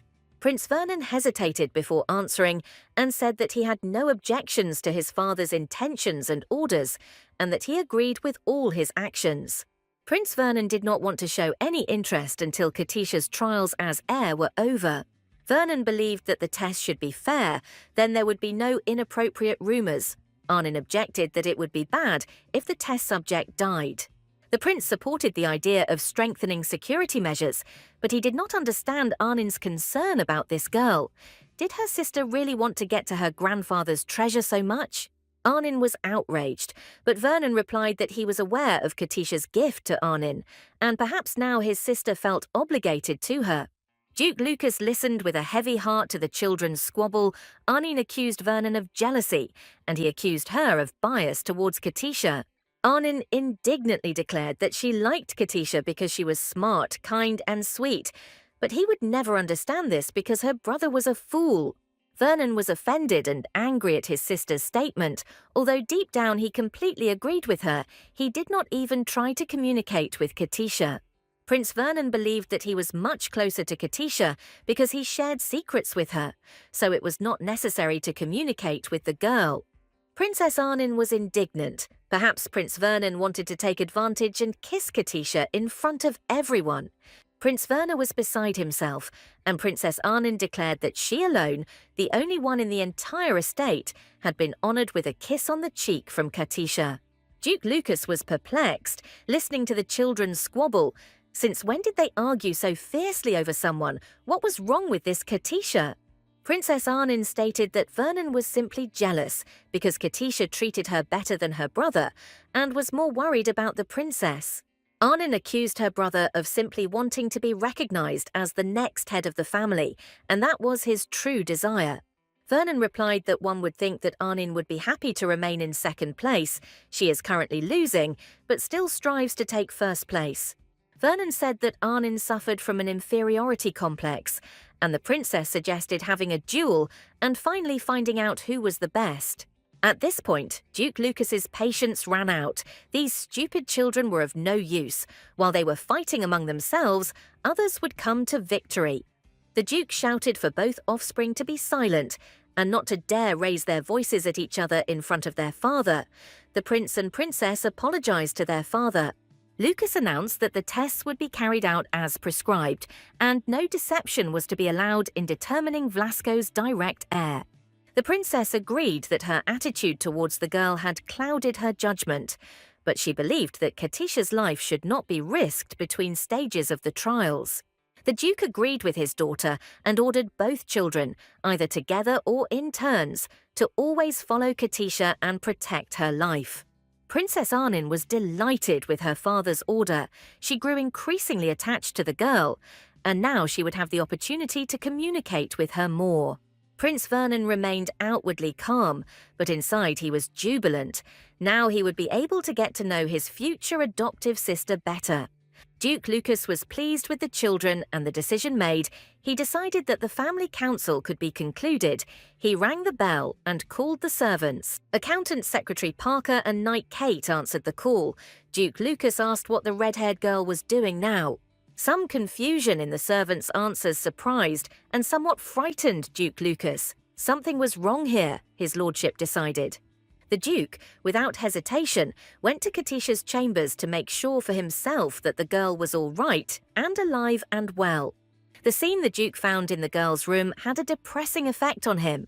He urgently needed to find out the reasons for what was happening. Katisha cried bitterly, hugging the leopard kitten. Her new maid could not console the upset girl in any way.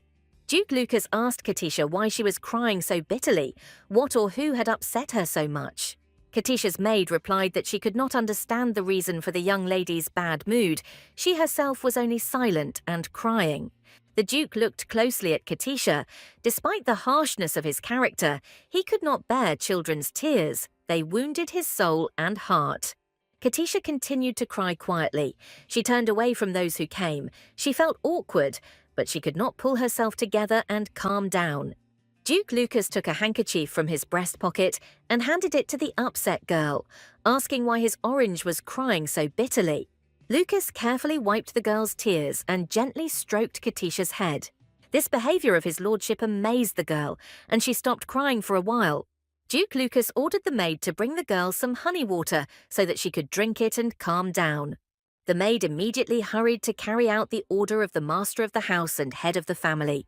The Duke hugged the girl and asked her to be patient for a little while and close her eyes. The maid was surprised. It was the first time she saw the Duke take care of a child. It seemed he did it very skillfully. Duke Lucas said that now Katisha should feel better, and she would finally calm down and tell him what happened to her.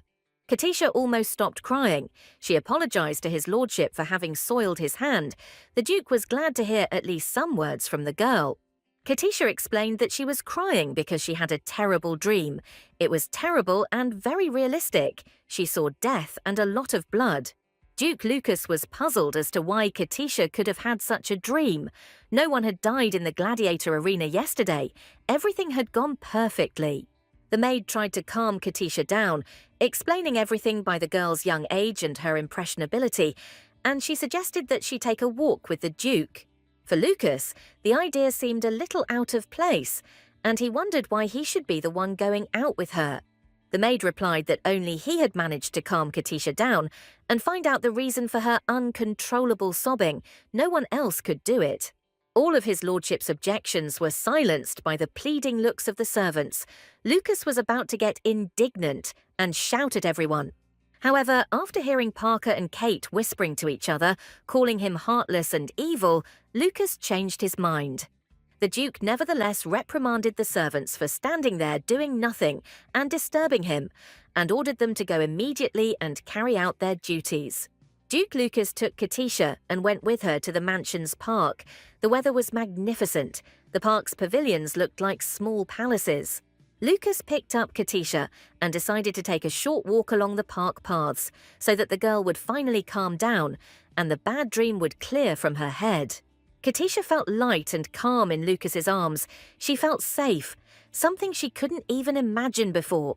Suddenly, the Duke had to stop, as a small leopard kitten grabbed him by the leg of his trousers and pulled him towards itself. Katisha said that his behavior towards the Duke was unacceptable. He should follow them and behave well. Duke Lucas felt strange in the company of a little girl and her tiny pet. What was he even doing here? The formidable Vlasco wondered. Continuing his walk through the park, calming the girl and trying to calm the playful kitten, Lucas couldn't decide what to do next. The Duke decided to take the girl to a secret place where some of Vlasco's treasures were hidden, and only he himself could open the door to them. The doors of the pavilion opened, and Katisha saw a room filled with paintings by great artists of the empire, painted at different times. Duke Lucas asked Katisha to look at all these masterpieces. Now they, like all other valuables of the Vlasco family, belonged to her. There were an incredible number of paintings by great masters of the past. All of them were in excellent condition and were striking in appearance. Katisha immediately forgot about all her troubles and problems and began to look at the paintings of great artists. Duke Lucas said the collection of works of art restored by the Duke's ancestors are all of great value. The Duke was glad that his idea to show Katisha the paintings had worked. Just looking at them lifted the girl's spirits. For a moment, Lucas wondered if it was the value of the paintings, rather than their artistic beauty or the Duke's care, that had lifted Katisha's spirits. At this time, Katisha, who was carefully examining the paintings, called the Duke to come closer to her. The girl persistently called Duke Lucas to come to her. She really needed his help. Katisha pointed to one of the paintings and asked to be allowed to look at it as closely as possible. It was very important for her to do so. Duke Lucas was perplexed. The child was asking to be held in his arms again. He had never even carried his own children in his arms. And here was this girl, sweet of course, but still. The tears disappeared from Katisha's eyes, and she looked at the Duke with sweet, shining eyes, begging him to fulfill her request, and she strongly reminded Lucas of someone. Duke Lucas could not refuse Katisha. He took the girl in his arms and brought her closer to the painting that she wanted to look at. The girl felt comfortable in the Duke's arms. She stopped trembling and being embarrassed. Lucas carried her from painting to painting, and the leopard followed them. Katisha asked the Duke to carry her from painting to painting. She carefully examined all the masterpieces of the last century and early works. Suddenly, Duke Lucas and Katisha came across a portrait painted by an old master, but very similar to Lucas himself. Katisha said that this painting is simply amazing. Most likely it is the best of all those in this pavilion. It is very heartfelt. Duke Lucas was puzzled as to where the portrait came from and why it was located there. He remembered very well that he had ordered it to be placed in another place. Katisha accurately determined that the painting appeared old, but its condition was impeccable. Could it really be that it was magically protected from the effects of time? Lucas asked why she thought so. Katisha replied that she was sure that the portrait simply could not have been preserved in such perfect condition. Duke Lucas said that he had the impression that it was he who was depicted in the portrait. Strange, of course, but so similar. Katisha objected that this couldn't be. How old was the Duke then? And on the other hand, there couldn't be two people in the world who were so identical. Katisha asked how old the Duke was. He answered that he was 37, Katisha remembered. She decided that it was not the Duke himself, but his relative. Lucas told the girl that there were even more paintings in the exhibition hall of the main estate, and she could visit that hall later and look at them. Katisha asked if those paintings were hers too. The Duke confirmed her guess and asked her not to talk about what she had seen there, since the treasures could be stolen if their existence was discovered. The girl promised to keep silent about what she had seen, and the Duke asked her to continue her walk alone. He had to return to work. Lucas looked closely at the strange portrait. The thought of this masterpiece made his blood run cold. He decided to take extreme measures. Duke Lucas took a match from his pocket, nervously struck one and lit it, a bright flame quickly blazing in his lordship's hands. Another moment, and the match flew towards the portrait of a young man who looked so much like Lucas Vlasco. The only difference was in some elements of clothing. The portrait quickly burst into flames and very soon ceased to exist. The windows in Katisha's room were huge, so huge that you could see the sky through them, and they seemed especially big to the leopard kitten. Katisha's eyes, on the contrary, seemed very small to the little leopard. It was interesting how they could become so small in just one day. Katisha explained that she was just a little swollen from crying all morning. The kitten was worried about the girl, whether her eyesight had worsened because of this. The girl enjoyed the half-breed's care. In the form of a kitten, he was very cute and funny, but very clingy and noisy. Eichel the kitten wanted to know what had upset his new friend so much, but Katisha didn't want to tell the half-breed what she had read in the new chapter. The girl promised to tell her about everything a little later, when she had put her thoughts in order and understood exactly how to do it. The thing was that the author decided to kill her in this chapter. The plot took a very unexpected turn, so that all of Katisha's friends became her enemies. As a result, the character of Katisha Ainsley disappeared from the pages of the novel. Chapter 1. 169th began with Ikal's words about the death of Katisha Ainsley. That is, she would not live to be 10 years old and there was very little time left. At the same time, Ikal will make claims against Niella, and this will again be connected with Katisha Ainsley, with her existence and birth. Niella will try in vain to prove her innocence to this girl. It will be impossible to convince the Ikal. Ikal will worry that the person dear to him has cunningly planned a deception and turned him into a puppet of the will of the Dukes of Vlasco. The half-breed will be furious. Who would like it when he is used blindly? He will not like being a victim, and his animal nature will prevail over his human one. In a fit of rage, Ikal will try to take Niella's life, and that's how the new chapter ended. Maybe the author was just depressed and will rewrite it later. Katisha was deeply impressed by what she read in the room between the worlds. The information deprived her of strength and the desire to do anything. The girl didn't understand what Niella was hiding and why the Ikal was so angry with her that it led to such events. It was a crazy plot for a romance story. Shouldn't the main characters live happily ever after? What an unconventional solution. Katisha hoped that everything would end well, but doubts prevented the girl from calmly preparing for the next stages of the test. Besides this, Katisha read that she would die, but the details of this event were not described, which meant that she was not able to change anything. Suddenly, Ikal appeared in his human form. In this form, the guy was simply magnificent, but Katisha was not very happy about it. The girl saw that at this moment, the development of events was different from how it was described in the novel. Her friend and protector called out. Katisha remembered that when she asked what he was going to do with her enemies, the half-breed leopard had answered. Ikal didn't care who or what was harming Katisha. She could simply name him, and he would be ready to punish the offender and even take his life. The guy said that if a one-time intimidation campaign didn't work, he was ready to beat her enemies again and again. Everything would depend only on Katisha's desire. Katisha wanted to demand an explanation from the author about what kind of plot he had come up with and for what reasons he was making life difficult for his characters. Ikal didn't understand what the girl wanted from him and who the author was. Katisha realized that she had said too much and asked the guy to forget her words. She felt that in the novel her death saddened Ikala. There were no details and she could not say exactly how he felt about her. In this world, Katisha saved the Ikal, not Niella, and the plot of the story has definitely changed. Maybe she won't die tragically, and the Ikal will remember her. Katisha, in a fit of tender emotion, grabbed the half-breed and pulled him closer to her. The girl didn't want to find herself in a situation where the Ikal would leave her to die in grief and loneliness, and how could such a thing possibly happen? The guy smiled in response to Katisha's impulse. He stroked her hands and said that as long as he was here with her, the girl had absolutely nothing and no one to fear. Ikal was grateful to Katisha from the bottom of his heart for saving him from the gladiator arena and promised to protect her for the rest of his life. The half-breed's words were a revelation that healed all the girl's wounds. Now she looked to the future with optimism, and she didn't give a damn about all the authors in the world. 10 days had passed since the very day Katisha became acquainted with the contents of the next chapter. She had calmed down and was leading a normal life.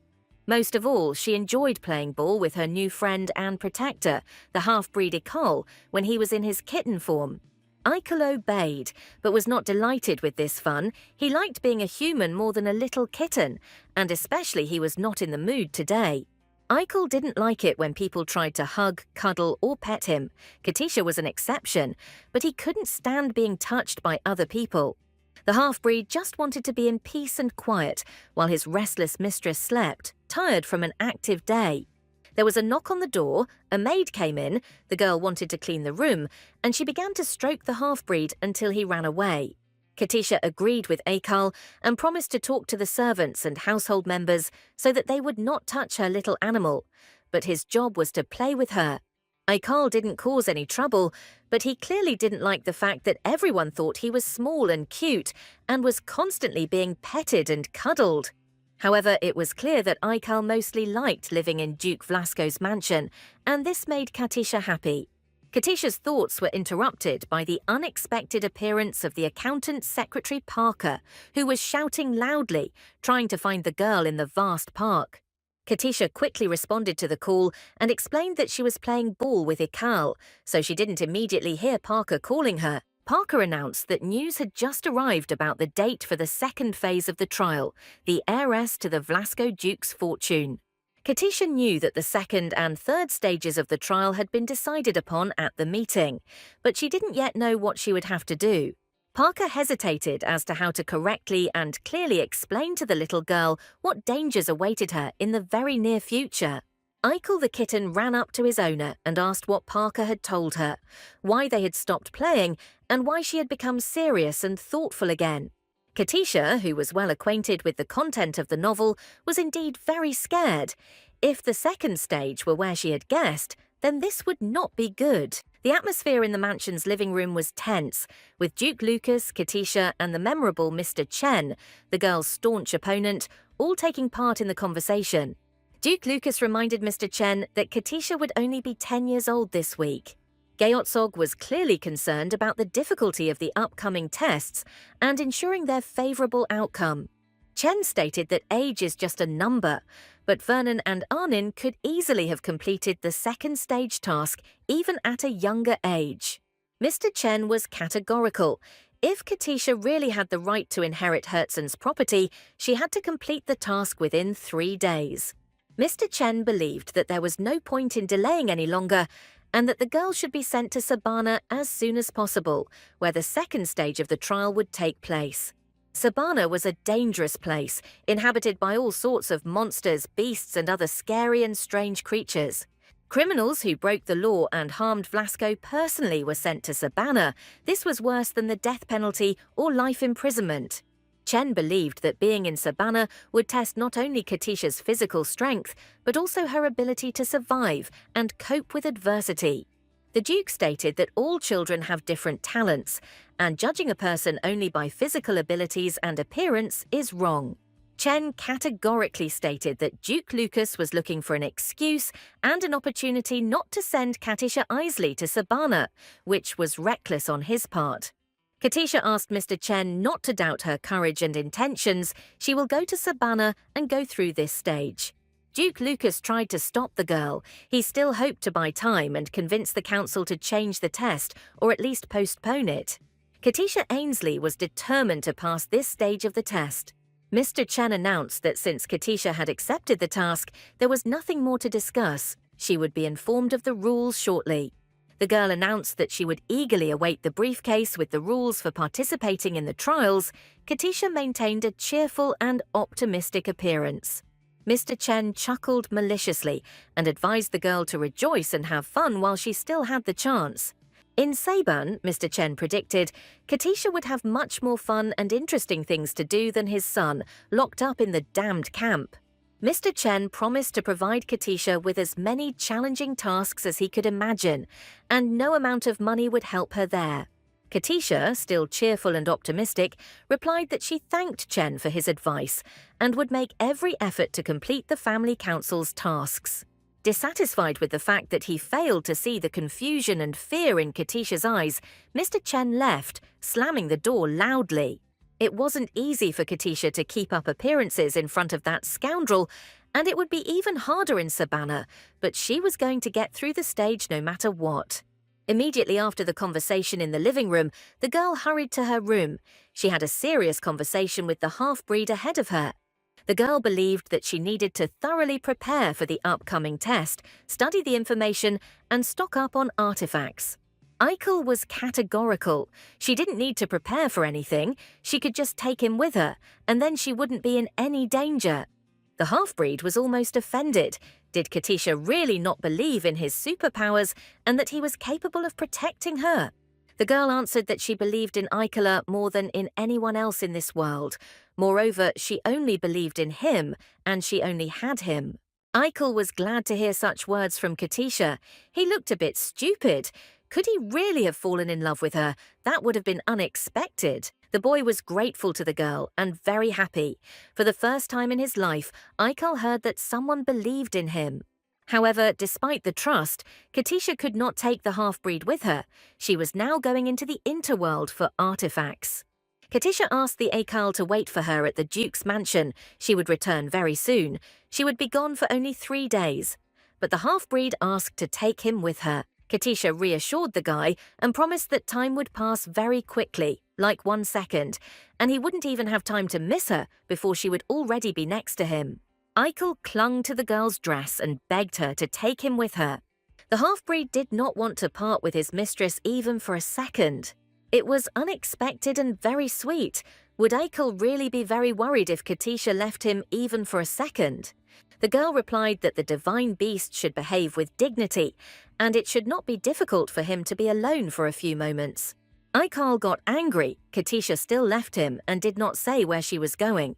The girl replied that where she was going, time flowed differently, and therefore she would return to him instantly, but she couldn't take him with her to that room. The first thing Katisha did was check to see if a new chapter of the original novel had appeared, but there was no next chapter yet. The girl reasoned that the 168th chapter appeared after she learned that she had become the heir, and the next one after the liberation of Aikal. It turned out that as soon as she took something that originally belonged to Niella, the next chapter immediately appeared. Niella's role was to become the heir and save the Aikal, which means the next chapter will appear after Katisha is recognized as the heir of Vlasco. The girl urgently needed to find and read the chapter about Saban. She needed more or less detailed information about this god-forsaken place. Katisha found the chapter very quickly. It described Niella's passage through the second stage of being recognized as the heir. Unlike the previous ones, the events with the test completely coincided, which meant that in Sabana, Katisha would be attacked, just as described in the original. The girl just needs to refresh her memory of the events of the original and be on guard at all times. She will develop a plan and will counterattack and not just defend. Having explored everything possible and come up with a plan of action, Katisha returned to her room in the mansion of the Dukes of Vlasco. Princess Arnin was horrified. Something had to be done. If Katisha was thrown into Sabana, she wouldn't survive a day there, the girl believed. The girl claimed that she could hide in the cave, and Arnin and Vernon discussed how to legally provide Katisha with food and water. Katisha argued that she would take her friend with her. Arnin was going to give the girl a stone to connect with her family, although it only worked in certain places. Prince Vernon sent Katisha away to prepare for the trip. He was going to discuss special conditions with the council. The special conditions included lifting restrictions on magical weapons, tools, and artifacts. It was necessary to decide what exactly Katisha should take with her. Katisha had no intention of leaving. She stubbornly tried to distract the Duke from his dark thoughts and draw his attention to herself. Lucas asked the girl what was the matter and what important thing she wanted to tell him. Katisha announced that she completely agreed with him, but she had to take part in it, and besides, they needed a special contract. Duke Lucas asked what his future adopted child had in mind and what she was willing to offer. Katisha announced that she wanted to add one condition and knew exactly what to add. She had thought it all through and decided. Exactly 3 days later, on a bright, sunny morning, Duke Lucas summoned Katisha Ainsley and handed her the final version of the agreement. The Duke explained that new rules had been added to the agreement and that Katisha should read them carefully. The girl took the document and read it carefully. It stated that she was given 7 days to survive in Saban. She was supposed to arrive at her destination in 7 days, making at least 2 stops along the route during this time. It was good that in emergency cases, Katisha could turn to the exam supervisors for help, of which there were a dozen. Katisha nervously read the points of the agreement and looked for the advantage she was asking for. For her, it was the most important. After reviewing the text, Katisha was delighted that all the conditions she had set were accepted by the family council. Importantly, there were no restrictions on actions that would help one survive in Saban, and that the exam could be terminated at any time by the head of the family. In addition, the candidate had the right to appoint an additional curator, in addition to the 12 already on the list approved by the family. The latest amendment pleased Katisha the most. She would be able to appoint the most trusted person from her circle as her curator. Katisha was sure that Duke Lucas had made a lot of effort to include all these points in the agreement. She was not sure that they would be allowed. The girl asked Duke Lucas if he was worried about her or if he didn't care how her trials ended. Lucas chuckled. Couldn't you tell he was worried? One day, a red-haired creature entered his house, and now his life is full of anxiety all the time. Katisha was happy. The Duke was worried about her. Now her task was not to cause him even more worries and to cope with the task. Katisha's next stop was Princess Arnie's forge, where the girl was invited by the owner herself, who was going to give her something for the journey. Arnin's first gift was a danger detector and instructions to never test the device's operation. She must run away as soon as it went off. The second artifact for the road is an elixir that can hide a person's scent. Katisha must drink it every 3 hours so that the creatures don't smell her. Princess Arnin realized she had missed something and remembered that she had not given Katisha the appropriate weapon for the journey. Arnin brought the girl gloves, the fingertips of which were covered with a poison dangerous to the creatures of Sabana. It was enough to hit her once and run away. The last thing Princess Arnin gave Katisha was a spear, which she made lighter and improved especially for the girl. Katisha discovered that Arnin had added a third circle spell to the spear, and carving magical formulas onto weapons is very difficult. Princess Arnin was undoubtedly a genius, but in the original novel she didn't succeed until she was old enough. Apparently she managed to improve her skills while studying the legendary sword of the Nesset, which was given to Princess Katisha quite recently. But how could she manage it? Arnin replied that she had improved her professionalism thanks to Katisha, but unfortunately she was missing one important component and therefore had to stop on the 3rd round. Katisha was very pleased that her sister cared and worried about her. The girl told the princess that when she opened her workshop, she was obliged to include her name in the list of other sellers. Katisha had initially planned to take 20% of the profits, but now she might agree to 10%, and they would make a lot of money from this. Arnin was in shock. Katisha should think about how to survive in Saban, and not about business and profits. The girl should focus on the test. The princess asked her not to be harmed, and they would split the profits in half. But it must be remembered that with each wound, Katisha's percentage of profits would decrease. Katisha smiled and replied that in that case she would have to return safe and sound so as not to lose future profits. Katisha thanked her sister. In fact, she had come to her to ask to become a curator, but after so many perks, she couldn't do it. Now she hurried to Prince Vernon. He was the only one she could ask to become the 13th curator for the test. Katisha found Prince Vernon on the sports ground, and before she could greet him, the prince attacked her with a reprimand. Prince Vernon scolded the girl. He was indignant that she was not worried at all, that the tests were tomorrow, and she was running around and playing. Katisha was at a loss as to how to ask him to become her curator, but Vernon himself asked if she had a curator and who she wanted to take as one. The girl was glad that the conversation turned to the topic she needed, and she said that she had in mind a very reliable person. Prince Vernon clarified who exactly Katisha wants to invite to this very important position. He is very interested. Katisha said that this would be the most beautiful, the brightest, the best of Vlasco, a man with feigned indifference, but caring and intelligent. Prince Vernon replied that Katisha could not choose His Grace Duke Lucas. It would be Eagle or Keith. Lucius also knows Sabana well. Vernon wondered which of the three would be the best choice to supervise the second stage of testing. Katisha was outraged by her adopted brother's lack of understanding. She only needed him, and she was only willing to entrust her life to the prince. The prince handed Katisha a glass object that if she encountered mortal danger, she would have to break. Katisha asked what it was. Vernon replied that it was a summoning stone. If she broke it, it would immediately move to her. Katisha was surprised and asked if Vernon was really ready to come to her aid if she found herself in danger. The prince forbade the use of this stone just like that, only in case of urgent need, and naturally no one could be told about it. Katisha thanked Prince Vernon. It turns out he is so nice and ready to provide her with any help and support. Since Katisha had Vernon's summoning stone, but no longer needed to ask him to become her curator, she decided to go to those he had named to her. The girl asked Lucios, the Knight of Vlasco, to become her curator and oversee the actions of the other curators, that is, the magicians in Sabana. Lucius was, of course, a minor character in the original story, but he was a serious, honest, and very cool knight in reality. Lucius is perhaps the only character who has shown neither good nor bad intentions towards the novel's main character, Niella.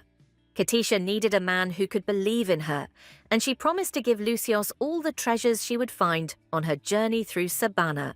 Knight Lucius Vlasco replied that he did not need any treasures, and that he would not charge Katisha for his services. Knight Lucius said that he had been serving the Vlasco ducal family for a long time, and that he was indebted to her grandfather, Herzen, for saving his life. Since Katisha is the heir of his savior and patron, Duke Herzen, he considers it his duty to provide her with reliable protection and support. Katisha thanked Knight Lucius for agreeing to be her mentor and said she would never forget it. The day of the test had arrived. The magic circle was ready to teleport the girl to the starting point of the journey through Sabana. Katisha hoped that she had prepared herself for all the unexpected surprises of this difficult path and stepped into the teleportation circle. A moment later, the girl stood on the right road in front of the entrance to Sabana, with the support of the entire family of the Dukes of Vlasco and the faithful half-breed Icol. Duke Lucas helped Katisha pack her backpack and told her to take flint with her to start a fire. Katisha received a device that determines whether mushrooms are toxic and instructions to use it before eating mushrooms. A sleeping bag, enveloped in the magic of warmth, was specially ordered for the girl. It was made exactly to the size Katisha needed. Katisha was grateful for the equipment, but there was so much of it that it didn't fit into the backpack, and in order to carry it all, she would have to take a couple of loaders with her. But Katisha could not afford such luxury. She had no right to risk other people. The Duke took all the things from the girl, of course. He had a way to pack all these things, the usual techno-magical way. Katisha was surprised to see that Duke Lucas had packed all of her things into one small backpack. The world of techno-magic was truly wonderful.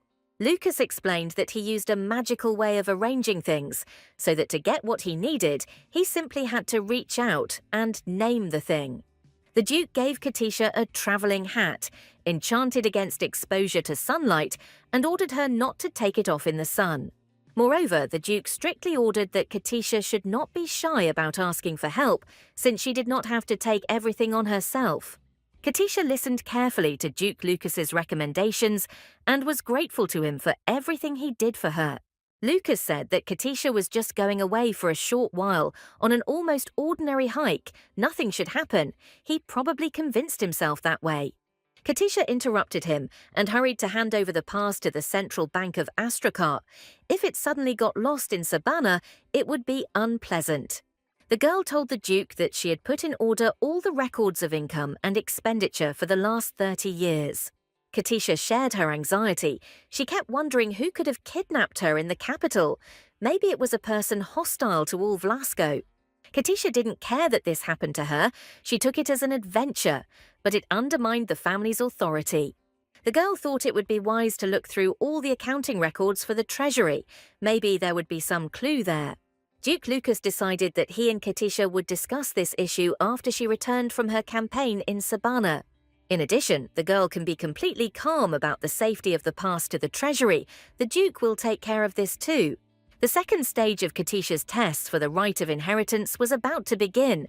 Would she be able to pass it with dignity and without losses? As soon as Katisha and the Aikal entered Sabana's territory, the half-breed assumed his human form and resolutely walked ahead of the girl. Katisha was told that the curators and test managers would be waiting for her near the exit. It was a pity that they weren't in Sabana itself. Katisha tried to slow down the satellite. If they moved too fast, it would arouse the suspicions of the observers. Aikal stated that he wanted to get some exercise. Katisha warned him not to kill the monsters because they were the Duke's favorite pets. The girl remembered that although Niella had passed this stage easily, her position in the family had worsened due to the unjustified killing of monsters. Simply passing the exam tasks was not enough. It was necessary to pass them with honor and gain the recognition of the Vlasco family by turning weaknesses into opportunities.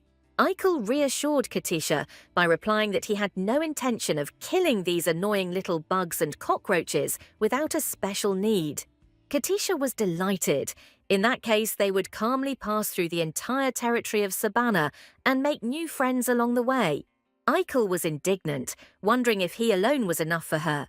But Katisha reassured the guy by concluding that the more friends you have, the easier life is.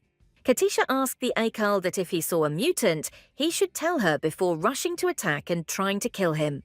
Katisha and Aikal walked for some time through the calm and even very beautiful territory of the border with Sabana. It was quiet and warm.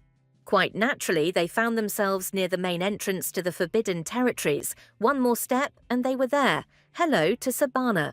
A moment later, the friends found themselves in an artificial atmosphere of hot sun, swamp stench, and high humidity.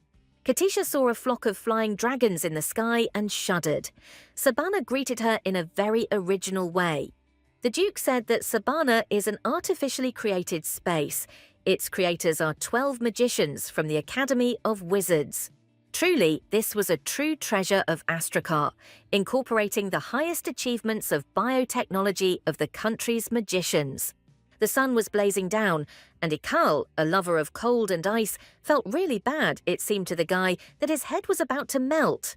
Aikal could not stand it any longer, and said that he could not stand it any longer, and suggested that they get out of there as quickly as possible. Katisha objected that they had to hold out for 7 days.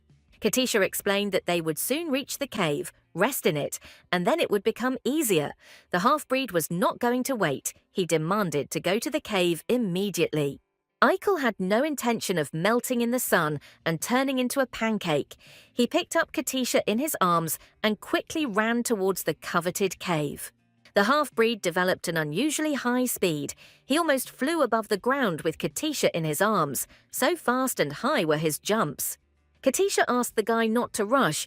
They had to check in at the first main camp near the thickets to the west.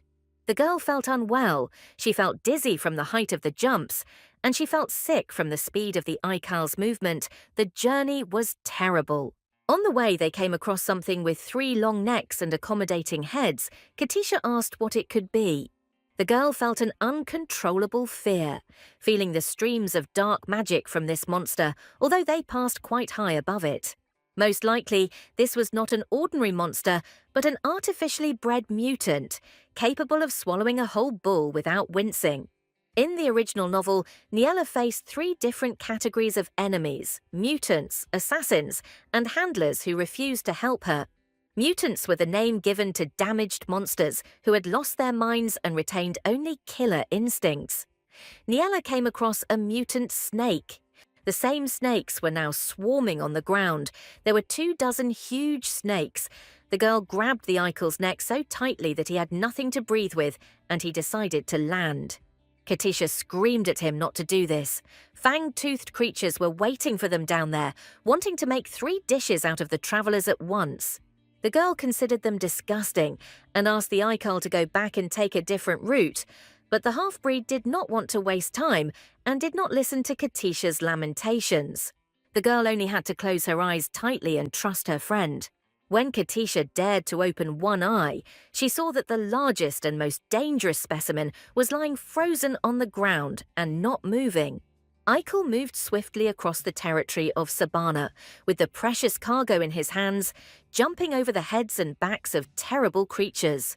Not much time had passed, and the half-breed was already approaching the point of the first obligatory stop, which was surprising for Katisha. Aikal was happy with his achievement, and Katisha could not believe that such a thing was possible. This half-breed really did possess superpowers.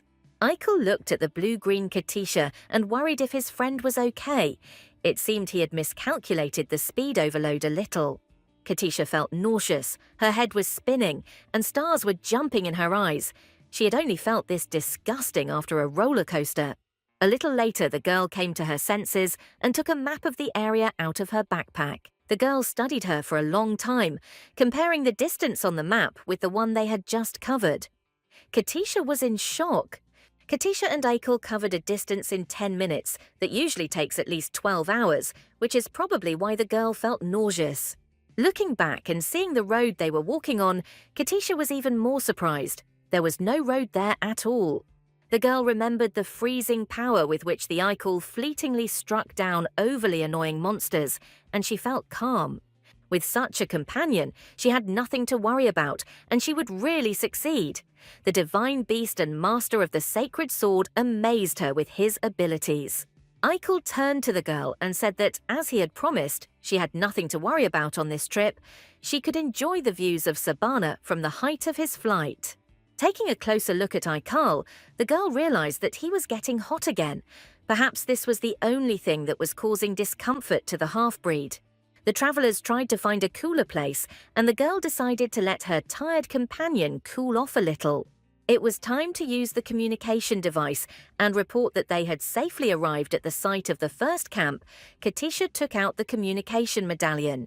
The metal circle depicted the coat of arms of the Dukes of Vlasco, the one that signifies the highest family, without the pattern on the butterfly wings. Katisha activated the medallion and reported to Sir Shirisu about her arrival at the location. The next day, the race on Sabana continued. Katisha was already angry with the half-breed and promised to tell the Duke that he had tormented her with his races. However, there was a reason for the Eichel's behavior. Now the friends were being pursued by a huge crowd of insane mutants. Even for this place, this was a surprising phenomenon. Watching as the Eichel froze one beast after another, Katisha sadly noted that she was destroying the Duke's creations. And if he got angry with her, Eichel was, in fact, incredibly talented. The incredible nature of his abilities could amaze anyone, even in the world of technomagies. Even Katisha, knowing that the half-breed had won 14 victories in fights in the gladiatorial arena, did not expect such capabilities from him. The girl thought that no one had yet figured out who Eichel really was. Otherwise, the Whitecoats would have grabbed him long ago and returned him to the bosom of their church. At this time, Eichel was busy running away from the mutants. He was irritated that these creatures did not disappear and were constantly pursuing him. The divine half-beast wanted nothing more than for this horde to leave him alone. These creatures simply infuriated him. Katisha saw a small cave and suggested that Eichel make a stop and rest inside it, in coolness and safety. Eichel was, of course, a very strong creature, but he also needed rest, so the boy quickly agreed to the girl's proposal. The cave offered a beautiful view of the evening landscapes of Sabana, and it was dry and cool, just what tired travelers needed. Katisha suggested tying Eichel's hair into a bun so that he wouldn't get so hot during his incredible jumps around Sabana. Very soon, Katisha came up with the idea of cutting off Eichel's hair completely, giving it a neat haircut so that the hair wouldn't bother him at all. The half-breed was indignant and flatly refused to cut his hair. He looked much better with it, and it was part of his image. Katisha continued to insist that if Eichel's hair were trimmed at least a little, it would be much better and more comfortable. The half-breed politely convinced the girl that he would not cut his hair. He felt more comfortable with long hair. Katisha was convinced that after the haircut, the Eichel would cope better with the heat. But the stubborn half-breed did not want to give in to her. The result of the friends' argument was a hairstyle of long and short hair, tied at the top of the head with a thin ribbon, which slightly upset Eichel. Katisha really liked this half-breed's hairstyle. She gave him 10 points out of 10 possible for his appearance. Eichel asked if the girl really thought his hairstyle was beautiful and wasn't just making fun of him. Katisha stated that she really likes and is simply delighted with Eichel's hairdressing skills and appearance. The guy replied that if Katisha liked him, if she said that he looked handsome, then he really liked him too. The girl admired her companion. His smile was beautiful, and his facial features were perfect. In no world had Katisha met a more beautiful person. Eichel noticed the girl's thoughtful and admiring look and asked what she was thinking about, but Katisha did not answer him. The girl decided that they would spend the night here and go to the second base camp in the morning. Eichel didn't argue with her. He was completely satisfied with this decision. For a while, the travelers admired the sunset and chatted leisurely. It was good to relax after a hard day. The sun set, the friends wanted to sleep, and Eichel was the first to pass out, which was not surprising, having been jumping around in the heat all day. Katisha thought, Eichel is very kind and romantic and vulnerable, but why did he treat Niella so cruelly in the original version of the novel? In the original, Eichel was different. He rarely laughed, was much sterner and more serious. But what if in the future he becomes just as cold and indifferent, thought Katisha. The girl hoped that in her version there was no future in which she, like Niella, would suffer and beg the Eichel not to do something. Late at night, when Katisha was fast asleep, Eichel woke up and quietly got up. The sun had long since set, and it was time for Eichel to implement his plan and ensure Katisha's safe passage through the land of monsters. The guy stood up carefully, trying not to make noise and not wake the girl. Not a single stone flew out from under his feet. Eichel left the cave and fearlessly set out on his journey. However, the Eichel did not go far. Nearby, he emerged over a ledge above the abyss and let out a loud call. From all sides, creatures and animals of various origins and natures poured towards the rock, all of them shouting one word, "King, I need to see the king." In fact, Eichel was the heir to the king of all the animals that inhabited the continent. He was not crowned, but the king's legacy continued through him. All animals obeyed Eichel, unless they were mutants who had lost their minds and turned into demonic creatures. A black caiman named Crude asked the king of the caiman who the girl was and why the king cared so much about her. At this time, Katisha was sleeping soundly in the cave and did not even suspect what was happening right next to her. Eichel smiled tenderly, remembering Katisha. She was the only person in his life who treated him with warmth and tenderness. "Listen, beasts and reptiles, and do not say that you have not heard," he declared loudly. "This girl is the most powerful in the world. She is the mistress of the Eichel, the king of the beasts, the wonder of the land and underground animals. The sea and land reptiles could not be expressed in words. Who could be the master of their all-powerful king?" A black caiman named Crude asked if this girl was a god, if she had the strength to conquer the king of beasts himself. Eichel replied that Katisha was human, but that was precisely why none of his subjects should touch even a hair on her head. If Katisha suffered due to the fault of even one of the inhabitants of Savannah, the Eichel promised to freeze the culprit and all his relatives up to the 8th generation. Eichel sent an imprint of Katisha's aura to the animals surrounding him. The king tried to make the imprint absolutely identical and recognizable. The divine half-beast ordered all animals to feel this aura, remember it well, and pass it on to their relatives and friends. Everyone must remember that no one should ever touch a person with this aura with evil intentions, and everyone must be loyal to her, as loyal to the king himself. The animals replied that they remembered everything perfectly well, and that if they touched a person with this aura, they would die a terrible death at the hands of the king. There was a murmuring among the animals that this man's swinging was like swinging on sand hot from the sun, just as dangerous and unpleasant. It was said that for the first time in many centuries, a man had appeared who was protected by the king of beasts himself, a divine half-breed beast. Eichel finished his speech, looked at his subjects, and ordered them to tell him where there were so many mutants in this place and how long ago they appeared.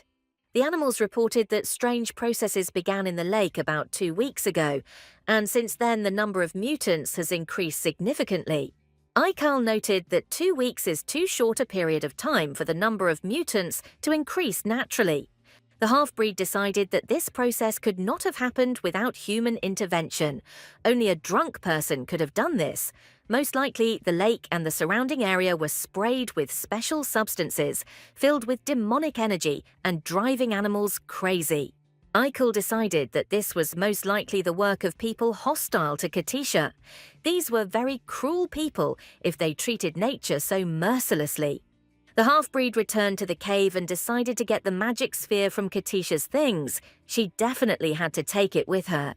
The guy found what he was looking for. In order to help Katisha complete her task without revealing herself, he had to do something. Eichel summoned the Black Cayman and ordered him to take the glass sphere and throw it where the mutants came from so that the people in the mansion could see everything.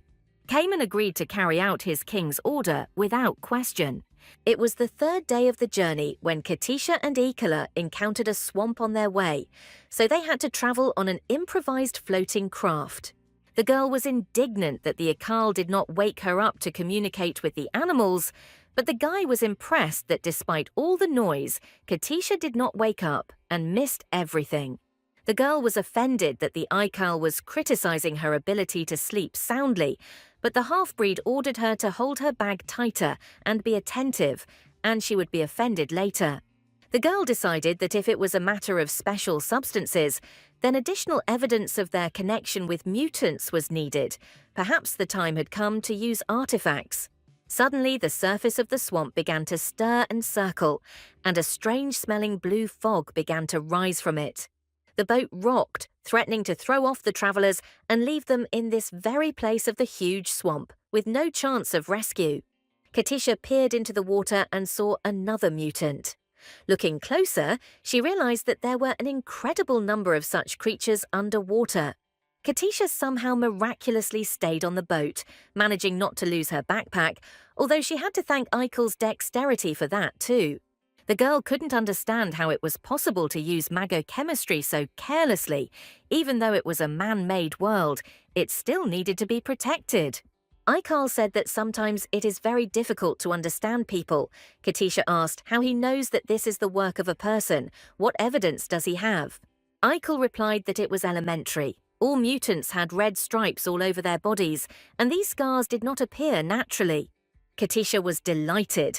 This was excellent and absolutely irrefutable proof of the fact of human intervention. Eichel concluded that, for the safety of the lake's ecosystem and uninfected animals, all mutants must be urgently frozen to prevent the spread of infection.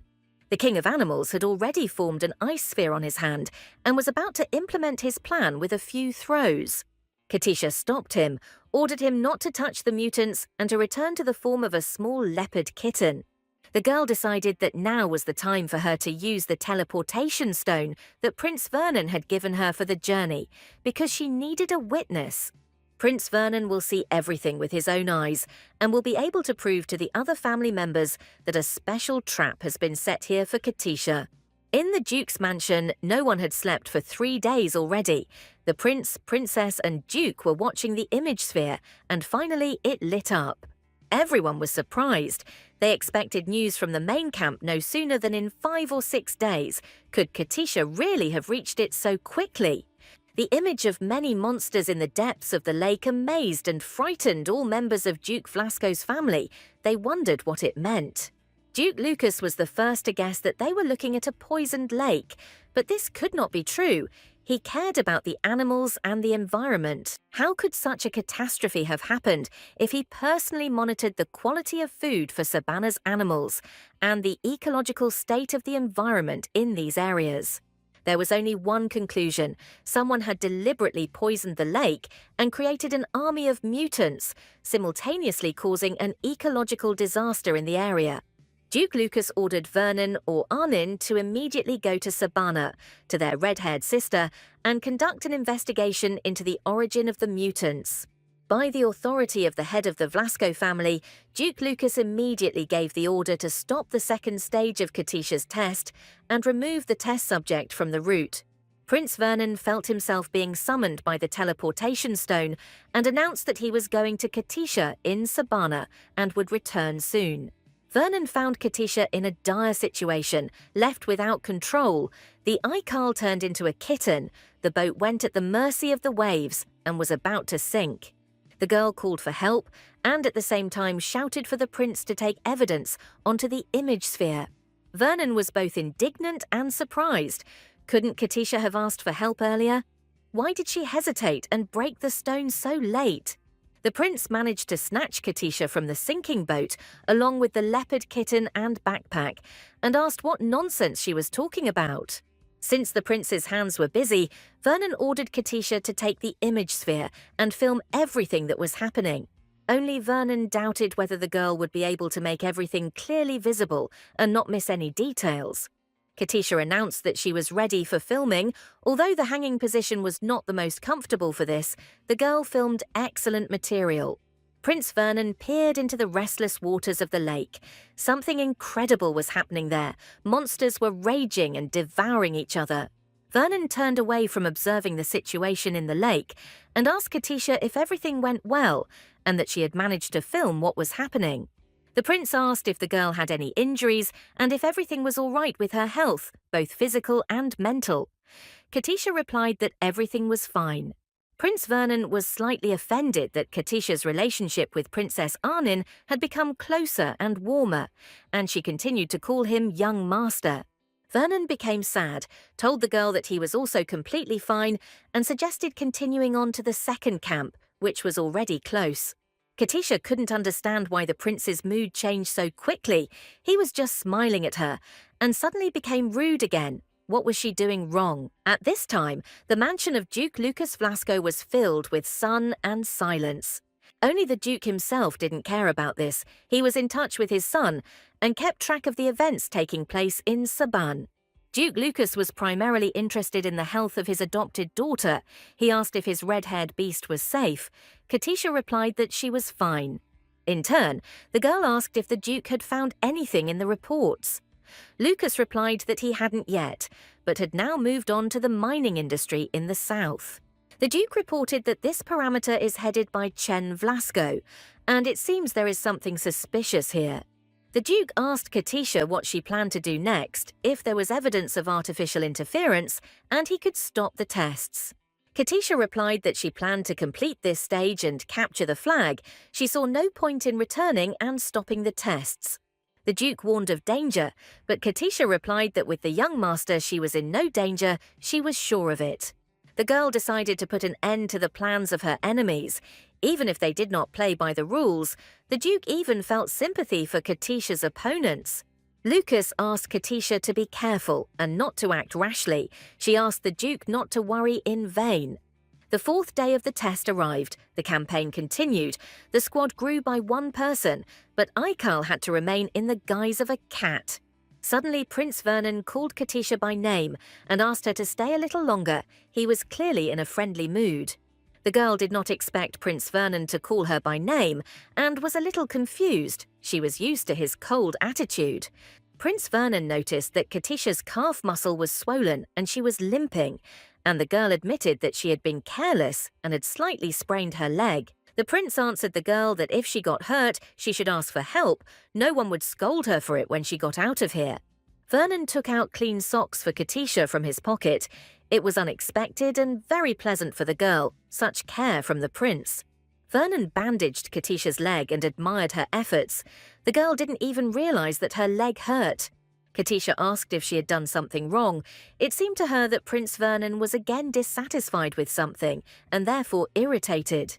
Vernon replied that he was irritated because Katisha, still a very small child, was being forced to go through terrible dangers and horrible adventures. The prince was angry at adults who acted cowardly and thought only of their own gain. Katisha realized that he was talking about her because he was very worried and anxious about the girl successfully passing the tests. The prince asked if Katisha really hated him. She was friendly with Arnin, but cold with him personally. Katisha replied that the prince was mistaken. She would like to become a friend to the young master. She had dreamed of an older brother all her life. Prince Vernon did not expect the outburst of emotions. The prince noted with regret that he was not making a very good older brother. Perhaps it was all due to his greed. Prince Vernon promised that after the exam, he would try to become a real older brother to Katisha. There is nothing difficult about him having another younger sister. Katisha is smart and everyone likes her, Vernon concluded. The girl was delighted with the prince's words. He really decided to accept her. She could not even dream that this would happen. The prince explained that he had not spoken about this before because he was distant from his family, and Katisha realized that Vernon was very lonely and had no one to open his heart to. The girl, like no one else, understood the state of her future brother. Katisha swore to him that she would definitely pass all the tests and be able to be next to him, but now they needed to continue. The prince felt relieved he had finally had a heart-to-heart talk with Katisha. Now the main thing was to protect the girl from the dangers of Sabana. The fifth day of the journey began as usual. The sun rose higher and higher over the mountains, illuminating the vibrant life of the man-made region. Katisha was incredibly pleased with the current state of affairs. It suddenly turned out that she no longer had to walk. Somehow, the travelers managed to catch and mount several monsters. The girl suspected that this was the work of Aikal's paws. The half-breed was in the form of a leopard kitten and was not inclined to engage in conversation. He rode comfortably next to the girl. The birds flocked to Katisha and brought her sweet fruits.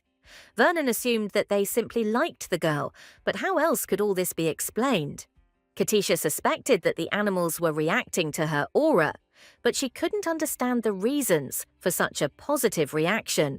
The next minute, an event occurred that was beyond the definition of ordinary, so Katisha's mouth dropped open. A skatemore flew across the sky, land animals very similar to terrestrial sea rays. There were only 3 of them in this world. The smallest skatemore flew right up to Katisha's face. The girl had heard that meeting even one animal of this species was a great stroke of luck.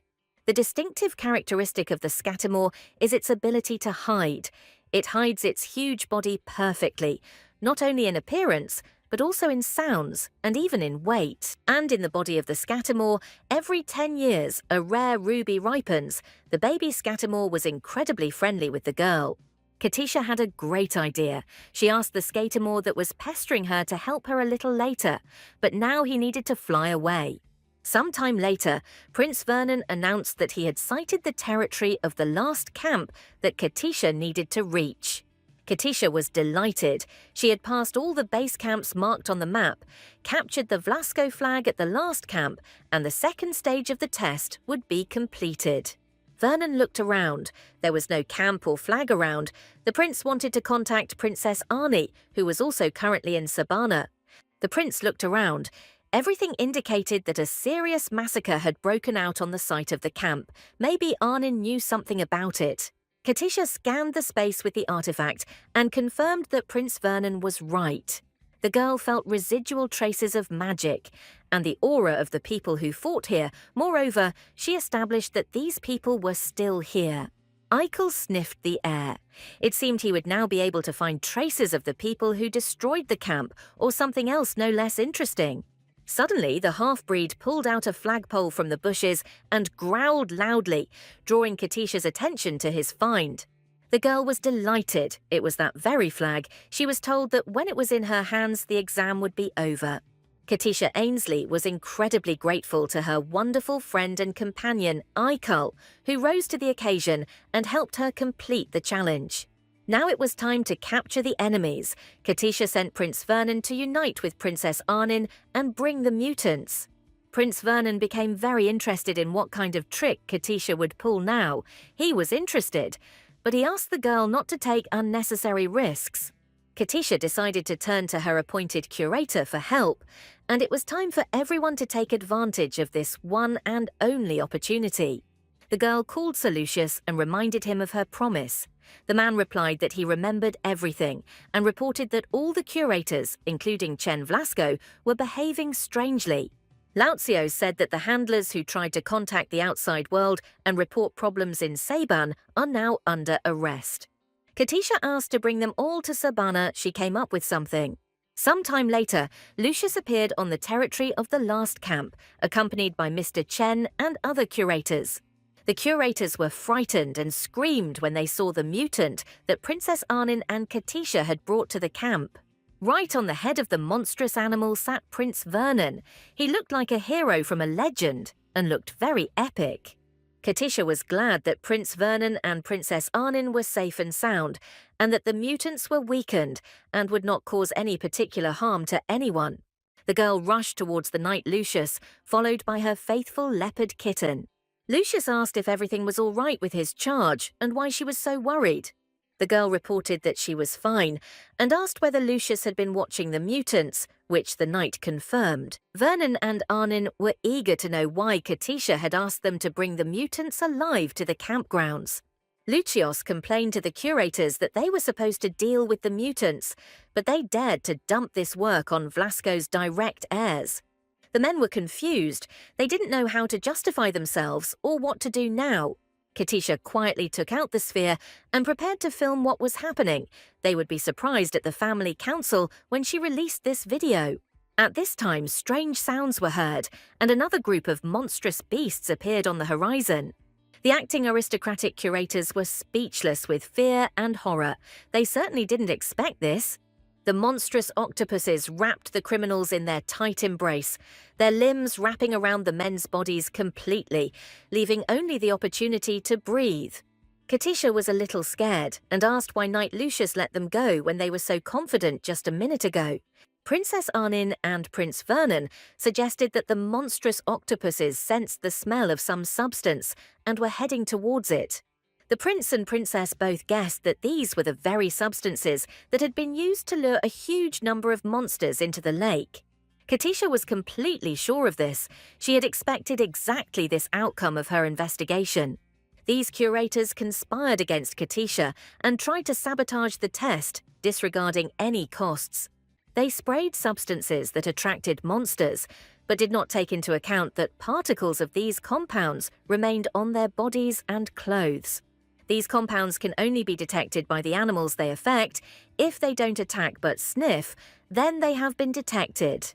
Katisha continued to film everything with the help of the sphere, and at the same time guessed that the criminal curator's tracks were the creator of these decoys. At this time, two charmingly huge octopuses were approaching Mr. Chen. He did not like the company of these little ones at all. One of the octopuses, with some kind of animal joy, expanded and jumped straight onto Mr. Chen's head, and he found himself in sticky and stinking captivity. Katisha wondered if it was Mr. Chen who created these mutants, and that's why they were happy to see him like their own mother. Chen shouted that Katisha was talking nonsense. He could not have been involved in the creation of these terrible monsters. But Katisha saw that the octopuses were treating Chen like they were their mother, and he was shouting that no one would believe Katisha and that she couldn't prove in any way that he had set the trap. Prince Vernon drew his sword and pointed it at Chen, asking if he had released the mutant-attracting substances into Lake Sabana, thereby betraying his family.